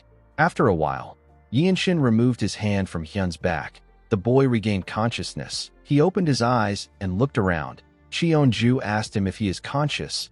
Hyun told him that he is. Cheonju quickly placed his hand on his wrist to check his energy. He was shocked to feel the boy's energy. Hyun's internal energy wasn't just restored, it also grew stronger. Cheonju could not believe that Yinshin completely dissolved the plum blossom pill's energy and infused it into Hyun's body without losing the tiniest amount. The man was shocked to see that Yinshin transferred the powerful energy without keeping any for himself. He told our boy that he is a truly noble man. Yinshin told him that he simply understood the situation. The man could not believe what he was hearing. He put his hand together and bowed his head to thank Yinshin. He told him that he has saved the future of the Manhwa sect. Everyone was surprised to hear this. The man told Yinshin that he has to get a reward because he treated their sect with the dignity of a true hero. He told him that he is not measuring his kindness with material things. He said that it is just a token of gratitude. He asked Yinshin to accept it. Cheonju pat Hyun on the head and told our boy that Hyun will be visiting the desolate fortress soon. He said that he will send the gift when Hyun visits. Yinshin put his hand together and thanked the man. He turned to his captain and asked him if the mission is complete. Ma Jin told our boy that it is. He told him that he did everything. The scene shifts, and we are taken to the desolate fortress. We see Yinshin meditating in his room. While meditating, our boy thinks about the fact that he wanted to get martial arts instructions from the desolate fortress master when he returned. However, when Yinshin went to meet her, the fortress master told him that she will teach him the type of martial arts that he needs when the time is right. She told him that there is still room for improvement in the radiant sword art and the evading swift step. Our boy decided to focus on these two arts. He wondered if there is a way to infuse more force into the flow of the radiant sword art. He also thought about how he could take the second step of the invading swift step. Yinshin recalled that he also wanted to invent new forms for the infinite blossom fist strike. Our boy closed his eyes and focused on his energy. After meditating for a while, he let out a sigh. He was not getting any ideas. He realized that inspiration doesn't come immediately. He recalled that Ma Jin said something about the martial transcending ground. The captain explained to him that the radiant demon arts of the radiant demon squad and the heavenly sword arts of the heavenly squad are completely different. He told Yinshin that each of the 17 martial groups under the divine sword squad is like an independent sect. The martial transcending ground was established to bring all these groups together to form an ocean. Yinshin picked up his sword. He decided to visit the martial transcending ground. When he stepped out of the room, everyone turned to him. They had all heard about how he achieved a feat too incredible to believe. Someone asked him if it is true that he beheaded the vicious Rakshasa swordsman. They could not believe it, because even a blue-robed warrior of the desolate fortress can hardly deal with an elder of the 13 skies. Another person asked him if it is true that he saved the life of the Mount Hua sect leader's disciple. Yinshin did not say anything. He simply walked past them. The martial artists could not believe that our boy has connected with several martial masters from the 9 great sects on just 2 missions. Someone said that he will request for our boy's support if he gets assigned a mission in Shaanxi. Yinshin walked up some stairs and looked down to see something. He saw different martial artists fighting each other. This place is the martial transcending ground. It is a dueling arena for all martial artists under the Divine Sword Squad to spar freely. It is where 17 martial styles intersect. Each of these styles is comparable to that of an independent sect. While he was looking at the martial artists, someone asked our boy about who he is. When Yinshin turned to the side, he saw a man in a purple robe. He asked the man if this is the martial transcending ground. The man told him that it is. The man had heard about a young swordsman in a long blue robe. He knew that he was looking at the lightning genius. He put his hand together and introduced himself as the Yuan. He said that he is from the command bureau. Our boy also introduced himself to the man. He walked past him after the introduction. Yuan moved close to Yinshin and told him that he has heard a lot about him. He revealed to our boy that all the news from the desolate fortress funnels from the command bureau. They are the ones who sort and categorize the achievements of the martial artists. Yuan told our boy that his achievements are astonishing. He told him that he wants to share something private with him because he is happy to see him. Yinshin asked him to share it. Yuan revealed to Yinshin that he will be promoted to the blue robe rank even if he completes a simple small mission. Our boy did not expect to hear this. The man congratulated him in advance. He said that he finally feels that his duty managing the martial transcending ground has a meaning today. He pointed at someone and said that the successor of the Ma clan is training today. When Yianshin turned to the side, he saw the successor using his fist to overpower his opponent. The boy was easily pushing his opponent back. Yuan revealed to Yianshin that the boy has earned a lot of praise under the name of the Ma clan. He has been defeating white robe warriors on the martial transcending ground. This is quite impressive because it hasn't even been a month since he passed the Desolate Fortress trial. Yuan said that the area around the main fortress has been lively thanks to the boy. Yianshin did not seem to really care. He watched the boy as he gathered his energy and used it to send his opponent flying. Immediately, he took care of his opponent. The boy spotted Yianshin. He walked up to our boy and asked him if he will join him in a sparring match. Yianshin asked the boy about who he is. The boy felt embarrassed. He told Yianshin that they weren't able to exchange names the last time they met. He introduced himself as Ma Sane. Yianshin recalled that Yuan said that Sane has been defeating white robe warriors. He did not expect the boy to be humble. Sane told our boy that he learned and gained a lot of things from their duel. He asked Yianshin to grant him another opportunity. Our boy recalled that Sane helped him create his energy accumulation discharge. He wondered if this duel will also benefit the Radiant Sword art. While Yianshin was talking, Myung walked up to Sane and asked him if he is a rookie. He asked the boy to spar with him instead. Sane was shocked to see the azure-eyed demonic swordsman. Myung told him that he now has one eye. He asked Yianshin if it is okay for him to duel the boy. Our boy asked him if he visits the martial transcending ground often. Myung stretched his arms and said that he will fall behind if he doesn't come there. He told our boy that this is a sect full of monstrous martial masters. Yianshin asked him if he is doing this because of his eye. Myung told him that he is right. He said that he needs to gradually recover his senses because his vision as a swordsman has been cut in half. He walked forward with Sane. The boy was quite excited. Yuan said that this is strange. He revealed to Yianshin that the azure-eyed demonic swordsman evaluates people based on their aptitude. Yianshin asked him if he is talking about his senior. Yuan took a look at Myung and said that he is a truly cold-hearted person. He told our boy that he can tell from Myung's records. According to Yuan, Myung applies a ruthless standard to martial artists. Both aptitude and character matters to him. It is not unusual for him to just dismiss people.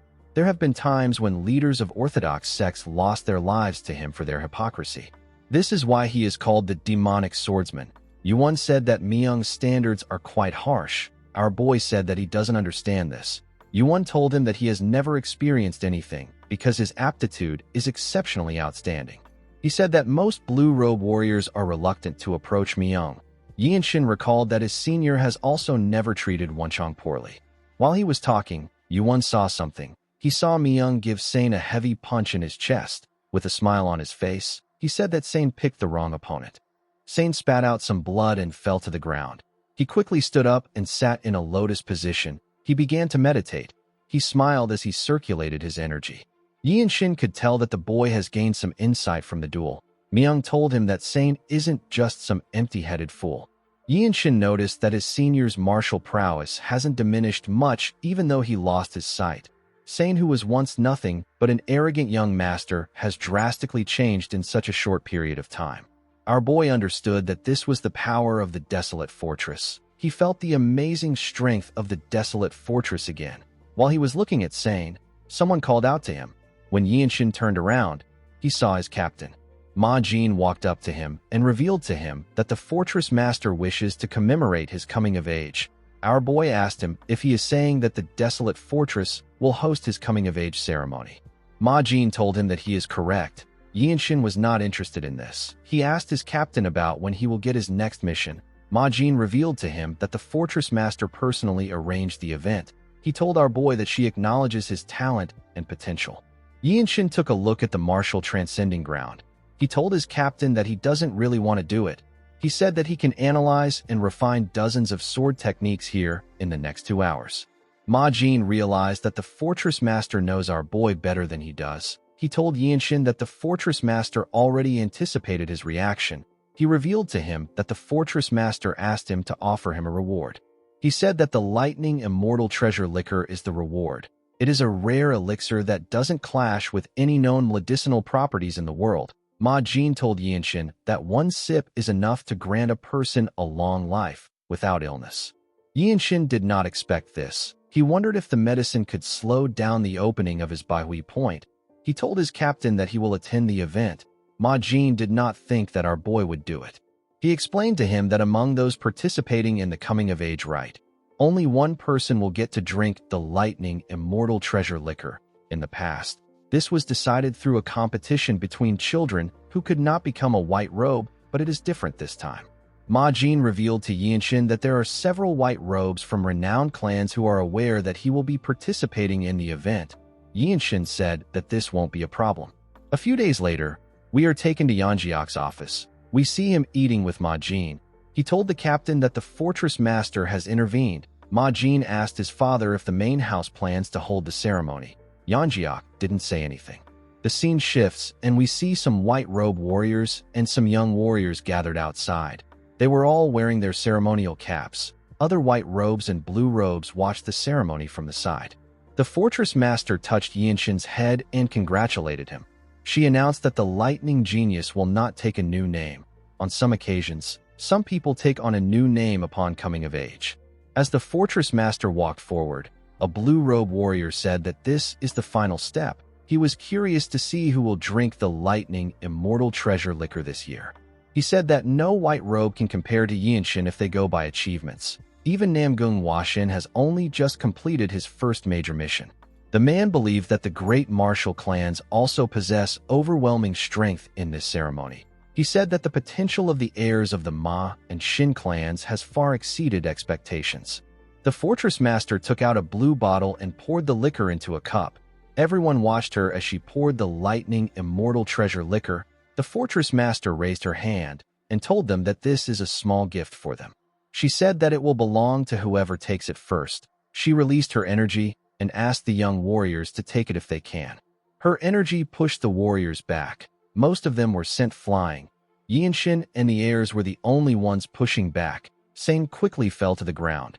The heir of the Shin clan couldn't move forward. While trying to hold on, Yinshin's blue circle of comprehension appeared above his head. He used the evading swift step to push himself forward. Everyone was surprised to see this. This was a footwork that brings about harmony with nature. The fortress master smiled as she watched Yinshin push forward. Our boy used the evading swift steps to charge in with a force that cuts through the crowd. His cap got blown away, but he still kept pushing forward. He was able to reach the fortress master. Everyone couldn't believe their eyes. Sane couldn't accept what he was seeing. The fortress master presented the cup to our boy. She asked him to savor it. Yinshin accepted the cup. Before Yinshin could drink the liquor, Sane told him that many warriors dream of standing in the same position as him. He said that the Jianghu is simply not fair. He asked Yinshin if he knows why people establish sects, build clans, and form alliances. He asked him to aim for the position of the Ma clan's patriarch. Yinshin asked him about what he means. Sane asked him to set a date and duel him. He told Yinshin that he wants him to fight him in a fair match for the position of the future patriarch of the Ma clan. He told him that he will take his place if he defeats him. Everyone was shocked to hear this. Most people were not aware of the fact that Yinshin is related to the Ma clan. The fortress master simply stared at Sane. Sane explained to Yinshin that the position of the clan patriarch and the leader of a prestigious martial clan takes precedence over all things. He told him that the position is much more valuable than the lightning immortal treasure liquor. He clenched his fist and told our boy that fighting is the law of the Jianghu. Yinshin wasn't really interested in the boy's offer. He knew that the prestige of a single clan cannot allow him to obtain the fruit of the world tree. Aside from this, Yinshin didn't want to beg others for his life without offering anything in return. He raised the cup and told Sane that he claimed the liquor with his own efforts. He drank the liquor in front of everyone. His grandfather was surprised to see what he did. With a cold gaze in his eyes, Yinshin told the boy that this is the Jianghu. Everyone understood what he meant. They knew that our boy wanted to stand above everyone as a sovereign martial artist of the Jianghu. Yinshin believed that he needed to be the best in order to be a martial artist of the Desolate Fortress, the clan that rules the world. He put his hands together and thanked the martial artists who honored their tradition and ceremony. The Blue Robe warriors did not expect Yinshin to be part of the noble Ma clan. One of them said that the spirit of a noble bloodline never forsakes its descendants. Another blue-robe warrior said that he did not expect Yinshin to stand alone and not lean on his clan. He said that this is the bearing of a great master. He told his friend that our boy will one day build a clan of his own. The martial artist watched Yinshin as he stepped down from the stage. Sane approached him and asked him about why he turned down the offer. Yinshin told the boy that he will be a great leader of the clan. Sane was shocked to hear this. He didn't know what to say. Our boy simply walked past him. He walked up to his captain. He asked Ma Jin if he isn't married yet. Ma Jin turned to him with a worried look on his face.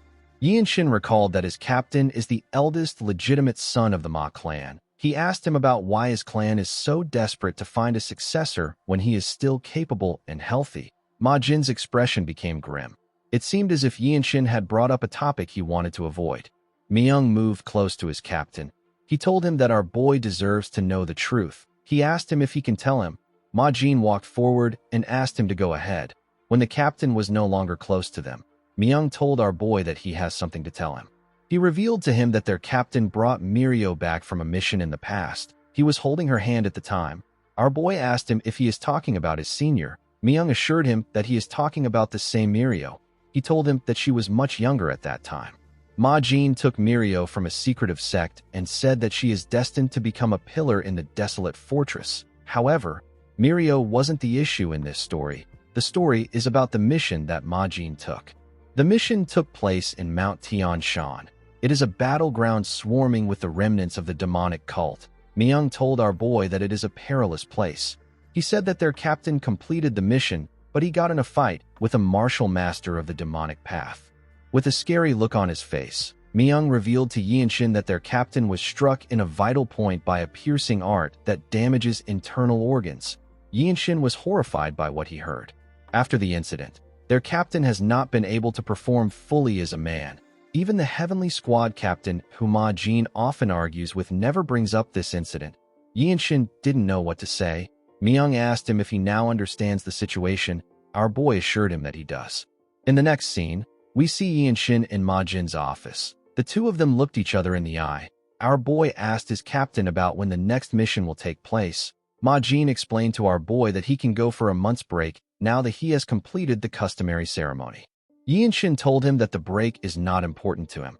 He told him that he wants to take a mission immediately. Ma Jin couldn't understand why our boy was in such a hurry. He stood up and told Yinshin that they have to do a purge. He explained to him that they are cutting off one of the Blood Flame cult's arms. Our boy did not expect to hear this. His captain revealed to him that he fought another cult apostle while he was fighting the battle maniac. This apostle's hair had turned completely black. His strength completely surpassed that of the Blood Master swordsman. The apostle was recently spotted near Mount Pingding in Hainan province, which is the Shaolin Temple's territory. Yinshin recalled that the Shaolin is located on Mount Song in Zhengzhou. He knew that Mount Song was extremely far from Hainan. He asked his captain to tell him how Hainan is considered the Shaolin's territory. Ma Jin told him that the Shaolin is the top orthodox sect. He said that there are a few sects in the Central Plains that are untouched by the Shaolin teachings. The Shaolin has too many outer sects. The entirety of Hainan province basically falls under the Shaolin's influence. Upon hearing this, Yinshin wondered about the kind of inspiration the Shaolin's martial arts can offer him. Ma Jin told our boy that the first and second Radiant Demon units will follow him. After completing the Plum Blossom Pill mission in Shangxi, Ma Jin created the first Radiant Demon unit. Yinshin, Wenchong, Myung and Mirio were the members of the team. Yinshin told his captain that he is fine with the mission, but the other unit members need to rest. Ma Jin smiled and told him that everyone is like him. He said that they all enjoy getting merits and wandering the Murim. Yinshin put his hands together and told Ma Jin that he is taking his leave. When he got outside, he looked around. He told himself that he will become a blue-robe warrior after this mission. In the next scene, we see the group riding their horses out of the fortress. Ma Jin's horse was at the front. Our boy noticed that there were 9 martial masters partaking in this mission. He had never seen this much people going on a mission. He knew that this was a formidable party.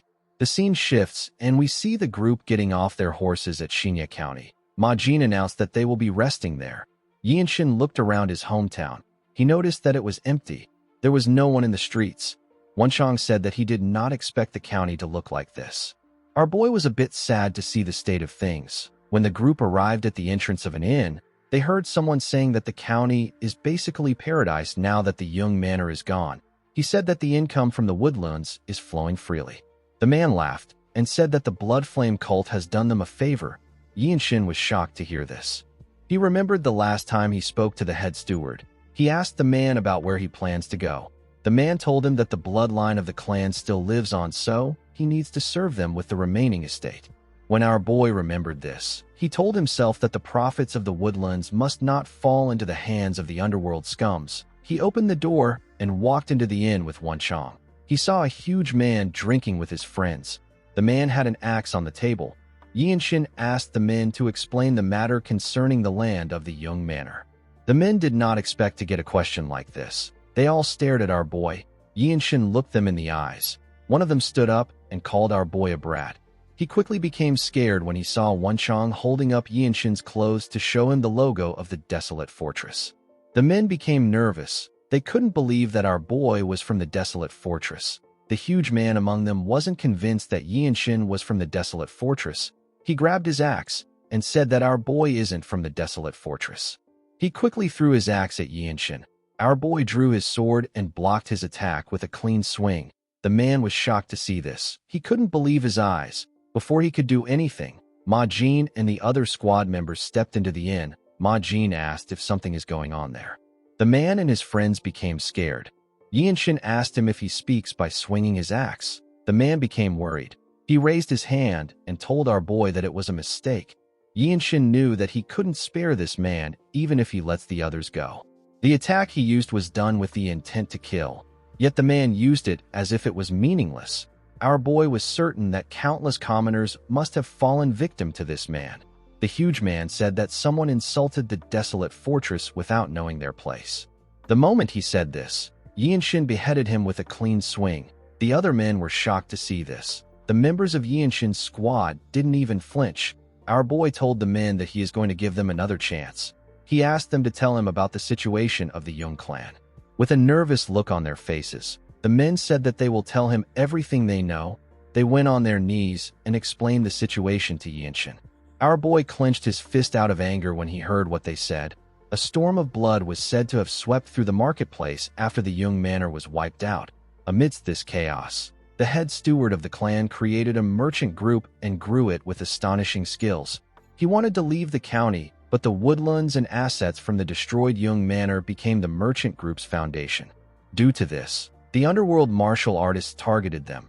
A group called the Shinya White Martial Sect used their vast wealth to blind the local magistrate and raid the merchant group. They tore the group apart.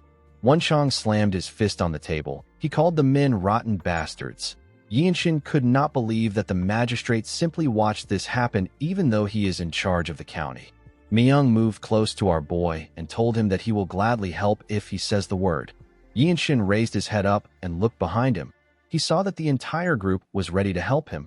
He thanked them for their offer. They all smiled at him.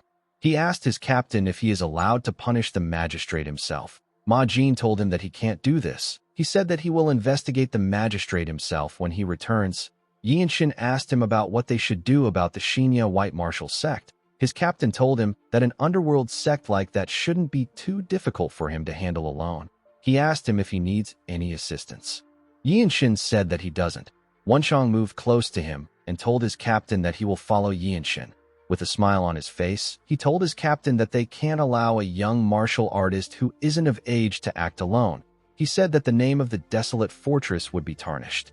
Yinshin told Wenchang that this isn't about justice. Wenchang raised his hand and stopped him from saying anything else. He told our boy that he is taking out an underworld gang. He said that this is the work of a righteous warrior. He smiled and said that others are too afraid of getting hurt to even try this. Although Wenchang was acting playful, Yinshin knew that his friend always acts like a true hero. In the next scene, we are taken to the entrance of the Shinya White Martial Sect. Wenchang did not expect the place to be so close by. He wondered if the sect took over a local noble's manor. He drew his sword and used it to tear the doors apart with a destructive attack. He smiled when he stepped in. He saw the sect members standing outside with their weapons. He asked them if they were waiting for them. He asked them if they overheard their conversation at the inn. The sect leader smiled and called the boys fools. He told them that they have no fear. He didn't expect that only 2 of them would come there. He told them that he will turn their corpses into fertilizers for the woodlands. Yinshin ignored the man and drew his sword. He had heard that small and mid-sized sects are often out of touch with recent news. The larger sects are the ones that hesitate to provoke the desolate fortress. The sect leader smiled and ordered his men to kill the boys. His men quickly charged at them. When they got close to Yinshin, they got torn apart before they could even swing their swords. Our boy cut off their heads easily. Wenchang supported him from behind. He helped him kill the people around him. Yinshin glared at the leader after taking care of the people in front of him. The man became scared. Yinshin walked towards him. The sect leader and his subordinate became terrified. The sect leader tried to beg Yinshin. Unfortunately for him, our boy wasn't moved by his plea. He tore his body apart in an instant. The unfortunate bastard wasn't even able to react. His body fell to the ground in an instant. Yinshin raised his sword and carefully swung it to remove the man's blood from it. He covered his body with his energy and turned around. The men became scared. They all knew that they were dead. A while later, we see several dead bodies lying on the ground. Some of the men were heavily injured. While Yinshin and Wenchang were looking around them, someone said that he is already too late. When the boys turned around, they saw an official with 3 men. The 4 men stepped into the building together. The official was shocked to see the bodies on the ground. He wondered about what happened. While he was looking around, he saw Yinshin. He recalled that our boy was a child of the Young Manor. He asked him about what he is doing there. Immediately the man said this. He saw the desolate fortress logo on Yinshin's clothes. He could not believe that Yinshin was in the desolate fortress. One of the men ran past the official and called out to our boy. Yinshin was surprised to see the head steward. The man couldn't believe that our boy became a martial artist of the desolate fortress. He was very proud of him. He told Yinshin that this feels like a dream. Our boy told the steward that he heard that things haven't been going well for him. The man gently rubbed his head and said that things were bad for him because he is weak. Yinshin noticed that the energy emanating from the man's body was much different from before. It was now more refined and grounded. Our boy knew that a change like this is basically impossible without having formal martial arts training. He asked the steward if he joined an orthodox sect. The steward smiled and said that he was able to become an outer disciple of the Shaolin through great luck. Our boy did not expect to hear this. The steward pointed at the old bald man behind him. He introduced him as his master. The old monk introduced himself as Wenchang. Yinshin put his hand together and greeted the man. He introduced himself to him. The moment he greeted him, the third man told him that his techniques are astonishing. The man who turns out to be a member of the noble race turned around to see Yinshin. He introduced himself as Gakyung. Gakyung is also known as the Little Divine Monk. He is one of the 18 arhats of the Great Shaolin Temple and a master of the Shaolin Fist Strike. Wenchang turned to Yinshin and asked him if he had some prior connection to their temple. Our boy told him that this is his first time meeting martial masters of the Shaolin. Wenchang told our boy that his physique is really interesting. He said that his body looks like it has been well tempered through the muscle transformation art. The Shaolin's 72 supreme arts are said to begin and end with the Dharma muscle transformation art. It is a very important art to the temple. It is basically a foundation for them. Wenchang told Yinshin that he doesn't suspect that he stole their temple's techniques because this would be impossible. Gakyung called out to Yinshin and told him that his actions are reasonable by worldly standards. However, from the point of view of someone who has lived only for martial arts and the Dharma in the mountains, it seems a bit excessive. Gakyung told Yinshin that he is worried because he will definitely become a top martial master. Our boy asked the monk to tell him what he is trying to say. Gakyung said that a true martial artist speaks through martial arts. He clenched his fist and suggested that they cross fists. He said that a favor will be granted to the one who prevails. He took out a small bottle and told Yinshin that he will give it to him if he wins. He revealed to him that there is a meridian purification pill inside the bottle. He told him that it is a secret pill of his clan that is produced at the temple's medicinal hall. Wenchang was surprised to see the bottle. He asked Gakyung if he is talking about the pill that the Shaolin uses to instantly restore their energy. The monk told him that he is correct.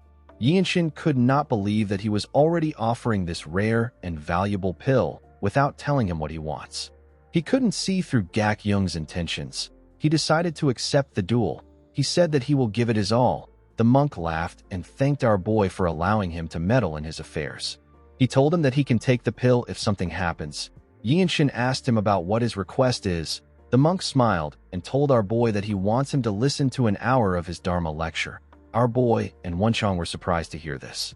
Gak Young laughed when he saw their reaction. He asked Yinshin if he believed that he was going to ask him to shave his head and join the Shaolin as an official disciple. Our boy realized that he was witnessing the famed fairness of the Shaolin monks. Yinshin and Gak Young put some distance between themselves and took a stance. Now that he was facing him, our boy could see the gap between them. He knew that he would be no match for Gak Young if they faced each other with internal energy. However, when it comes to their physique, Yinshin might stand a chance. The monk charged at our boy and swung his fist at him. Yinshin blocked his attack and got pushed back a little. Gak Young turned around and attacked him with a kick. Yinshin blocked his attack. The monk made his fist faster and attacked our boy with more speed. Yinshin matched his pace and blocked his attacks with a single hand. Gak Young jumped and tried to kick our boy. Yinshin carefully bent his back to dodge the attack. Gak Young moved back and took a stance. He attacked our boy with the dragon fist strike. He used the technique to hit Yinshin's body with a large amount of force. A bright light got released from the attack. When Gak Young stepped back, he saw something odd. Our boy was still standing. It was as if he wasn't even hurt. Wenchang was impressed by Yinshin. He realized that our boy is standing in the exact same position as when the match began. With a cold gaze in his eyes, Yinshin asked the monk if he is done. Gak Young did not expect to hear this. Yinshin and Gak Young carefully looked each other in the eye. Our boy took a step forward and charged at the monk. He easily got close to him and thrust his fist at him. The monk was able to dodge it by moving to the side. He was a bit nervous. He quickly attacked Yinshin with multiple punches. Our boy was not able to dodge them. Fortunately for him, attacks that lack internal energy can't deal significant damage to him thanks to his movement art. Yinshin doesn't need to worry about his opponent's attacks. He can simply focus on attacking. He gently pushed the monk's hand aside and grabbed it. In terms of experience and depth of martial arts, Gak Young can't compare to Yinshin, but he still found their match to be enjoyable. Our boy clenched his fist. He could feel a new technique coming to him. He attacked Gak Young with multiple punches. The monk was unable to dodge the attacks. He had to take it head-on. Wenchang was surprised to see our boy's attack. He wondered if he copied the Shaolin's 5 fist strikes. He took a careful look at Yinshin's style. He realized that he was wrong. The styles were only similar. Our boy's own was actually much better. While fighting Gak Young, Yinshin's eyes had a blue glow in them. It seemed like he was understanding and creating a new martial art. He made his fist strikes faster. Gak Young was still able to keep up. The old monk noticed that Yinshin's mastery and range of application of energy emission techniques have improved significantly. He couldn't believe that our boy was getting better the more he fought. He realized that Yinshin was in the process of creating an entirely new martial art. Gak Young took a deep breath and thrust his fist at Yinshin. Our boy easily dodged it. He gave the monk a punch on his shoulder. Wenchang was surprised to see this. He realized that Yinshin's physique has already surpassed that of the little divine monk. Our boy and Gak Young continued throwing hands at each other at a crazy speed. They eventually blocked each other's fists. The two of them quickly moved back to create some distance between themselves. Gak Young began to breathe heavily. Yinshin wasn't even tired. The monk smiled and said that one of them will have to take the meridian purification pill if they continue. The two of them put their fist down and stared at each other. Everyone was shocked to see this. They couldn't believe that it was a draw. The official could not believe his eyes. Wenchang told him that those who know Yinshin know the truth. He revealed to him that our boy possesses monstrous strength even among members of the Radiant Demon Squad. The official gently turned to him when he heard this. Wenchang told him that something actually once happened in the desolate fortress. When our boy was taking a bath, the handmaidens who helped manage the bathhouse snuck out.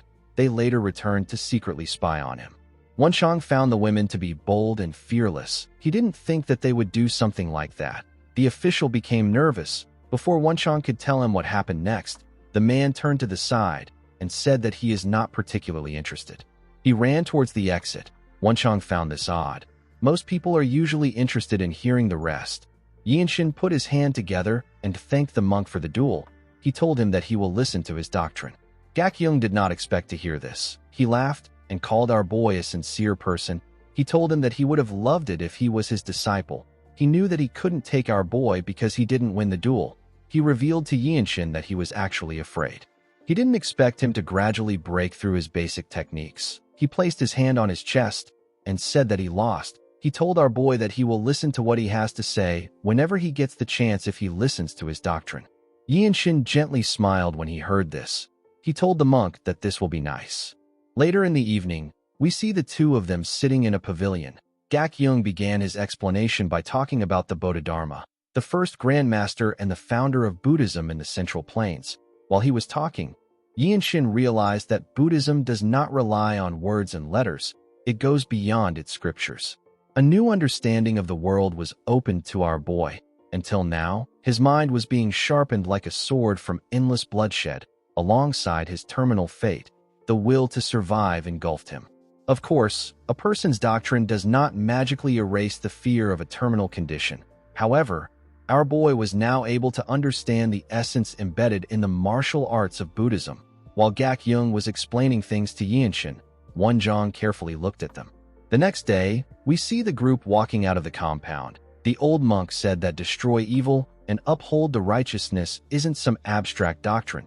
He said that it has real tangible power. He told the group that it is a spiritual force that annihilates the corrupt power amassed by cults like the Blood Flame cult. Gak-young turned to him when he heard this. Wonjong said that martial arts and spells were originally together. Spells are the mysterious arts of immortals. It was divided from martial art and labeled differently by people. Gak-young smiled and turned to the old monk. He reminded him that he is creating a martial art meant to kill the Blood Flame cult leader. He reminded him that he is someone who devoted himself to Buddhism. Wonjong was annoyed to hear this. He asked Gak-young to tell him what is wrong with what he is doing. He said that it must be done for the sake of the people. Gak-young actually agreed with him. While they were talking, Yinshin sensed something. He saw his captain jump into the compound. Ma Jin landed in front of him. He told our boy that he has been searching for them. He did not expect to see the Shaolin monks with them. He told them that he doesn't have the luxury of greeting them properly because they are currently surrounded. The moment he said this, the other members of the group came into the compound. Yinshin did not expect to hear this. He asked his captain about what is going on. Ma Jin revealed to him that the Blood Flame cult is there. He said that word must have gotten to the cult. He revealed to him that the Hao faction betrayed them. He said that they must escape and survive. He asked his squad members to rendezvous at the Heavenly Sword clan at Pingding Mountain if they fall out of formation. Yinshin could tell from Ma Jin's tone that he wasn't very composed. He couldn't believe that a black-robe warrior would be this way. While he was looking at his captain, he sensed something. He quickly turned to the door. The other members turned to the door when they sensed it too. The moment they did this, the door exploded. Everyone quickly got ready. A young woman with black hair stepped into the compound with a dagger in her hand. The woman with red eyes gently greeted them. The woman had an eerie dark energy around her. Yinshin could tell that she was in a different league from the Blood Master swordsman. He recalled that the hair of a Blood Flame cultist becomes blacker the more they grow stronger. While he was looking at the woman, Ma Jin revealed to his team that she is the seventh apostle. Everyone knew that the seventh apostle is a powerful warrior with exceptional martial prowess and a vicious temperament. The woman turned to Yinshin. She asked him if he is the lightning genius. She described him as the future of the desolate fortress. She gently licked her lips and told Yinshin that his nape looks really pretty. Ma Jin raised his sword in front of our boy when he heard this. He asked the seventh apostle to look at him. The woman gently smiled. Immediately she did this. Members of her cult appeared on the walls. They surrounded the group from every angle. The cultists were quite much. The seventh said that this is where she will kill both the present and the future of the Radiant Demon Squad. The moment she said this, she threw her dagger at Yinshin. Her dagger was quite fast. It went past Ma Jin in an instant. Before it could touch our boy, he grabbed the hilt and pushed the blade back. He made sure that his hand didn't touch the blade itself. The dagger had an ominous energy around it. When Yinshin tightened his grip around the hilt, the energy on the dagger disappeared. It was as if our boy purified it with his energy. Yinshin was surprised to see what he did. He couldn't believe that he just dissolved the blood art of the seventh apostle. He remembered that Gak Yung spoke about the 3 poisons being eradicated forever and the 6 roots always remain pure. Wonjong was also surprised to see what Yinshin did. He knew that a person could only purify a dark energy by reading a Shaolin martial incantation.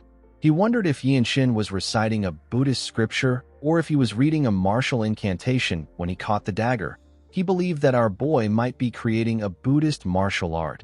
Yinshin called out to the apostle. He threw the dagger to her. He told her that her techniques are easy to counter because she is using the martial arts of the Blood Flame cult. The woman smiled when she heard this. She went down to pick up her dagger. She told Yinshin that he is kind of cute. She found it funny that he said her techniques are easy to counter. She could tell that our boy had learned basic Shaolin teachings. She told him that he is just somewhat resistant to her blood arts. She explained to him that he is not good enough to surpass the true difference in martial level. She told him that he is still much weaker than her. The moment she said this, she vanished and reappeared in front of him. She was going to stab him with her dagger. Yinshin wasn't able to react to her speed. Fortunately, his captain was there to block her dagger with his sword sheath. The woman turned to Ma Jin. She told him that he is betting everything on a rookie like the lightning genius. Ma Jin covered his palm with his energy and swung it at the apostle. He asked her to shut up. Even though he was close to her, the woman was still able to dodge his attack by jumping back. The moment she landed on the ground, she ordered her men to attack. The cultists immediately charged at the group when they heard her order. Yinshin drew his sword and blocked the attack of the first person that swung his sword at him. He easily cut the man down with a single slash. He turned around and cut down the other person behind him. The cultists were not fazed by the death of their comrades. They said that they will get Yinshin's head. Our boy covered his sword with his energy. He easily tore through them with his sword. While fighting, Yinshin noticed that his captain was restrained by the 7th apostle. He saw that there were blood master swordsmen than the blue-robe warriors. One of the cultists tried to attack our boy from the side. Yinshin covered his hand with energy. He used the infinite blossom fist strike to send the man flying. He turned around and used his sword to cut down the person behind him. Yinshin recalled that he wasn't able to execute his martial arts the way he wanted when he tried to seize the apostle's dagger. He wondered if it is because the incantation has yet to be fully visualized. Immediately he thought of this. A cultist charged at him. Yinshin attacked his head with a palm strike. The attack sent the man flying. He looked at the bodies around him and told himself that this is not enough. He knew that he didn't have the ability to take control of the situation like those in the true martial master realm. People on this level are the black robe warriors of the desolate fortress. Unless the captain is able to kill the 7th apostle, the fight won't end soon.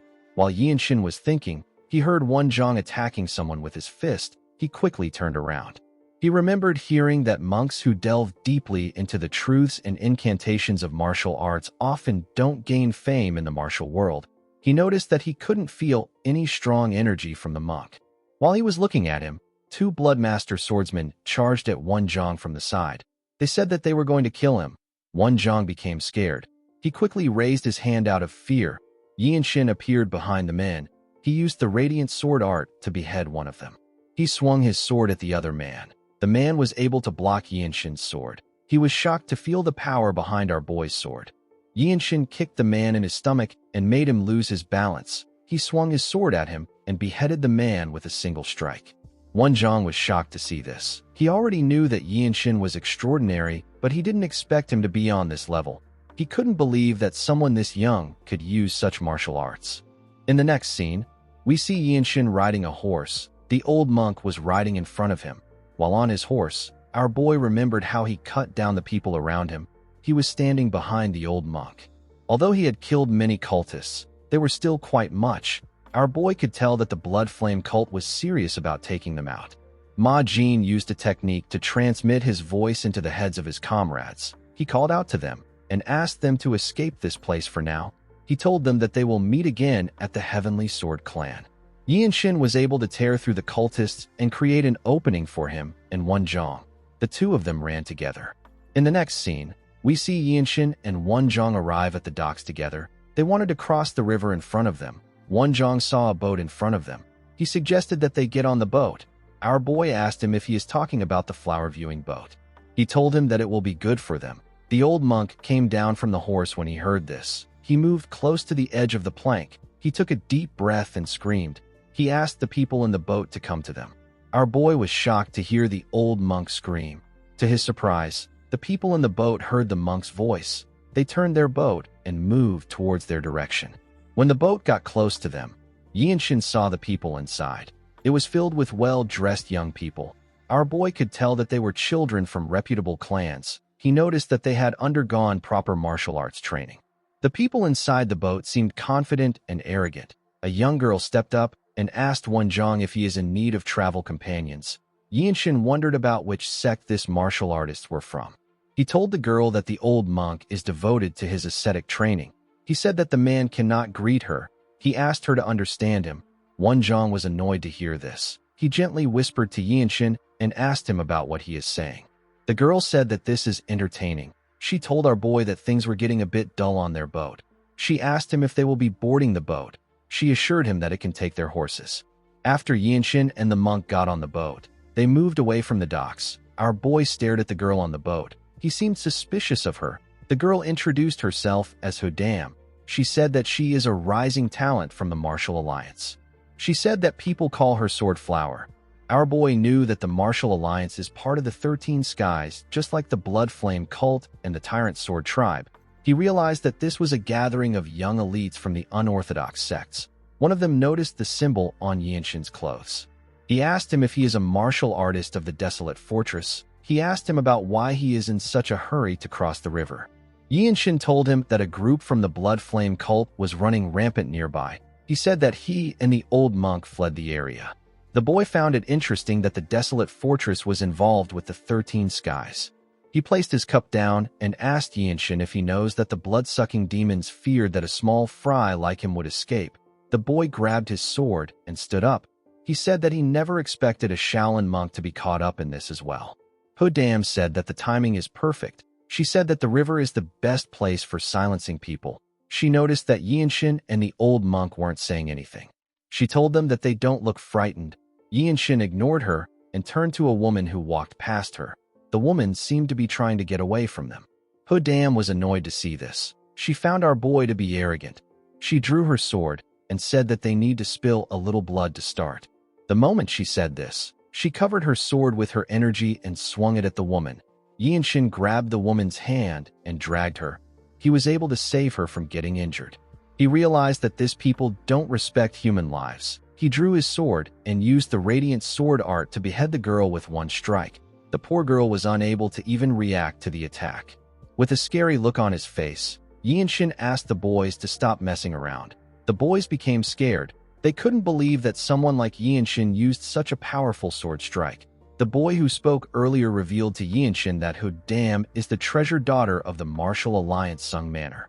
He asked our boy if he is not afraid of the consequences. Yinshin swung his sword to remove her blood off it. He reminded the boys that they were the ones who tried to kill them. He advised them to be worried about retaliation from the Desolate Fortress. He said that this boat will head north for now. He told them that he will decide what to do to them when the time comes. He told the boys that they will be the ones to row the boat now. The boy with the headband asked Yinshin if he didn't hear what he said. He said that the girl is the Sword Flower of the Sung Manor. He asked our boy if he doesn't know who she is. Yinshin turned to the idiot and smiled. He realized that he hasn't formally introduced himself to the boys. He sat on a box and revealed to them that he is the lightning genius of the Radiant Demon Squad. The boy became scared when he heard Yinshin's title. He realized that he is talking to the top young talent of the Desolate Fortress and the person who cut down an elder of the Tyrant Sword tribe. Later in the day, we see everyone standing behind Yinshin. Our boy was meditating. He remembered the fight he had with the cultists. Wonjong watched Yinshin as he meditated. He decided to talk to him. He revealed to him that the Blood Flame cult attacked his clan when he was around the same age as him. People said that the Blood Flame cult leader came to his clan by himself. Wonjong only stepped out for a moment. However, when he returned, he was the only one left alive. He wept before the dried and shriveled corpse of his late father. By sheer luck, Wonjong caught his master's eye. He was taken to Songshan. However, he soon found out that he lacks talent for martial arts. He decided to devote himself to creating the natural enemy of his enemy through martial arts. Yinshin turned to him when he heard this. The old monk told him that he showed him a martial art that he has only began to grasp. He asked him if he can tell him what he can do to help. Yinshin did not expect to hear this. He asked the old monk if he can recite the Dharma to him. Wonjong was surprised to hear this. Yinshin felt like the old monk gave him the offer at the perfect time. He has been feeling like he was lacking something. The shallow Buddhist teachings he learned from Gakyung weren't enough to polish his moves. When the boat arrived at their destination, Yinshin let the ordinary people get off first. He told the boys that they will be following him to the Heavenly Sword clan. He gave them a rope so that they could tie themselves up. He reminded them that they tried to kill a martial artist of the desolate fortress, a Shaolin monk, and an innocent civilian. He said that he will leave their punishment to the desolate fortress. The boys knew that they were screwed. Our boy and Wonjong sat on their horses and watched the boys as they walked forward. Yinshin knew that he would get a formal merit if he brings this idiots in. While looking around, our boy saw some martial artists in front of them. They were all wearing the same clothes. They stood near a carriage. One of them walked up to the boys. He asked them if they are not from the Martial Alliance. He found it odd that they were tied up. He asked them about what happened. The boy with the headband revealed to him that they committed a crime and got captured by the desolate fortress. The moment the man heard this, he turned to Yinshin. The other men were surprised to see someone from the desolate fortress. They felt like the boys were too young to commit a crime. Yinshin wondered if their loyalties leaned towards the Martial Alliance because it is closer than the distant land of Huguang, or if they are simply forced to maintain a connection to the Martial Alliance. The man glared at Yinshin. Before he could say anything, someone called out to him. The person referred to him as Escort Jiam. He asked him about what is happening. The escort turned to the young man in blue clothes. He referred to him as Young Patriarch. He reminded him that he is a guest there. He asked him about why he isn't seated. The young man sensed a pure and righteous energy from Yinshin. He stared at our boy. He was happy to see him. He asked him if he is the lightning genius. He ran to Yinshin and said that he never expected to meet him there. He said that he knew that a dragon had emerged when he slayed the vicious Rakshasa demon. He told Yinshin that he is certain now that he has seen him in person. He told him that the gleam in his eyes is extraordinary. Yinshin asked the young man if he is the young patriarch of the Heavenly Sword clan. The young man realized that he hasn't introduced himself. He put his hands together and introduced himself as Haiyan Yuryang of the Heavenly Sword clan. Yinshin asked him if there are others from the desolate fortress at his estate right now. Yuryang said that many have arrived. He told him that all that remains is for the Radiant Demon Squad that is currently out on a mission to return. He revealed to him that they are also expecting a monk from the Shaolin. Yinshin thanked him for informing him. He stepped down from his horse and said that he has something to take care of. Yuryang did not expect to hear this. Yinshin took a step forward and appeared behind Escort Jiam. He told the man that his energy felt extremely familiar.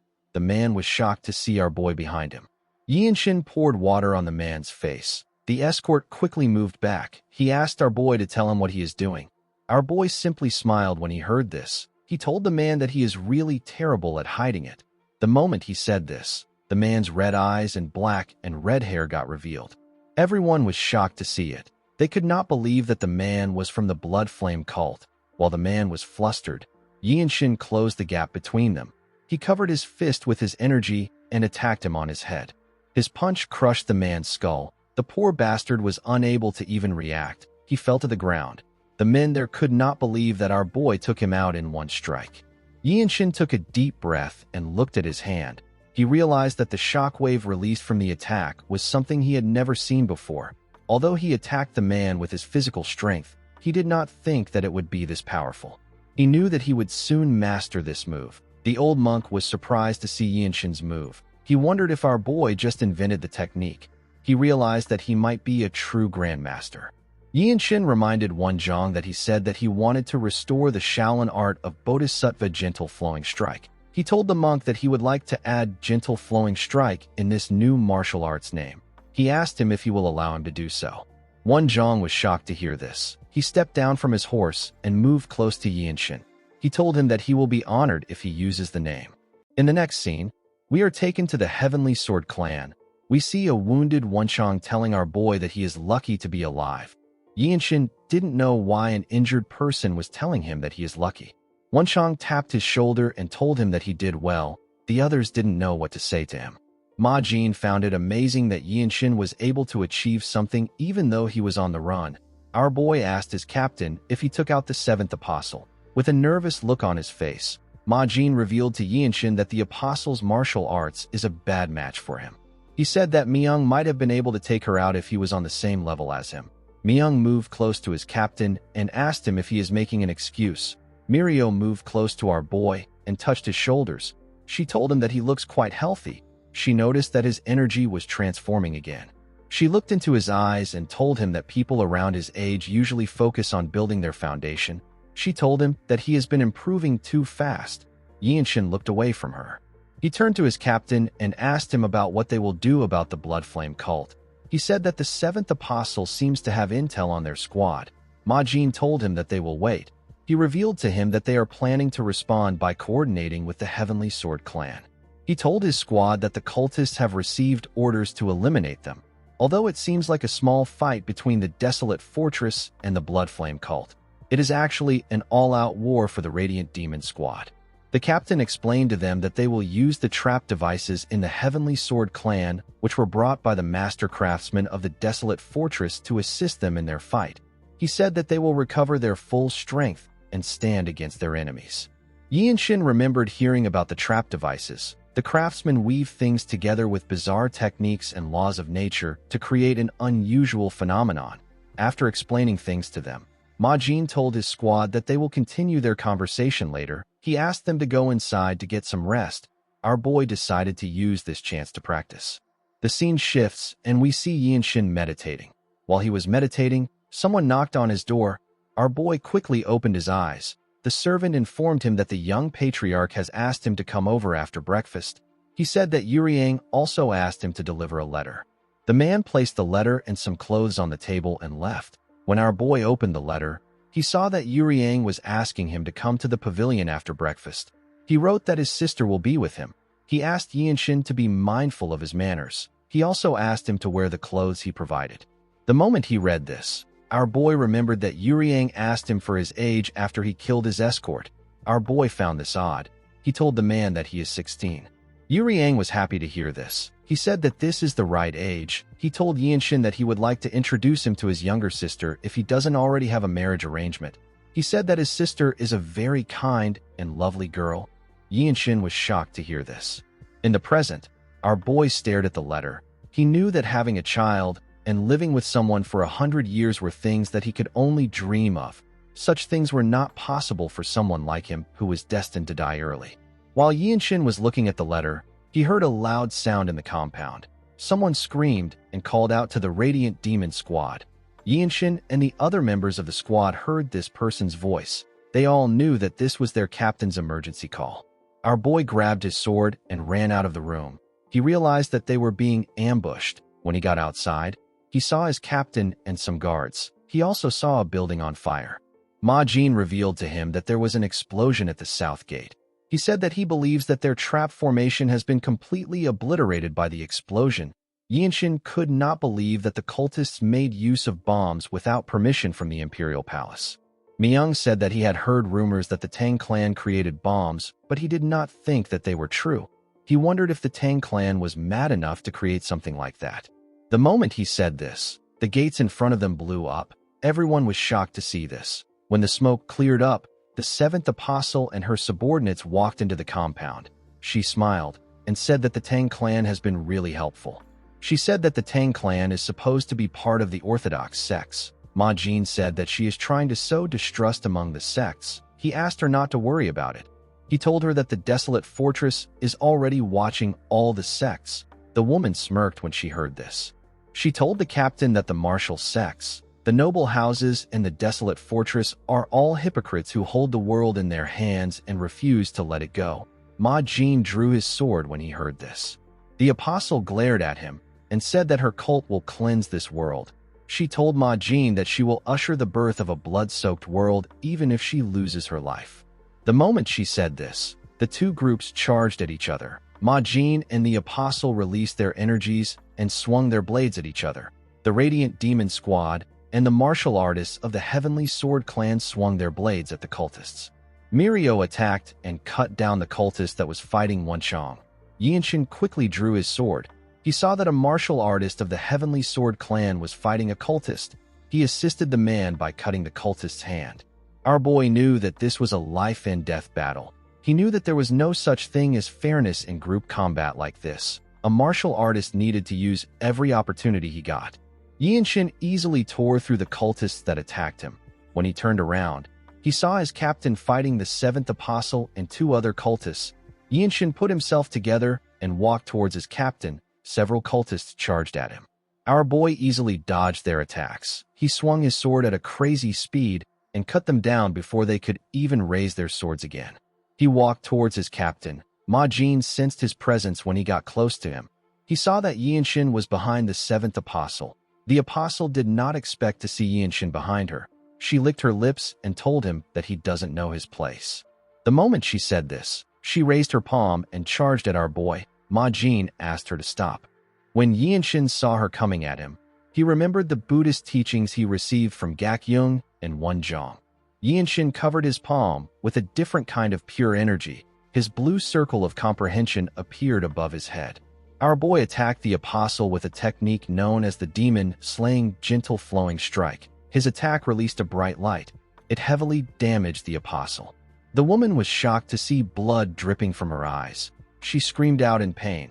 Everyone in the compound turned to her when they heard her voice. The apostle placed her hand on her right eye. She could not believe that Yinshin took out her eye. Our boy removed his pure energy. He told the apostle that she will only be able to see half of the blood-soaked world. This made the woman angrier. While everyone was staring at her and Yinshin, Ma Jin charged at the men who were fighting him from behind. He easily beheaded them with one strike. He moved close to Yinshin and asked him about the technique he just used. Our boy revealed to his captain that it is known as the demon-slaying gentle flowing strike. He said that it is a martial art designed to crack open the skulls of blood demons. The apostle put herself together and smiled. She used her hair to cover her eye. She could tell that this martial art was created with the destruction of her cult in mind. She asked our boy about where he acquired such a divine martial art. She knew that imbuing a small amount of divine energy into the technique would make it exponentially harder to master. She couldn't believe that Yinshin was already able to master it at such a young age. She told our boy that a person must be a once-in-a-thousand-year prodigy to master this technique.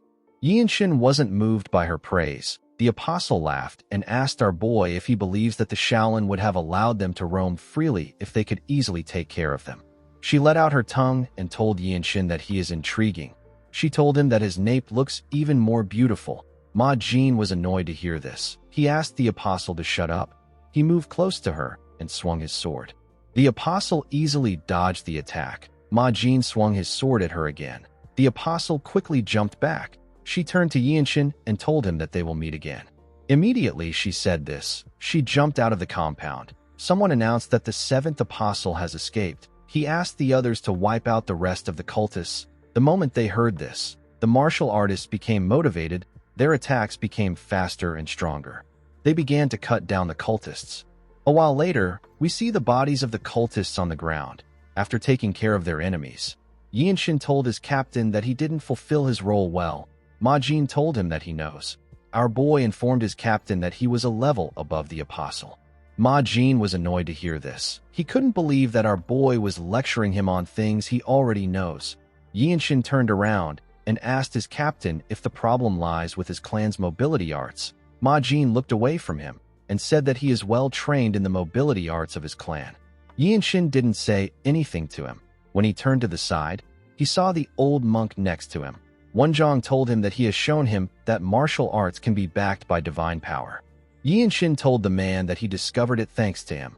Wonjong said that he will never forget the divine impact wave and the sacred surge that blinded the seventh apostle. He told Yinshin that he is not just a true genius, but he is also a virtuous person. He asked our boy to visit the Shaolin one day. He promised to personally serve him tea. Gakyung told our boy that he has never met someone like him before. He was amazed that our boy created such a unique martial art.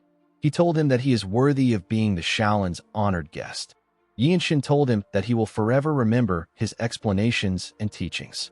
Gakyung laughed when he heard this. He asked our boy to try to visit Songshan once. He assured him that his master will welcome him warmly.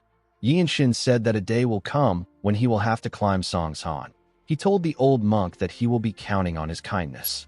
The next day, we see the Radiant Demon Squad and the monks standing outside the Heavenly Sword clan.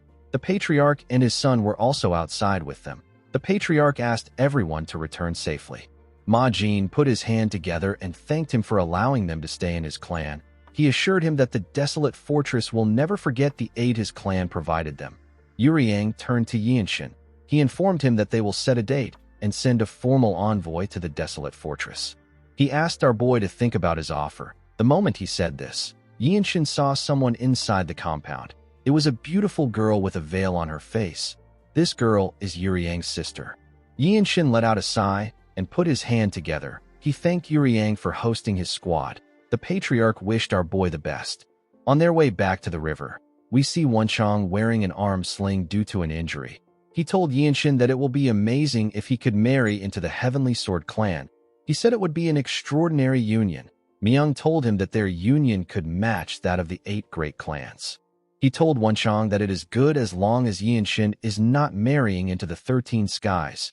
Everyone laughed when they heard this. Our boy wished that they would mind their own business. After they got far from the Heavenly Sword clan, the monks told Yinshin that it is time for them to part ways. Wenchang asked him to try to visit the Shaolin. Gakyung told our boy that he still had countless things he wanted to teach him. Yinshin assured him that he has heard more than enough. He thanked the man for his offer. Gakyung told him that he is a top-tier talent. He told Yinshin that he can even represent the desolate fortress at the Dragon Phoenix Summit. He said that he will also attend the summit if he has the time. He told Yinshin that they can continue their unfinished conversation when they meet. Our boy asked him about what the Dragon Phoenix Summit is. The monk was surprised to see that our boy didn't know about it. He explained to him that it is a gathering to allow rising stars of orthodox sects and respected clans to interact. Countless promising young martial artists gather to test their skills and build connections. In the next scene, we see the group arrive at the desolate fortress. The moment they stepped into the fortress, Yinshin realized that this was his first failed mission. He used to believe that he could reach his goal faster than anyone with enough effort and perseverance. However, he now understood that just being good is not enough. The Jianghu is not something that can be understood. While Yinshin was thinking, he saw someone in front of him. This person is Du Yuan. The man informed him that he has been waiting for him. He said that the martial artists of the fortress are more eager to see him because they heard about a white-robed warrior that took the eye of an apostle. Yuan informed him that they heard about how they survived an ambush from the Blood Flame cult and how they defeated a cultist squad capable of facing a black-robe warrior. The man revealed to Yinshin that a list was released for the Blue Robe promotion exam on the day they fought the cultists. Our boy was surprised to hear this. Yuan told the group that they will be going to a place where all white robes with sufficient merits may challenge each other. He said that the members of the Radiant Demon Squad were ordered to come to the place immediately they entered Xianyang. Mirio asked him if they are not allowed to rest. Yuan revealed to her that it was the fortress master that gave the order. Yinshin told Mirio that he is fine. He was actually relieved that the fortress master allowed him to participate immediately he came back. When Yinshin arrived at the center, he saw several blue-robe warriors standing. The warriors released their energies and pushed it on our boy. Yinshin gently smiled. He knew that they were trying to pressure him. He realized that this is how the desolate fortress treats its people. Due to the presence of many experienced seniors, our boy said that the future of the desolate fortress is bright. He covered himself in his energy and walked towards them. The warriors were shocked to see this. Yinshin could feel it. He could feel that he had entered the domain of blue-robe warriors. In the next scene, we see the fortress master arrive at the center. As she walked to the stage, she turned to see the white-robe warriors. She saw that Yinshin was among them. She announced to the warriors that she will test them to see if they are worthy of the blue robe. The warriors began to cheer when they heard this. In the next scene, we see Yinshin sitting in front of a table. He had a paper in front of him. The other white robes also sat down in front of a table. The captain of the Annihilation Squad, whose name is Mook Shingun, stood in front of the warriors. He explained to them that there are 2 parts to this exam. The warriors' discernment and combat abilities will be tested. The other categories are substituted by records of merits. Due to the unique origins of the desolate fortress, the exam resembles a traditional civil service exam. Several rocks were placed on the stage. Shingun asked the warriors to identify the martial arts techniques that left the damage marks on each item. Our boy was surprised to hear this. He remembered Myung telling him that it would be easy. A while later, we see Yinshin finish the exam. He went to meet his squad members. Myung revealed to him that he has to get more than 10 questions out of the 20 questions if he wants to pass. Our boy was annoyed to hear this. He didn't know what to do. Ma Jin asked him not to think about it. He reminded him that the average warrior needs to get over 10 years of accumulated insight to become a blue robe warrior. He told Yinshin that there has never been a case like his before. Wenshan tapped our boy on his shoulder. He asked him to push forward. He told him that he will catch up to him shortly. The moment he said this, someone informed Yinshin that his opponent has been chosen. The person turned out to be a girl. The girl told him that his opponent is Hong Jujium of the Annihilation Squad. She said that this is bad for our boy. Yinshin recalled that this girl is Shin Sobin. He remembered that she was around his age. She is the younger sibling of the heir to the Shin clan of the Desolate Fortress. Yinshin told the girl that he has never heard of anyone called Jujium. Sobin was not surprised to hear that our boy did not know the man. For someone like her who has practically lived her entire life in this fortress, Jujium was a popular name to her. He has been a white robe warrior for 20 years. He has mastered all sorts of unorthodox techniques, and he has even perfected the lazy donkey roll into a deadly art. Sobin told our boy that even someone like him has to be careful. Yinshin thanked her for her advice. He was able to figure out the man's fighting style from the information Sobin gave him.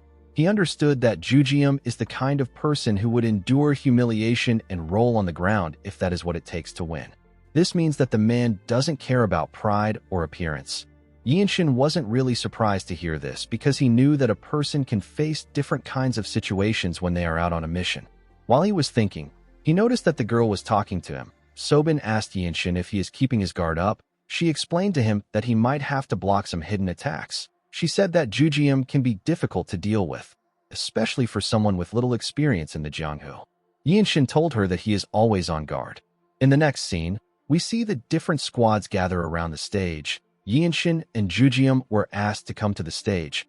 Wenshan told our boy that he is already thinking about the celebration drink already. Ma Jin asked him not to put pressure on Yinshin. Our boy moved to the stage. Immediately he did this. An older man calmly moved to the stage with his sword. This man is Hong Jujium. The Blue Robe Warriors were excited to see a match between the genius rookie and a seasoned warrior. Yinshin had acquired more merits than Jujium, but the man had accumulated more years of experience than him. One of the Blue Robe Warriors said that this might be the year that Jujium gets his blue robe. While looking at the man, Yinshin remembered the first exam he took when he first came to the Desolate Fortress. He remembered the fight he had against the White Qilin and how his sword broke in that fight. He found it amazing that he had returned to this stage again less than a year later. While our boy was thinking, Jujium called out to him. He revealed to him that he has heard about his reputation. Although the rumors in the Jianghu were not always accurate, the man told our boy that he and everyone in the Desolate Fortress know his true skills and achievements. He said that he is proud to see such an outstanding junior appear in the Desolate Fortress. Yinshin told the man that he has also heard a lot about him. Jujium smiled and thanked him. He told him that he will reveal the full extent of his martial arts to him.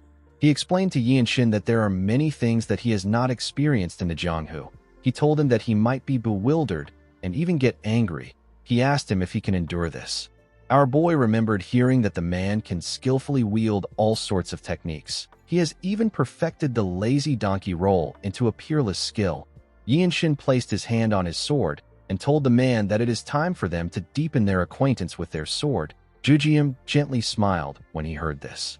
Shingun asked them to begin. Immediately, he gave the order. Jujium took out 2 blades from his clothes and threw it at our boy in an instant. Yinshin drew his sword and used it to block the blades. He decided to do his best in the match. Jujium quickly grabbed his sword hilt when he saw Yinshin block the attack. One of the Blue Robe Warriors was impressed that our boy was able to block the blades with one strike. He noticed that Yinshin perfectly traced the path of the Radiant Demon Arts when he drew his sword. The man could tell that our boy was already in the realm of true masters. Yinshin gathered his energy and activated a movement art known as the limit releasing technique. His body instantly got covered in his energy. He charged at Jujium at a crazy speed and appeared behind him before he could even draw his sword.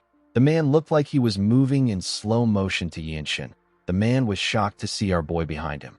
Shingun was surprised to see the technique Yinshin used. He knew that the footwork he just saw was beyond the limits of martial arts. Our boy covered his sword with his energy and used the radiant sword art to attack the man. Everyone was surprised to see this. Our boy used his attack to push the man's hand away and send his sword flying. He quickly pointed his blade at Jujium's neck before he could do anything. Jujium was shocked to see that Yinshin got him. The warriors around the stage were also shocked to see that Yinshin won so quickly. Ma Jin and his team were not shocked by this, because they already knew that Yinshin was built different. Shingun realized that Yinshin was born with a natural talent for martial arts. He knew that no martial artist of equal rank could face our boy. He wondered if Yinshin is a fortune to the desolate fortress. The man envied Ma Jin for acquiring such a talented warrior. While thinking, the man saw that our boy was looking at him. He quickly realized that he made a mistake. He announced that Yinshin has won his duel. He told him that there will not be any other duels for him in this test. He told our boy that he got a full mark in this promotion test. Yinshin thanked the man for the marks. Shingun turned to Jujium and asked him to prepare for his second match. The man told him that he understands. Jujium picked up his sword from the ground and took a look at it. He smiled and asked Yinshin to use his talent to help people. He told him that he has the ability to be the best under the heavens. He turned around and waved to him. Our boy came down from the stage. Sobin moved close to him and asked him about how he was able to move like that. She asked him about the kind of footwork he used and the sword technique he used to knock Jujium's sword out of his hand. Yinshin walked past her and ignored her question. The girl said that she has never seen his martial arts before. She asked him about the clan he is from. She quickly realized that our boy was not going to give her an answer. She congratulated him on his win. Myung told Yinshin that he did well. After our boy's match, other white-robe warriors fought themselves to become blue-robe warriors. A while later, we see some musicians playing their instruments. Some beautiful women in red clothes danced for these musicians. The warriors of the fortress sat down and ate the food in front of them to celebrate the event. While they were celebrating, we see the fortress master wearing a blue robe for Yinshin. She placed her hand on his shoulder and prayed that the sunlight in his path would never fade. Yinshin had now become a blue-robe warrior of the desolate fortress. He was now at the level where he would be treated like a martial master anywhere in the Jianghu, and he would possess authority anywhere in the world. Being a blue-robe warrior means that a person is part of the core fighting force of the desolate fortress. Ma Jin and Myung congratulated Yinshin on officially becoming a blue-robe warrior. Myung told him that he is the youngest and fastest to ever become a blue-robe warrior. Our boy smiled and bowed his head. His teammates surrounded him and congratulated him on his new achievements. In the next scene, we see Yinshin going somewhere with the new blue-robe warriors. They were being guided by Yuan. The man turned to the warriors and told them that someone has been in a bad mood recently. He advised them to be careful with the way they behave. The warriors became nervous when they heard this. Yinshin recalled that the person the man is talking about is the crown prince. He remembered his captain telling him that the crown prince has summoned the newly promoted warriors. He said that this doesn't happen often. Our boy was surprised to hear that the crown prince called for them. Ma Jin explained to him that the crown prince is currently staying in the desolate fortress to train his martial arts. He advised Yinshin to be very careful. Our boy didn't know why he said this. His captain revealed to him that he heard rumors that the prince's mood has been bad lately. He said that it is because the fortress master has shown too much interest in our boy recently. As he walked towards the prince's room, Yinshin wondered about what his captain meant. He quickly realized that the situation was not good for him. He knew that the prince's envy could lead him to death in this martial world. In the next scene, we see Yinshin and the other warriors bowing their heads to a man from the noble race. The man sat on a throne that had a dragon design. This man introduced himself as the crown prince of the nation. His name is Ju Yunmyong. Yinshin carefully looked at the prince. He knew that this meeting wasn't benefiting him in any way, and the prince wasn't gaining merits on his behalf. He didn't really care about the meeting. He was more interested in the meeting he was going to have with the fortress master. He wondered if he should ask her to give him a cultivation technique. Yumyong got up from his throne and moved close to the warriors. He looked Yinshin in his eyes and told him that he is the one. He He said that it is quite rare for something that belongs to him to be taken away, especially when that thing is attention. He told our boy that he heard the fortress master has taken interest in him. Yinshin didn't know what to say. The prince said that he noticed something had changed about his master because he is her student. He said that he could feel a seed of jealousy take shape in his heart. Yinshin told him that he is honored that he feels jealous of him. The prince said that his jealousy is his own fault. He said that a crown prince should never have such a flaw. He believed that this was a lack of virtue. He smiled and looked Yinshin in his eyes. Our boy also looked him in his eyes. Yunmyung asked him if he can play music with his sword. Our boy did not understand what the prince was talking about. Yunmyung said that many renowned swordsmen can make their names echo with one blade, but they can't perform the sword song because it is different. A person needs to be born with a certain sensitivity to be able to perform the sword song. With this sensitivity, they can turn the sound of a sword into a music. This was our boy's first time of hearing a person turning a sword's resonance into a song. The crown prince laughed and told Yinshin that he only brought up the topic because he heard that he was exceptionally talented. He said that he wanted to see someone around the same age as him perform the sword song. He revealed to Yinshin that he actually wanted to see his abilities with his own eyes. He believed that he would be able to soften his shame and jealousy if he saw our boy's abilities. He said that he might have expected too much from Yinshin. He explained to him that the sword song is one of the most extravagant forms of entertainment in the world. It is meant for only royals. Yunmyung could not believe that he asked Yinshin if he can perform a sword song. He said that he only knows about it because he heard it from his father. The prince felt sorry and embarrassed. He turned around and asked the group to leave. He said that this was a pleasant meeting. Nobody in the room knew how to react to this. Yinshin was even more confused than the others. Later in the night, we see the members of the Radiant Demon Squad celebrating their new blue robe warrior with food and drink. While everyone was having fun, Yinshin thought about the prince. Weiji Maiwa of the Zhongnan sect is called the Sword Dragon. However, Yinshin believed that only one family deserves the title of dragon. This is what it means to bear a bloodline that encompasses the world. While our boy was thinking, someone poured him a drink. The person turns out to be Myung. The man asked Yinshin to have a taste of his liquor. He said that it is Shaoxing wine. He explained to him that he made Wenchong ride all the way to Xianyang's finest tavern to get it. Wenchong proudly smiled when he heard what Myung said. Yinshin picked up the cup. Normally, he would avoid drinking in order to keep up his training. He decided to taste the wine. When he drank it, he looked at his empty cup and wondered if this is what people considered to be delicious. Mirio could not believe that our boy was now a blue robe warrior. She felt like he got to the rank too quickly. One of her comrades smiled and said that Yinshin's achievements aren't trivial. While everyone was talking, our boy thought about the prince. He wondered if a person can really play a song with their sword. He had never heard about music that was performed with a sword's resonance. He wondered if it is similar to the sound arts that he heard about in the desolate fortress. There is a rumor in the fortress that a great master once played the seven-string zither and stood against 100 enemies. With just a few plucks, the eardrums of his enemies burst. Yinshin wondered about how much a person can push the utility of energy carried in the air. While he was thinking, Myung raised his cup and asked everyone to drink. The squad members raised their cups and cheerfully drank their wine. The next day, we are taken to a blacksmith's workshop. We see a dwarf with pointy ears ask Yinshin to pick quickly. He said that all his swords are good. Our boy looked around the blacksmith's workshop. His was his first time meeting the Iron Tribe. He saw the dwarves in the workshop making swords. There were several swords in the workshop. The Iron Tribe founded the nation together with the noble race. They settled down in the Central Plains. Because of their skill, the imperial family has been hiding them away and keeping them a secret. It is believed that they can forge divine swords. Myung advised Yinshin to be careful. He told him that this is the only reward he will get for advancing in rank. He said that he will be given another chance to pick another one when he becomes a black robe warrior. The blacksmith asked Myung if Yinshin is really a blue robe warrior. He said that he has never seen a blue robe as young as our boy. He believed that he would have heard about him even though their clan stays away from worldly affairs.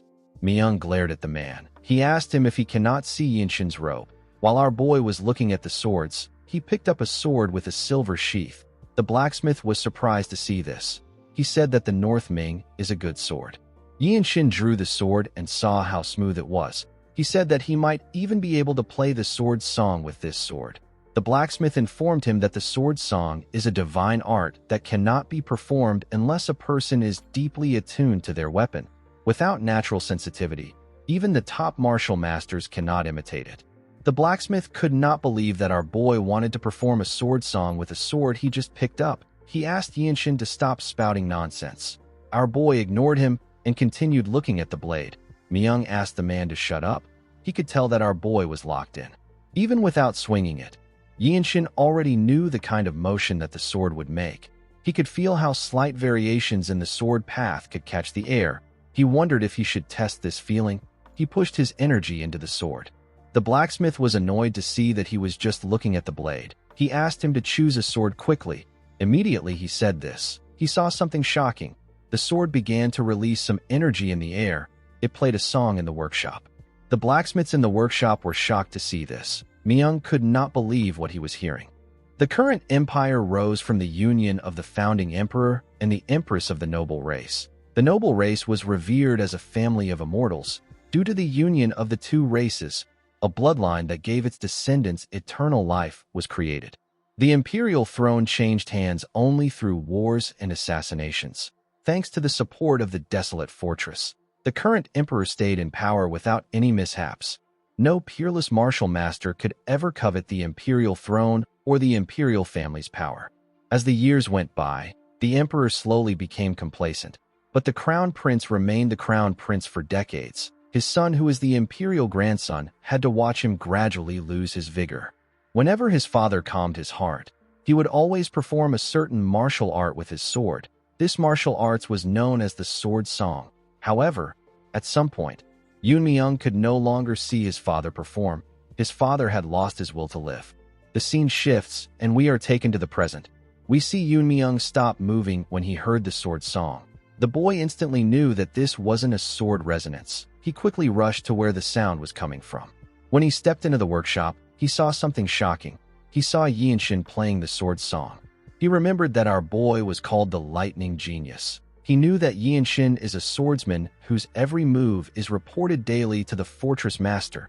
The prince wondered if there has ever been anyone who could make him want to be their rival. The moment he thought of this, the other swords in the workshop began to shake. Myung and the blacksmith were surprised to see this. Our boy continued staring at the blade. It was as if he was entranced by its music.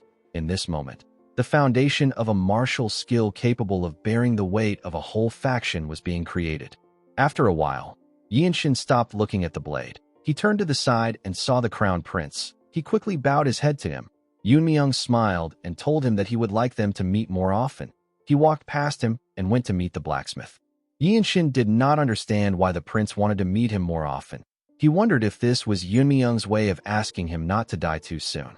In the next scene, we see Yinshin knock on the fortress master's door. The door opened for him. Our boy realized that the woman used the phantom reach. She was at a level where she could touch all things without laying a hand on them. Yinshin could now feel a small amount of the woman's power. She uses a earth-shattering martial art that is said to have single-handedly annihilated an entire royal household. As he walked towards the fortress master, Yinshin thought about increasing his inner energy. He believed that it will be incredibly useful for him if he can use the infinite blossom fist strike and control his sword without touching it when he becomes the Divine Sword Squad captain. While he was thinking, the fortress master told him that he has become confident to the point where he can think about other matters in front of her. Yinshin quickly looked at her. He apologized to her. The woman asked him if he has made his choice. Our boy told her that he has. He told the fortress master that he wants to use the favor to ask for a cultivation method where the circulation of energy is swift. The fortress master understood why he made such a request. She believed that the amount of core energy a person has is also important. She said that a vessel must be filled with water once it is cleansed. She told Yinshin that she has something for him. She asked him to move closer. Our boy climbed up the stairs and stood in front of her. The woman asked him about what he is doing. Yinshin told her that she asked him to move closer. The fortress master asked him to still move closer. Our boy didn't expect to hear this. The fortress master smiled and stood up. She realized that this was Yinshin's first time receiving proper instructions in energy circulation. She moved close to him and explained to him that there would be no need for teachers if training from manuals were enough. She told him it is inefficient for him to merely recite the steps. She sat on the floor and asked Yinshin to sit in front of her. She told him that she will guide his core energy. She explained to him that cultivation methods like this must be learned in a single try. Yinshin told her that he understands. He said that he has to do something first. He went on his knees and bowed his head to the fortress master. Since the woman was about to give him a cultivation technique that will remain in history for ages to come, our boy decided to bow and to accept her as his master. He carefully took a look at the fortress master. He noticed that she wasn't rejecting him. He realized that she accepted him as her disciple. Our boy stood up and sat in front of her. The fortress master smirked and asked him to turn his back to her. She revealed to him that the cultivation method is called the Moon Spirit Harmonization Art. She said that it is her own secret martial art.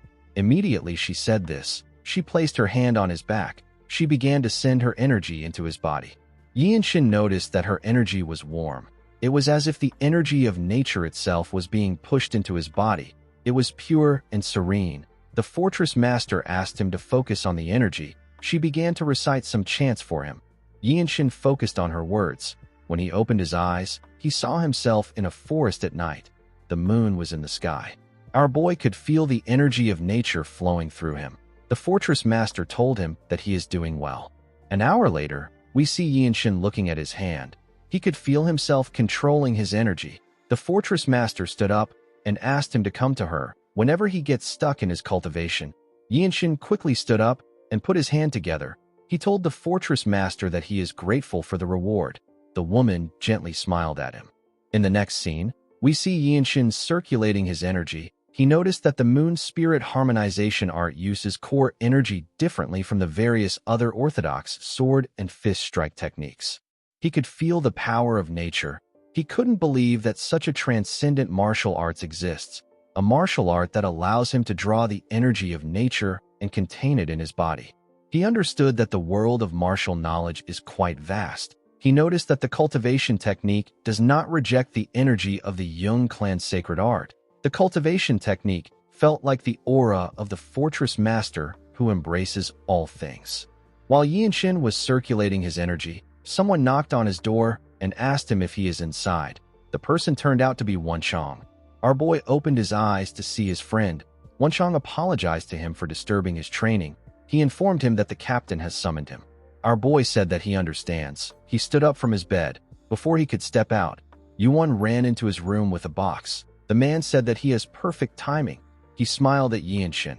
Wenchang and our boy didn't know why he was smiling. Yinshin asked if he needs something. The man explained to him that he has to change into a new blue robe, even though he just received one the other day. Yinshin took out the robe from the box. Wenchang was surprised to see the gold design on the robe. Yuan said that this is something to celebrate. He said that the fortress master has chosen another direct disciple. Yinshin was shocked to hear this. Wenchang was more shocked than him. He could not believe that Yinshin was the fortress master's direct disciple. He now understood why the robe was clad in resplendent golden hue. Yuan explained to Yinshin that those who have inherited the fortress master's martial teachings carry symbolism that transcends the color of their robes. He said that it is necessary for Yinshin to undergo the formal initiation of their fortress. He revealed to our boy that the command bureau was the one that prepared the clothes. Our boy thanked him for the clothes. He watched Wenchang rob the robe on his face. In the next scene, we see Ma Jin staring at something with a worried look on his face. Sobin and Myung were also staring at the same thing. They were looking at Yinshin's new robe. Our boy told his captain that he heard he summoned him. Ma Jin put himself together and said that he did. He stood up and announced that Wenchang and Sobin will take a new mission under the leadership of Yinshin. He said that the mission requires youthful faces. Our boy realized that this is his first mission as a blue robe warrior.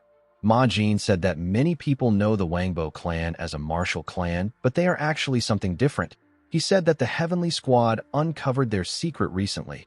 The clan has been conscripting commoners to build their estates without providing any compensation to them, and they have been preventing them from tending to their livelihoods. Wenchang was annoyed to hear that they have been forcing labor on the people without an imperial decree. Sobin said that such things are not uncommon. Ma Jin revealed to the group that the clan has over 1,000 forced laborers. He said that the issue is quite sensitive. He told the group that there is a limit to how much they can tolerate local martial aristocrats. He said that punishing an orthodox sect requires utmost precision because they need the public sentiments to stand behind the desolate fortress. According to the captain, the Wangbo clan has taken complete control over the Jinan land of Shandong, and they even treat themselves like royalty. Due to this, it is very difficult to expose their deeds. Ma Jin explained to our boy that he and the two white robes will disguise themselves and infiltrate the Dragon Phoenix summit. The moment he said this, Yinshin remembered the little divine monk telling him about the event. Ma Jin said that the event is hosted by the Namgung clan this year, and the Wangbo's young clan heir will attend. He told Yinshin that his role is to provoke him. He asked him to aggravate the boy until he loses control and mobilizes his clan against him. He explained to him that he needs to force the Wangbo clan to take large-scale actions. If he is able to do this, cracks will appear in their control over Jinan. Through this cracks, the desolate fortress will extract credible witness and evidence. Our boy asked his captain about what will happen after they get their evidence. Ma Jin revealed to him that 3 units of the Divine Sword Squad will convene. The Radiant Demon Squad, the Heavenly Squad, and the Annihilation Squad will attack the Wangbo clan with their full force. Everyone was surprised to hear this. Yinshin knew that the 3 units would be invincible if they fought together. He realized that the desolate fortress plans to wipe out one of the 8 great Orthodox clans. He asked his captain if he can kill the Wangbo clan heir if his behavior becomes intolerable. Ma Jin smiled and told him that this decision can be taken at his own discretion. He told him that he has the authority to do this with his rank.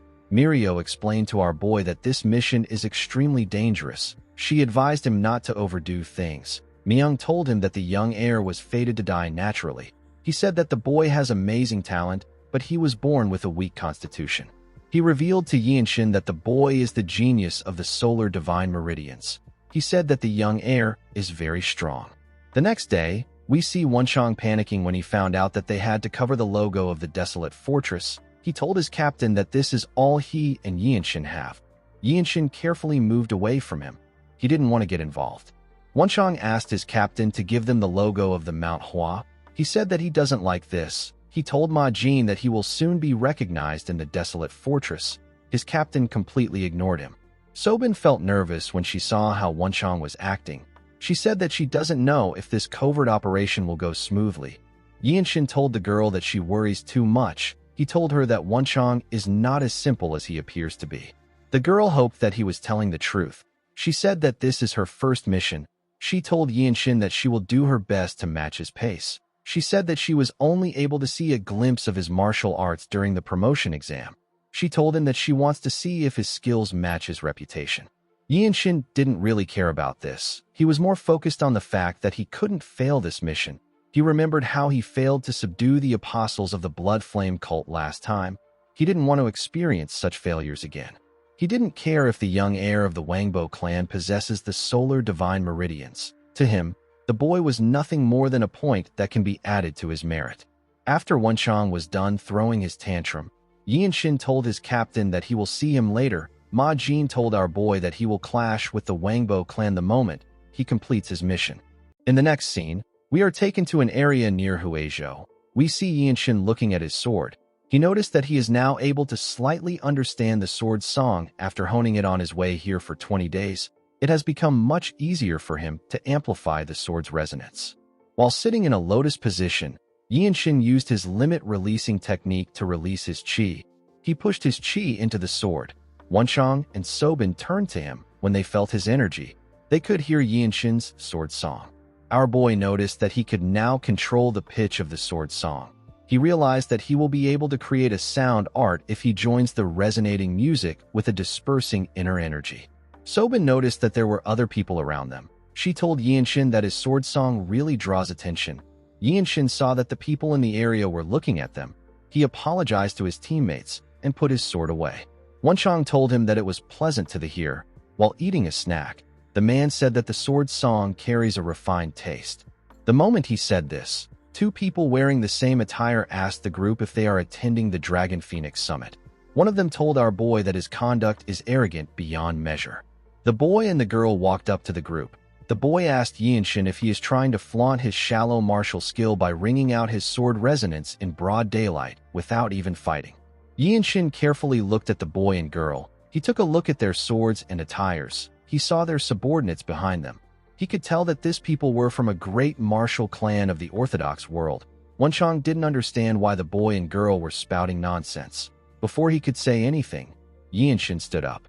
Our boy put his hand together and bowed his head to the boy. He told him that he was reckless. He said that his words have struck him deep in his heart. The boy did not expect to hear this. Wenchang and Sobin were surprised to see Yinshin apologizing. The boy liked the fact that Yinshin admitted his mistake. He said that it is nice to see someone admitting their mistake. The girl next to him said that our boy must have been startled because they revealed their irritation with killing intent. The young master asked Yinshin for his name and sect. Yinshin carefully looked at him. He realized that the Jianghu has people like the Sword Dragon who are humble and arrogant young masters of prestigious sects. The boy did not understand why Yinshin was staring at him. He got angry and asked him about why he is thinking so hard. He asked Yinshin to speak openly. Our boy introduced himself as Gu Gua of the Truth-Seeking sect. The young lady said that she has never heard of his sect. She told Yinshin that he is just a nobody without any roots. The young master revealed to him that they are bloodline heirs of one of the great Orthodox clans. With a smile on his face, he asked Yinshin if he has heard about the Wangbo clan. Our boy and his teammates couldn't believe that their target came to them. The two heirs confidently smiled at them. The young master placed his hand on his sword and said that he knows all the sects that are allowed to attend the Dragon Phoenix Summit. He told Yinshin that he cannot let him pass if his sect lies between the Orthodox and unorthodox sects. The young lady raised her sword and smiled. She told Yinshin that he must be corrected because he wasted his ability to wield the realm of sword resonance. Yinshin couldn't believe that he was meeting someone from the Wangbo clan in a place like this. He thought that their mission would take a really long time. He realized that it might end quickly. He recalled that his task is to provoke the young lord of the Wangbo clan into reacting and forcing him to mobilize his clan's power. Yinshin knew that he needed to secure proper justification before acting. He asked the heirs if they are really bringing up their roots. He placed his hand on his face to show his disappointment. He told them that their clan's name might be highly renowned, but it still doesn't change the fact that their conduct is rude even after hearing his sect's name. The young master was surprised to hear this. With a serious look on his face, Yinshin asked him if this is the etiquette of the Jianghu. He told the young master that his insult has tainted the honor of his sect. The young master was shocked to hear this. Yinshin reminded him that he greeted him with courtesy and admitted his fault, and he even revealed his name and the name of his sect. He placed his hand on his sword hilt and told the boy that he insulted him by bringing up the Wangbo clan and calling his roots shallow. He challenged the young master to a duel. Wenchang smiled when he heard this. He understood our boy's intention. Sobin seemed a bit confused. The martial artists of the Wangbo clan were surprised to hear what Yinshin said. The young master smiled and told our boy that his words are as smooth as the flowing water. He accepted his challenge and told him that he has always disliked the idea of inviting sects that stay between the Orthodox and the unorthodox to the Dragon Phoenix Summit. The young master said that he will share his nickname with our boy before they start the duel. Yinshin told him that he is not interested in hearing it. He raised his finger and asked the boy to come at him. The young master was annoyed to hear this. Yinshin knew that this situation is different from the time he beheaded someone from the Martial Alliance's rising generation. This place is the Orthodox territory. Our boy can't kill him here, even if he wants to. The young master grit his teeth out of anger. He couldn't believe that Yinshin was not interested in his nickname. He called him a rootless wretch. He believed that our boy was arrogant. Yinshin glared at him and advised him to know his place. He said that his nickname is Small Under Heaven. He told the boy that he is insignificant. This made the young master angrier. He told Yinshin that he is insane. He released his energy and walked towards our boy. Although his steps looked random, Yinshin could sense a structure within them. He noticed that the rhythm of advanced footwork is hidden in each stride. He smiled when he saw this. He liked his current situation. He wanted to compare his skill with the martial arts of the Wangbo clan, which is one of the 8 great clans. The young master gathered his energy and drew his sword. He thrust it at Yinshin. Our boy blocked his blade with his fist. The blade didn't even scratch him. The young master was shocked to see this. Yinshin gathered his energy in his palm and activated the infinite blossom fist strike. He used his palm to hit the boy's elbow. The young master grit his teeth to endure the pain. Before he could put his arm down, our boy appeared in front of him. He gave him a heavy punch in his chest. The attack sent the idiot flying. He screamed out in pain as he fell to the ground. Sobin was surprised to see what Yinshin did. Wenchang was not really surprised. The young lady couldn't believe that her brother was on the ground. The martial artists of their clan were quite shocked to see what happened to the idiot. Yinshin wasn't impressed with the boy's skill. He put away his energy. He told the martial artists that the Wangbo clan's martial arts may seem deep, but it is nothing special. The young lady couldn't comprehend what was happening. She didn't understand how her brother lost to a rootless man. Yinshin didn't care about what she said. He told her that he didn't kill the boy. He said that their clan should have some strange medicines that they can use to treat him. The young lady was annoyed to hear this. She told Yinshin that she will remember this. She said that her name is Wangbo Myungren. She helped her brother up and promised to never forget what the truth-seeking sect has done. Yinshin told her that there is no need for her to drag things out. He told her that he still has enough strength to accept her strikes. Myungren did not expect to hear this. Our boy asked her if she wants to continue the duel. The young lady became nervous. He said that a martial clan would never just send the young ones out. He asked her if there are elders with them. The martial artists of the Wangbo clan quickly placed their hands on their swords and stepped forward. Before Yinshin could do anything, Sobin called out to him. The girl asked him if he isn't going overboard with his provocations. She suggested that they survey the nearby terrain. She told him that the situation will turn into a pursuit if the Wangbo clan swarms in. Yinshin did not understand what the girl meant by provocations. To him, he has not even started provoking them yet. He wondered about what he should do. He recalled that they are disguised as the truth-seeking sect, a sect living in the Jianghu for profit and fame. Yinshin knew that they must imitate a true orthodox sect. He released his energy and took a step forward. He appeared in front of the young lady in an instant. Her guards were unable to even sense his presence. They couldn't believe that he got past them. Yinshin glared at Myungren. The young lady became scared. With a serious look on his face, our boy told the girl that he would like to challenge her to a duel. Myungren was shocked to hear this.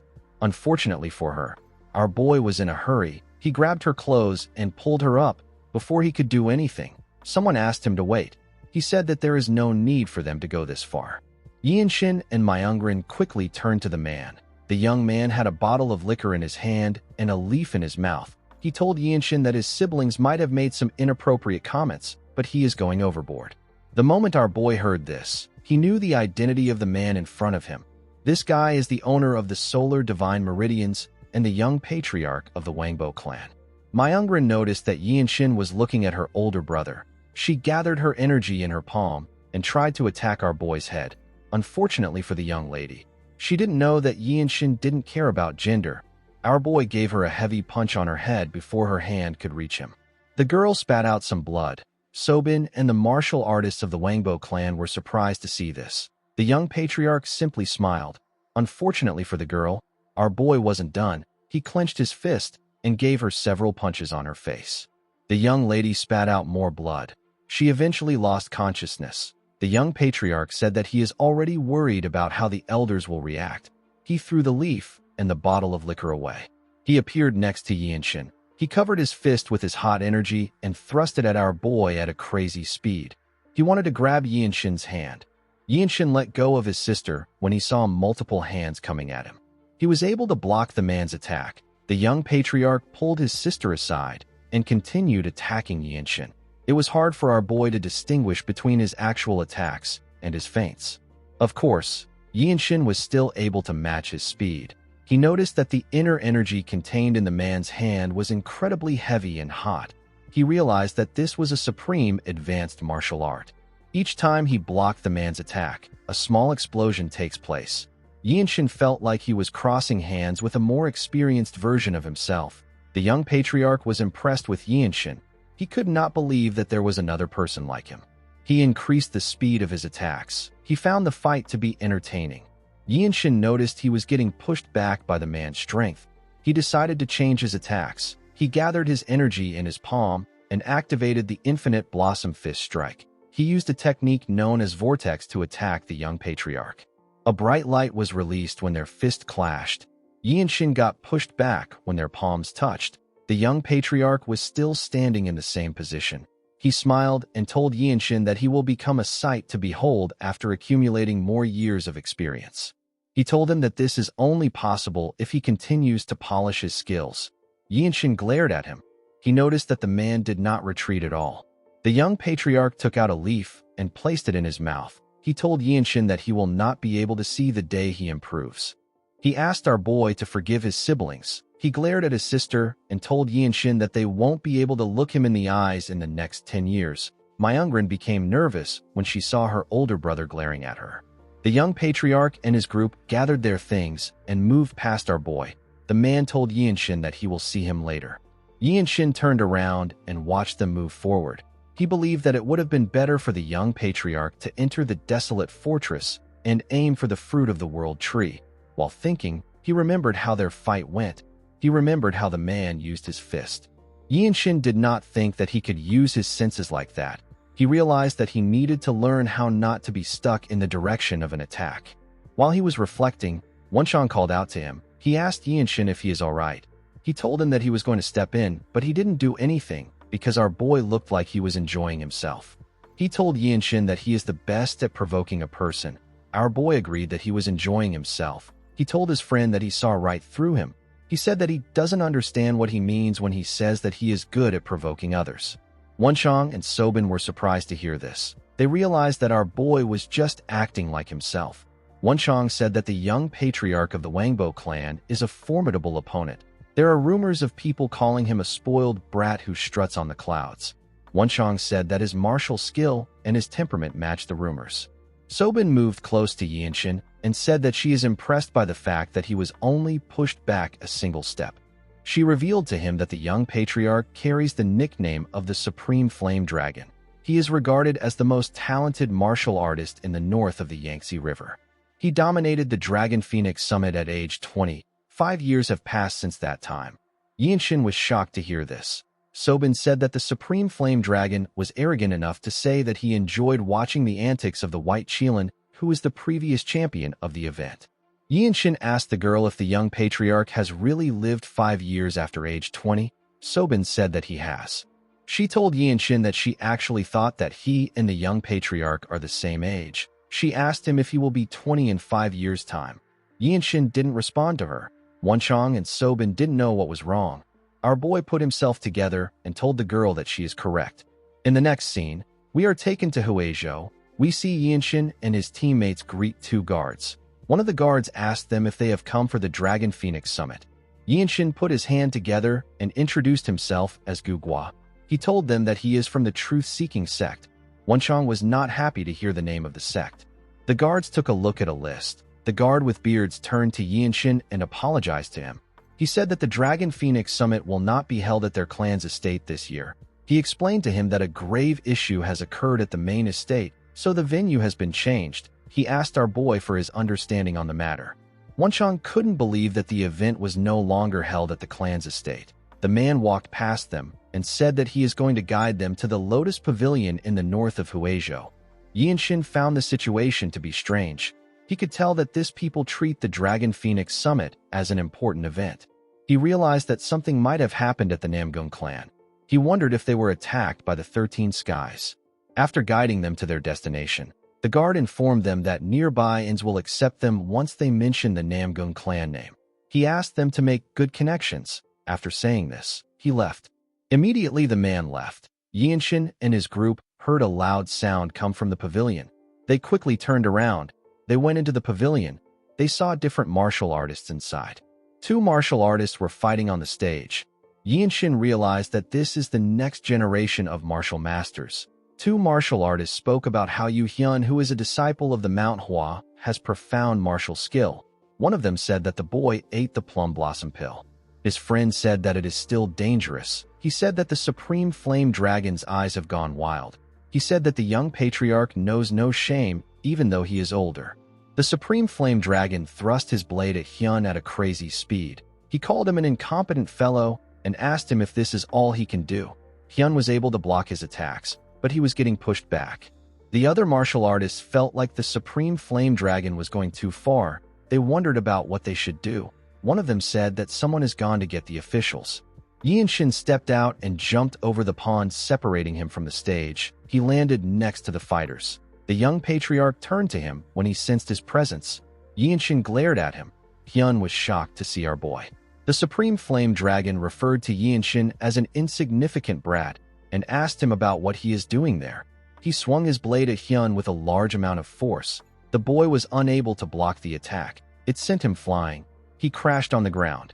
The Supreme Flame Dragon gathered his energy in his hand and thrust it at Yinshin. Our boy carefully pushed his hand aside and grabbed his arm. Although he did not have the same amount of energy as the young patriarch, Yinshin was able to deduce that he could fight him if he is able to read the direction of his attack. He used the limit releasing technique to release his energy. He gathered his energy in his palm and used it to tighten his grip on the young patriarch's arm. The Supreme Flame Dragon was shocked to see this. He was able to break away from our boy's grip, but he got heavily injured. Yinshin told the man that he is not like him. He looked at his palm and told the young patriarch that he is a little slow-witted. A young martial artist wondered about what was happening. His friend told him that the Supreme Flame Dragon's pressure points have been blocked. The man said that he has never seen a technique like the one Yinshin used. He told his friend that our boy's grasp technique and pressure points blocking was perfect. The man felt like he was looking at an elder of a noble clan. He wondered about the sect Yinshin came from and how he was able to do this to the Supreme Flame Dragon in their brief clash. The young patriarch took a look at his hand. He couldn't believe that Yinshin actually told him that he is slow-witted. Yinshin took a look at his hand and told the man that he is nothing special if he can't sense this. The moment he said this, Yinshin took a look at the young patriarch's hand. He remembered hearing that the energy of heat can easily disperse the inner energy of others when it enters the body. This means that the Supreme Flame Dragon will be able to release his acupoints if he circulates his energy and breathes. Immediately, our boy thought of this. The Supreme Flame Dragon circulated his energy and released fire from his hand. Yinshin found this fascinating. He wondered about how it was possible to use core energy to evoke the property of flame. The Supreme Flame Dragon turned to Yinshin after he was done circulating his energy and told him that he doesn't seem interested in him. His complexion looked bad. He asked our boy if he is really from the truth-seeking sect. He told our boy that he could sense his potential from their brief exchange. He put his sword away and told Yinshin that someone like him will be able to leave a name behind for a long time. He told our boy that people will still talk about him even decades after his death. Yinshin asked him if there is anything wrong with this. The young patriarch glared at him when he heard this. He asked Yinshin if he knows the feeling of his own feet moving towards the abyss on their own. Our boy didn't understand why the man brought this up. The Supreme Flame Dragon told Yinshin that he possesses everything. He told him that his complexion is excellent. He asked Yinshin to tell him how it feels to have everything without ever having to pay a price. Our boy did not expect to hear a question like this. The young patriarch took a look at his hand and revealed to Yinshin that he has carried extreme yang energy since birth. He said that he grew stronger even without training his cultivation techniques. However, his sharpened senses always came with the burning pain of his blood channels. With a look of anger on his face, the Supreme Flame Dragon told our boy that he built his martial arts on a foundation of vast inner energy that shaped his body's constitution. He told him that it is not something that he can belittle by calling him slow-witted. Everyone watched the Supreme Flame Dragon warn Yinshin. Unfortunately for him, our boy didn't really care about what he was saying. He actually found the young patriarch's constant chatter to be embarrassing. He asked the young patriarch to tell him what he wants him to do. He told him that he was simply telling him the truth. He told the Supreme Flame Dragon that he hasn't even acquired martial arts that can overwhelm his talent. He explained to him that he merely called out his slow-wittedness to inform him about it. He told him that there is nothing wrong with this. The Supreme Flame Dragon did not like what he was hearing. Our boy explained to him that he is the only one who knows his suffering. No one else can understand. The Supreme Flame Dragon was shocked to hear this. He told Yinshin that he has never heard this before. He said that everyone always told him that they understand. He said that even Hyun told him the same thing. The young patriarch found it interesting that someone who understands his attack trajectory didn't understand him. He said that the elders of his clan always kept him bound under their choking expectations. He took a look at Yinshin and smiled. Our boy was shocked to see this. He noticed that the man's complexion improved when he smiled. He realized that this was bad. He saw that the Supreme Flame Dragon's anger was dissipating. He put himself together and told the young patriarch that he would sever ties with his clan and join the desolate fortress if he was in the same situation as him. He told him that the fruit of the world tree heals all diseases. He told him that the fruit should also help him take care of the solar divine meridians. He asked the young patriarch not to talk about life without making this level of effort. He said that it doesn't make sense. He told the man that it won't matter if he lives for a few more years. He told him that it is already too late for him. The Supreme Flame Dragon glared at Yinshin. Everyone focused their attention on him. To Yinshin's surprise, the young patriarch began to laugh. Our boy didn't understand why he was doing this. The young patriarch asked Yinshin if he is worried about him. He asked him if he was so sad that a potential companion to discuss martial arts with would disappear. Yinshin was shocked to hear this. He didn't know why the young patriarch was spouting nonsense. He told the man that this is why he called him slow-witted. The Supreme Flame Dragon laughed harder when he heard this. Yinshin couldn't understand the man's thoughts. He wondered if his prolonged suffering has driven him mad. This was an unexpected obstacle for Yinshin. He realized that he made a mistake by approaching the Supreme Flame Dragon with provocations that would work on ordinary people. His goal was to provoke the young patriarch into charging at him first. But now, no provocation would work on the Supreme Flame Dragon. Yinshin decided to wait and try again later. He turned to his comrades and nodded at them. Wenchang and Sobin were visibly frustrated. They didn't understand why the young patriarch was happy now. Yinshin walked past the Supreme Flame Dragon. He wanted to leave the stage. The Supreme Flame Dragon didn't understand why he was leaving. He asked Yinshin about where he is going. He asked him to spar with him. He told him that he wants to fight with him. He promised Yinshin that he will treat him to a special aged Shaoxing wine. Our boy told him that his insignificant talent will spoil its taste. He said that he doesn't like to sit with trivial people. The young patriarch laughed when he heard this. Yinshin became convinced that he had gone mad. The moment he thought of this, he saw someone in front of him. The person turned out to be Hyun. The boy waved his hand at Yinshin and thanked him for his help. He referred to him as Gugwa. Our boy was amazed to see that Hyun understood the situation. The boy told Yinshin that he has grown stronger than he can imagine. He told him that his cultivation level feels completely different. Immediately he said this, Hyun noticed that Yinshin was wearing a blue robe. He realized that our boy had become a martial master of the desolate fortress. He had reached a rank that was just below the 9 great sect leaders and elders. His status was now equivalent to the finest elite warriors. Hyun couldn't believe that Yinshin had become so skilled in such a short period of time. One of the young martial artists walked up to Yinshin and told him that this is his first time seeing someone hurl insults at the Supreme Flame Dragon.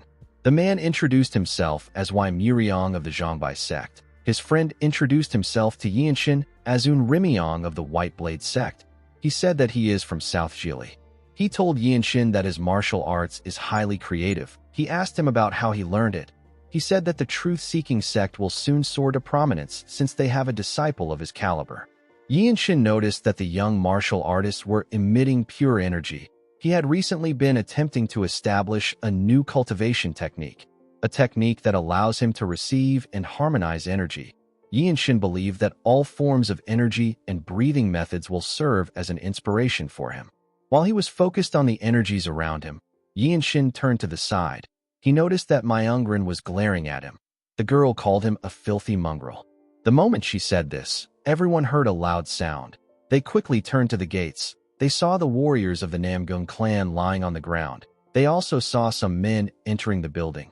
Muriong and Rimiong quickly drew their swords.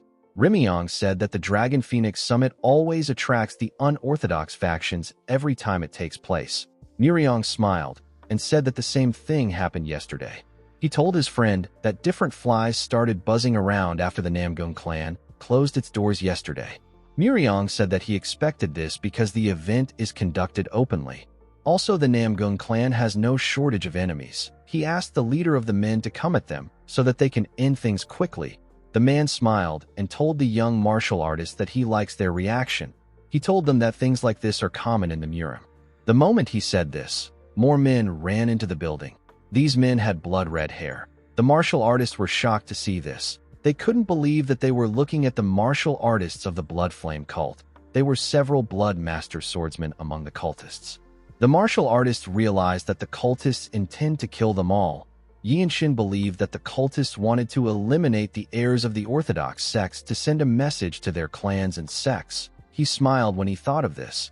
He remembered how the seventh apostle lost her eye to his martial arts. He wondered if the cult had come up with a counter technique that can nullify his martial arts. He believed that he will gain a lot if he is able to defeat this technique.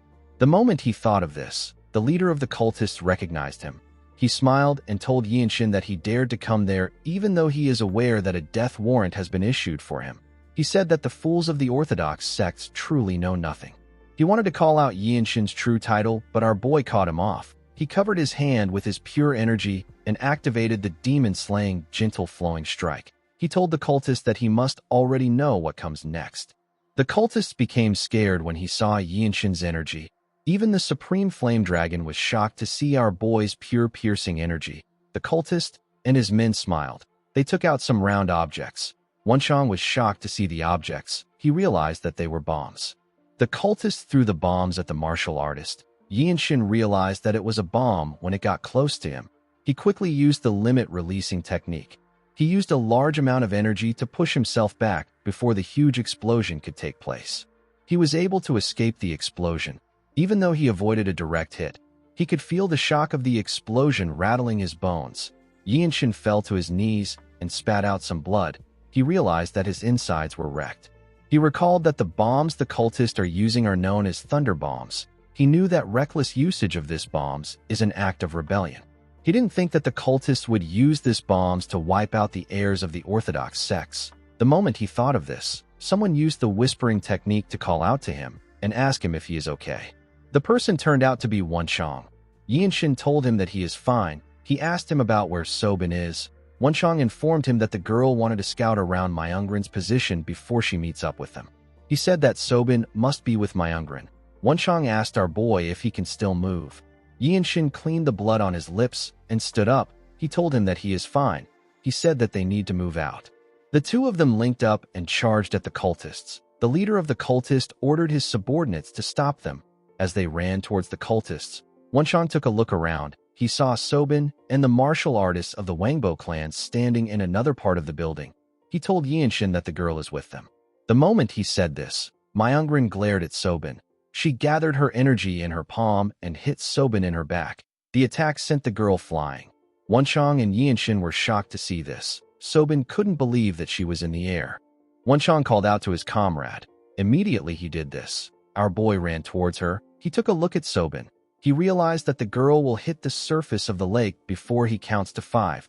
He calculated that he is 21 meters away from her. He jumped and grabbed the girl while she was in the air. Sobin was shocked to see him holding her. The moment they landed on the ground, a cultist charged at our boy from behind. Yinshin tore him apart with a single slash. Sobin was surprised to see this. She thanked Yinshin for saving her. Immediately she said this. She noticed that he was breathing heavily. She asked him if he is okay. Yinshin told her that he is fine. He told her that they need to get out of there fast. Wenshang took out the cultist in front of him and joined his comrades. He informed them that the cultists are coming at them from the south. Yinshin moved forward and said that they will move along the northwestern ridge and follow the shoreline. Sobin told him that the cultists might be luring them to a trap. Immediately she said this. Some cultists charged at Yinshin. Our boy easily cut them down. He told the girl that they have no choice but to follow that path. He and his comrades quickly left the burning compound. As they ran towards the shoreline, Wenshang told his comrades that the cultists were quite focused on killing the heirs of the Orthodox sects. He asked them if they are also feeling guilty for the death of those martial artists. Sobin told him that the cultists are the ones killing them. She asked him about why she would feel guilty. When Yinshin heard this, he promised to kill any cultist of the Blood Flame cult that he comes across. A while later, we see two martial artists of the Wangbo clan stand up when they saw Yinshin and his group. These martial artists were with the heirs that managed to escape the massacre. Almost everyone that escaped was there. The Supreme Flame Dragon noticed that Yinshin was injured. He asked him about what happened to him. He told him that his injury looks pretty serious. Yinshin glared at him when he heard this. The young patriarch said that his clan will soon come down from above and the Namgung clan will come up from below to take care of the cultists. He assured Yinshin that he will make a special effort to get him a rare healing elixir when the battle is over. Myungrin called out to her brother when she heard this. She pointed at Yinshin and called him a filthy mongrel. She asked him to tell her who he is. She told our boy that the Blood Master swordsmen were after him. She asked him to tell her the kind of grudge he brought to the summit with him. Yinshin glared at the girl. Myungrin asked him to answer her. She asked him if she looks like a fool to him. Yinshin looked around. He realized that all the children of the great clans were there. The heirs of the mid-tier sects were either killed or scattered. Myungrin asked him not to say another word. She asked him to not bluff with her. She told Yinshin that she can see right through his injury. She asked him if he can still flaunt his little martial prowess in his pathetic state.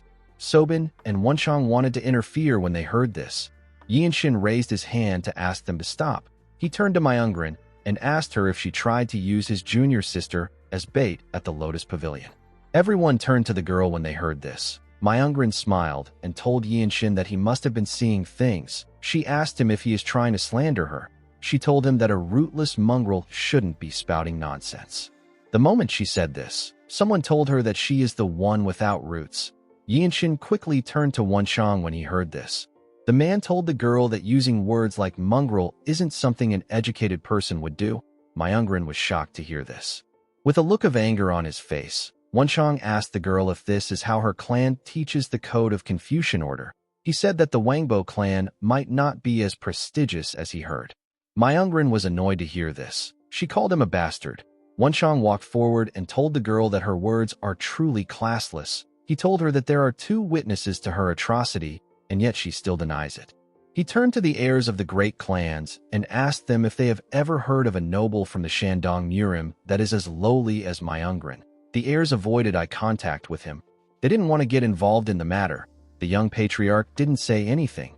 He simply watched his sister with a smile on his face.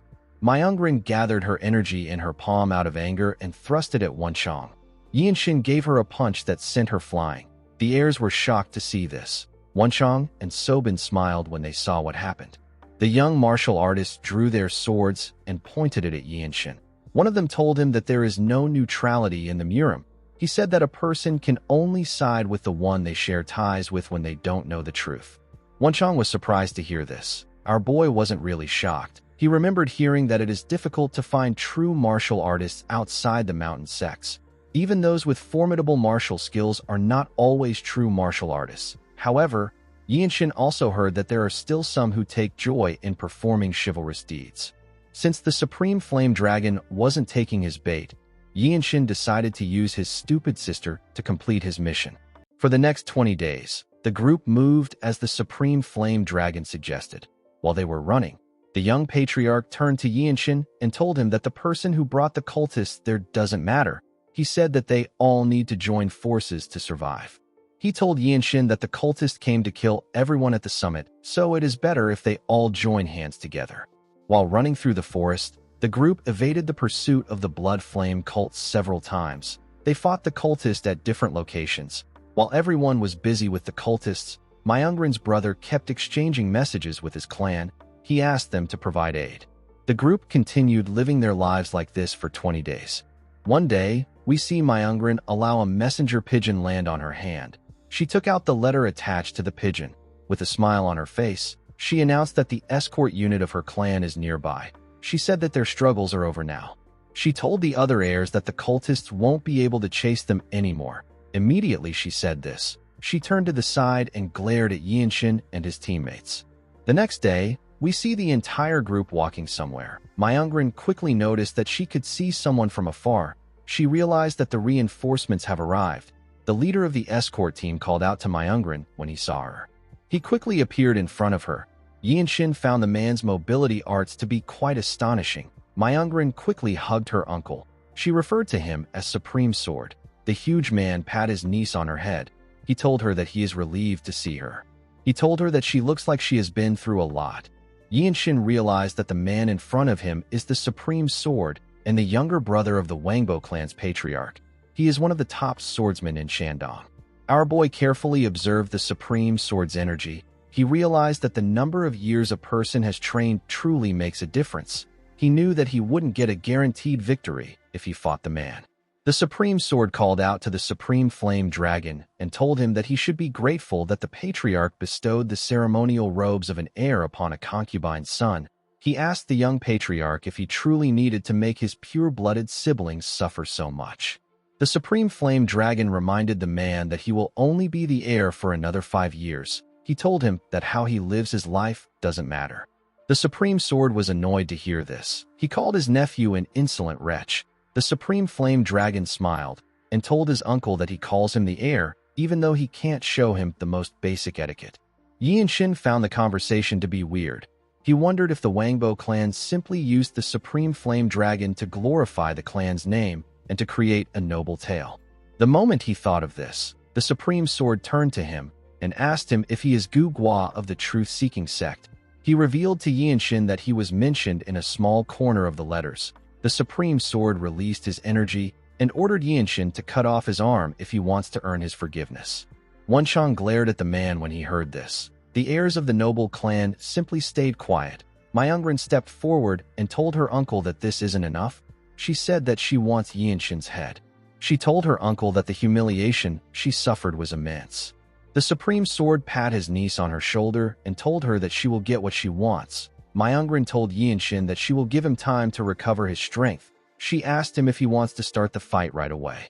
The Supreme Flame Dragon ordered his sister to stop this nonsense. Her subordinates quickly moved in front of him before he could interfere. Yi and Shin carefully looked around. He thought about the explosive that he faced when he was at the summit. The explosive was truly powerful. It was so overwhelming that it left our boy feeling powerless. However, if it was truly an invincible weapon, none of the martial sects would have managed to flourish as they have.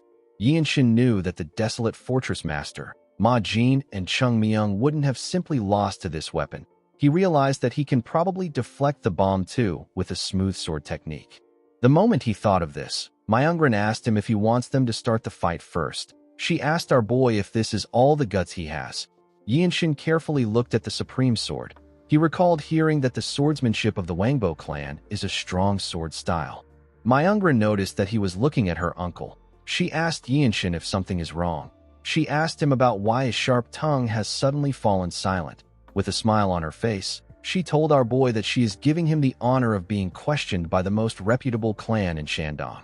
Her uncle smiled and asked her to stop. He said that Yi and Shin is just a worm from some no-name sect. He released his energy and asked his niece not to waste her strength on a rootless bastard.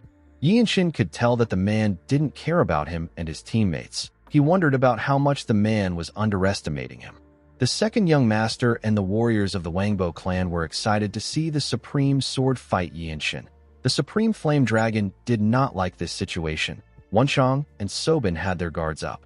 With a crazy smile on her face, Myungren asked Yi and Shin if he is prepared to undergo her clan's interrogation. Our boy placed his hand on his sword when he saw the Supreme Sword move closer to him. Before the Supreme Sword could do anything, someone landed behind Yi and Shin. This huge man in a black robe had a scar on his face. Myungren and her brother did not recognize the person. Sobin was surprised to see the person. She called out to her captain. 2 other captains landed next to Ma Jin. They all stood behind Yi and Shin. The Supreme Sword was shocked to see the men. He saw more warriors come out of hiding. The warriors of the Wangbo clan were shocked to see the warriors of the desolate fortress. Myung turned to Yi and Shin and called out to him. He threw an elixir at him. Our boy was able to catch the elixir. He saw that it was the Shaolin Temple's Meridian Purification Pill. Yi and Shin's favorite hype man moved close to him and placed his hand on his shoulder. He smiled at our boy and tore the clothes that were hiding the symbol of the desolate fortress. The heirs of the noble clans were shocked to see the golden logo on Yi and Shin's clothes. One of them said that our boy is a direct disciple of the desolate fortress master. Myungren was shocked to hear this. Our boy put the pill away and told his superiors that they can begin now. The heirs didn't understand what was happening. They remembered that Yi and Shin said that he is from a small sect. They realized that the men wearing the black robes were captains from the desolate fortress. They wondered why 3 captains were there. The warriors of the Wangbo clan and the heirs were quite scared. The Supreme Flame Dragon couldn't believe that Yi and Shin was a blue-robed warrior of the desolate fortress. since someone as young as Yinshin was a blue-robe warrior. One of the heirs realized who he was. He said that our boy is the lightning genius. Myungrin was shocked to hear this. Everyone knew the lightning genius as the rising martial artist of the desolate fortress who severed the heads of blood master swordsmen and even cut down the vicious Rakshasa swordsman when he was a white robe. Myungrin nervously asked our boy if he is really the lightning genius. Yinshin asked her if his name has already reached Shandong. The girl asked him about why he didn't just share his identity with her. She told him that she would have treated him with utmost respect. Yinshin asked her about what she means. He told her that everyone knows that the desolate fortress is shunned and despised by the Murim. The members of the Radiant Demon Squad smiled when they heard this. Myungrin asked him about why he hid his identity. Yinshin told her that there is no reason why a martial artist of the desolate fortress would hide their identity unless it is for a mission. Myungrin was surprised to hear this. One of the heirs quickly went on his knees and bowed his head to Yinshin. He said that he has failed to recognize a royal descendant. His friend asked him about what he means. The boy told him that all the direct disciples of the desolate fortress master are of royal lineage. He said that this is always the case. His friend told him that Yinshin is not of the noble race. The boy asked him if it is possible for a commoner to have been taught by the fortress master. The second young master and his sister were shocked to hear this. Ma Jin turned to Yinshin and told him that he did not predict the use of the bombs. He asked our boy if his injuries are manageable. Yinshin told him that they are. He asked his captain if he knows what happened to Yu Hyun. Ma Jin revealed to him that the Namgung clan immediately took measures to protect Hyun. He said that Hyun has already destroyed a few branches of the Blood Flame cult along with the Plum Blossom Sword Masters. He told Yinshin that the Mount Hua sect has left Huizhou since. Due to how Ma Jin spoke to our boy, the Supreme Sword said that Yinshin is not of royal blood. Immediately he said this. Ma Jin glared at him with a terrifying look in his eyes. The Supreme Sword became scared. He quickly put his hand together and bowed his head to Ma Jin and Yinshin. He told Ma Jin that he has long heard of his great name. The man whose name is Wang Bo-jun said that he failed to recognize the direct disciple of the desolate fortress master and spoke carelessly.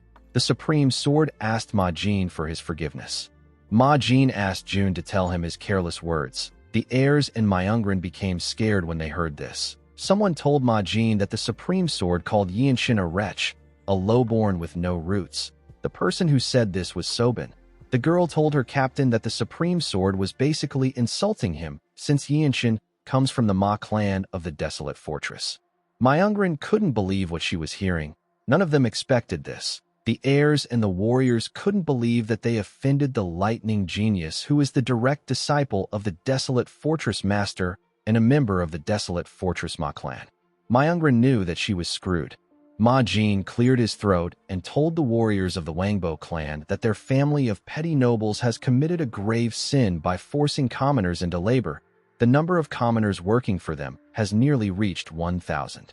Jun was shocked to see that the desolate fortress knew about their actions. Ma Jin revealed to him that the mission assigned to Yinshin was to create a justification for the annihilation of their clan by exposing the tyrannical rule of the Wangbo nobles who dominate Jinan through force.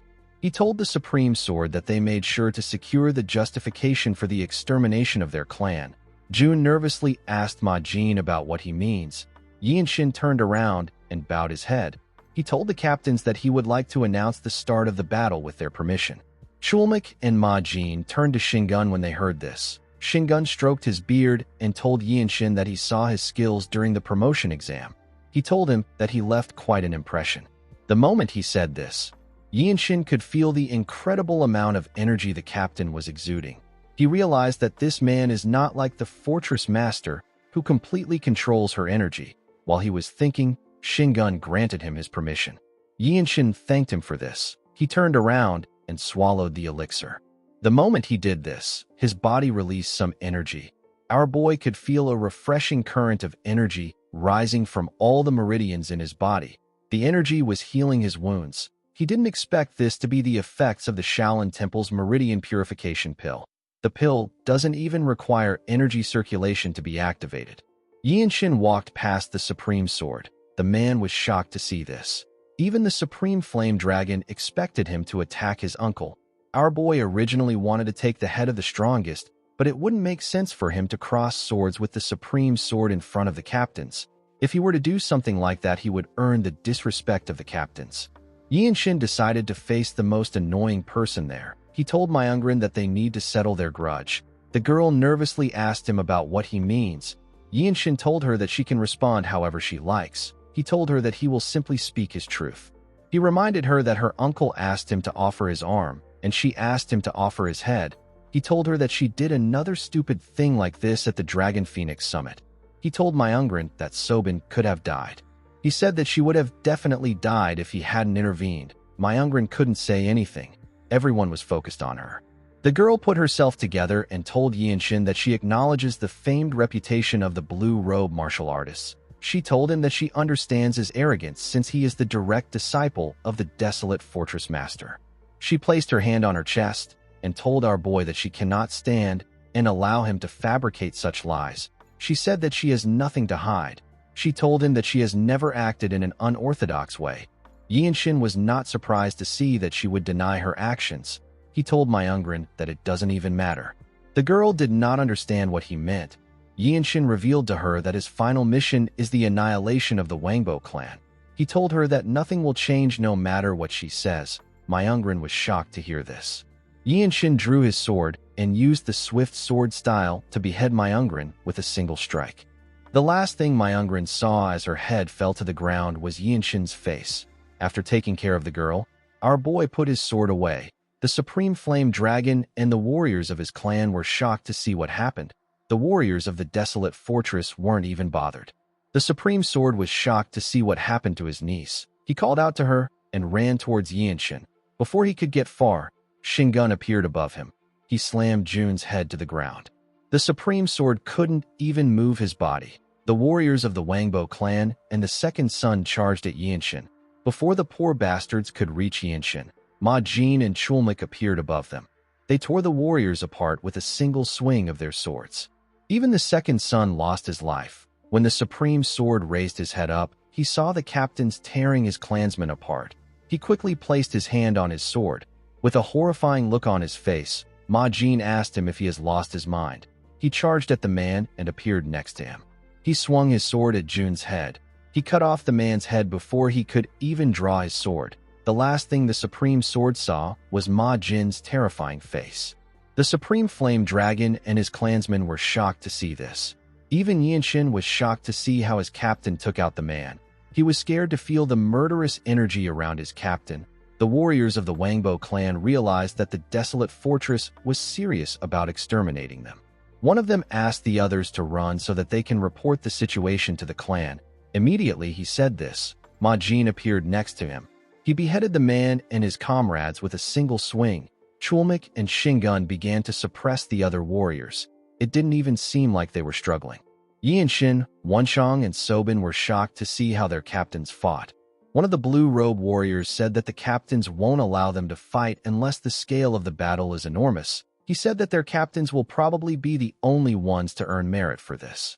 The man told his friend that he is envious of Yinshin because he has already done something significant. While they were talking, someone asked the warriors of the Desolate Fortress to arrest him. The person turned out to be the young patriarch. The Supreme Flame Dragon introduced himself as the infamous degenerate young master of the Wangbo clan. The moment he said this, he noticed that one of the blue robe martial artists took the bag containing his medicine. The Supreme Flame Dragon asked the man to return his poppy. He did this to make them arrest him.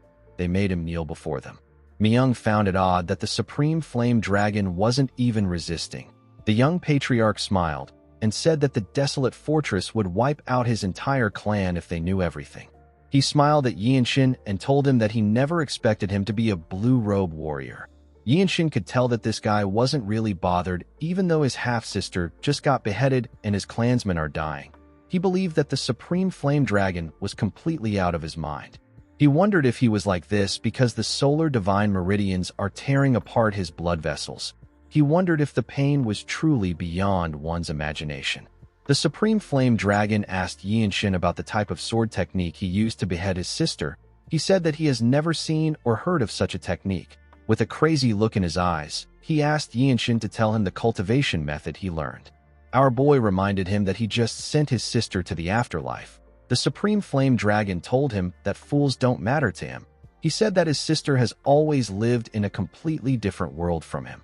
He revealed to Yinshin that Myungrin never saw herself as his sister, and he also never looked at her like that. He said that there is no point in worrying about his clan when it is about to collapse. With a smile on his face, the young patriarch told our boy that he wants to know about his martial arts. Yinshin realized that this guy was obsessed with martial arts and pain. He turned around and walked away. He thought about creating a sword technique that can deflect the bombs and a circulation technique with fast energy circulation. He also thought about creating a sword style that is useful against multiple opponents. A while later, we see the heirs of the other clans tied up. Most of the martial artists of the Wangbo clan were dead. One of the blue-robe martial artists pat Sobin on the head and told her that she worked hard. He said that he will be able to finish an old mission thanks to her. The girl gently blushed when she heard this. While she was talking to her seniors, Yinshin was talking to Myungrin and Mirio. Mirio told our boy that a blue-robe warrior should be able to handle fire pellets. She explained to him that he can use the techniques of the Harmony Realm to wrap his sword or fist with an inner energy barrier. This will allow a person to deflect the fire pellets. She told Yinshin that she can demonstrate it to him once the situation is resolved. She told him that he can learn from her until he masters it. Yinshin looked at his palm and said that he is reminded of something. He revealed to his seniors that there are few applied techniques that he is curious about. He said that he feels as if he is about to understand these techniques. He told his seniors that he would like them to take a look at these techniques. Myung and Mirio couldn't believe that our boy was learning more techniques. Wenshang walked up to him and told him that he is envious. He said that it feels as if it was just yesterday when they fought together at the desolate fortress. Now, our boy is his superior. Yinshin turned to him and told him that he has something to say as a blue-robe martial artist. He told Wenshang that he didn't have to help him tear the clothes that hid his symbol. He told his friend that he didn't say anything to him because he didn't want him to feel awkward. Yinshin said that he actually felt a bit embarrassed. He told Wenshang that he will do it himself next time. Wenshang was shocked to hear this. He couldn't believe that Yinshin would say this to him. He asked our boy if he has to take away one of the few joys of his life. Yinshin didn't know what to say to him. Guys, we have come to the end of our video. Don't forget to like and smash that subscribe button for more recaps. See you guys later.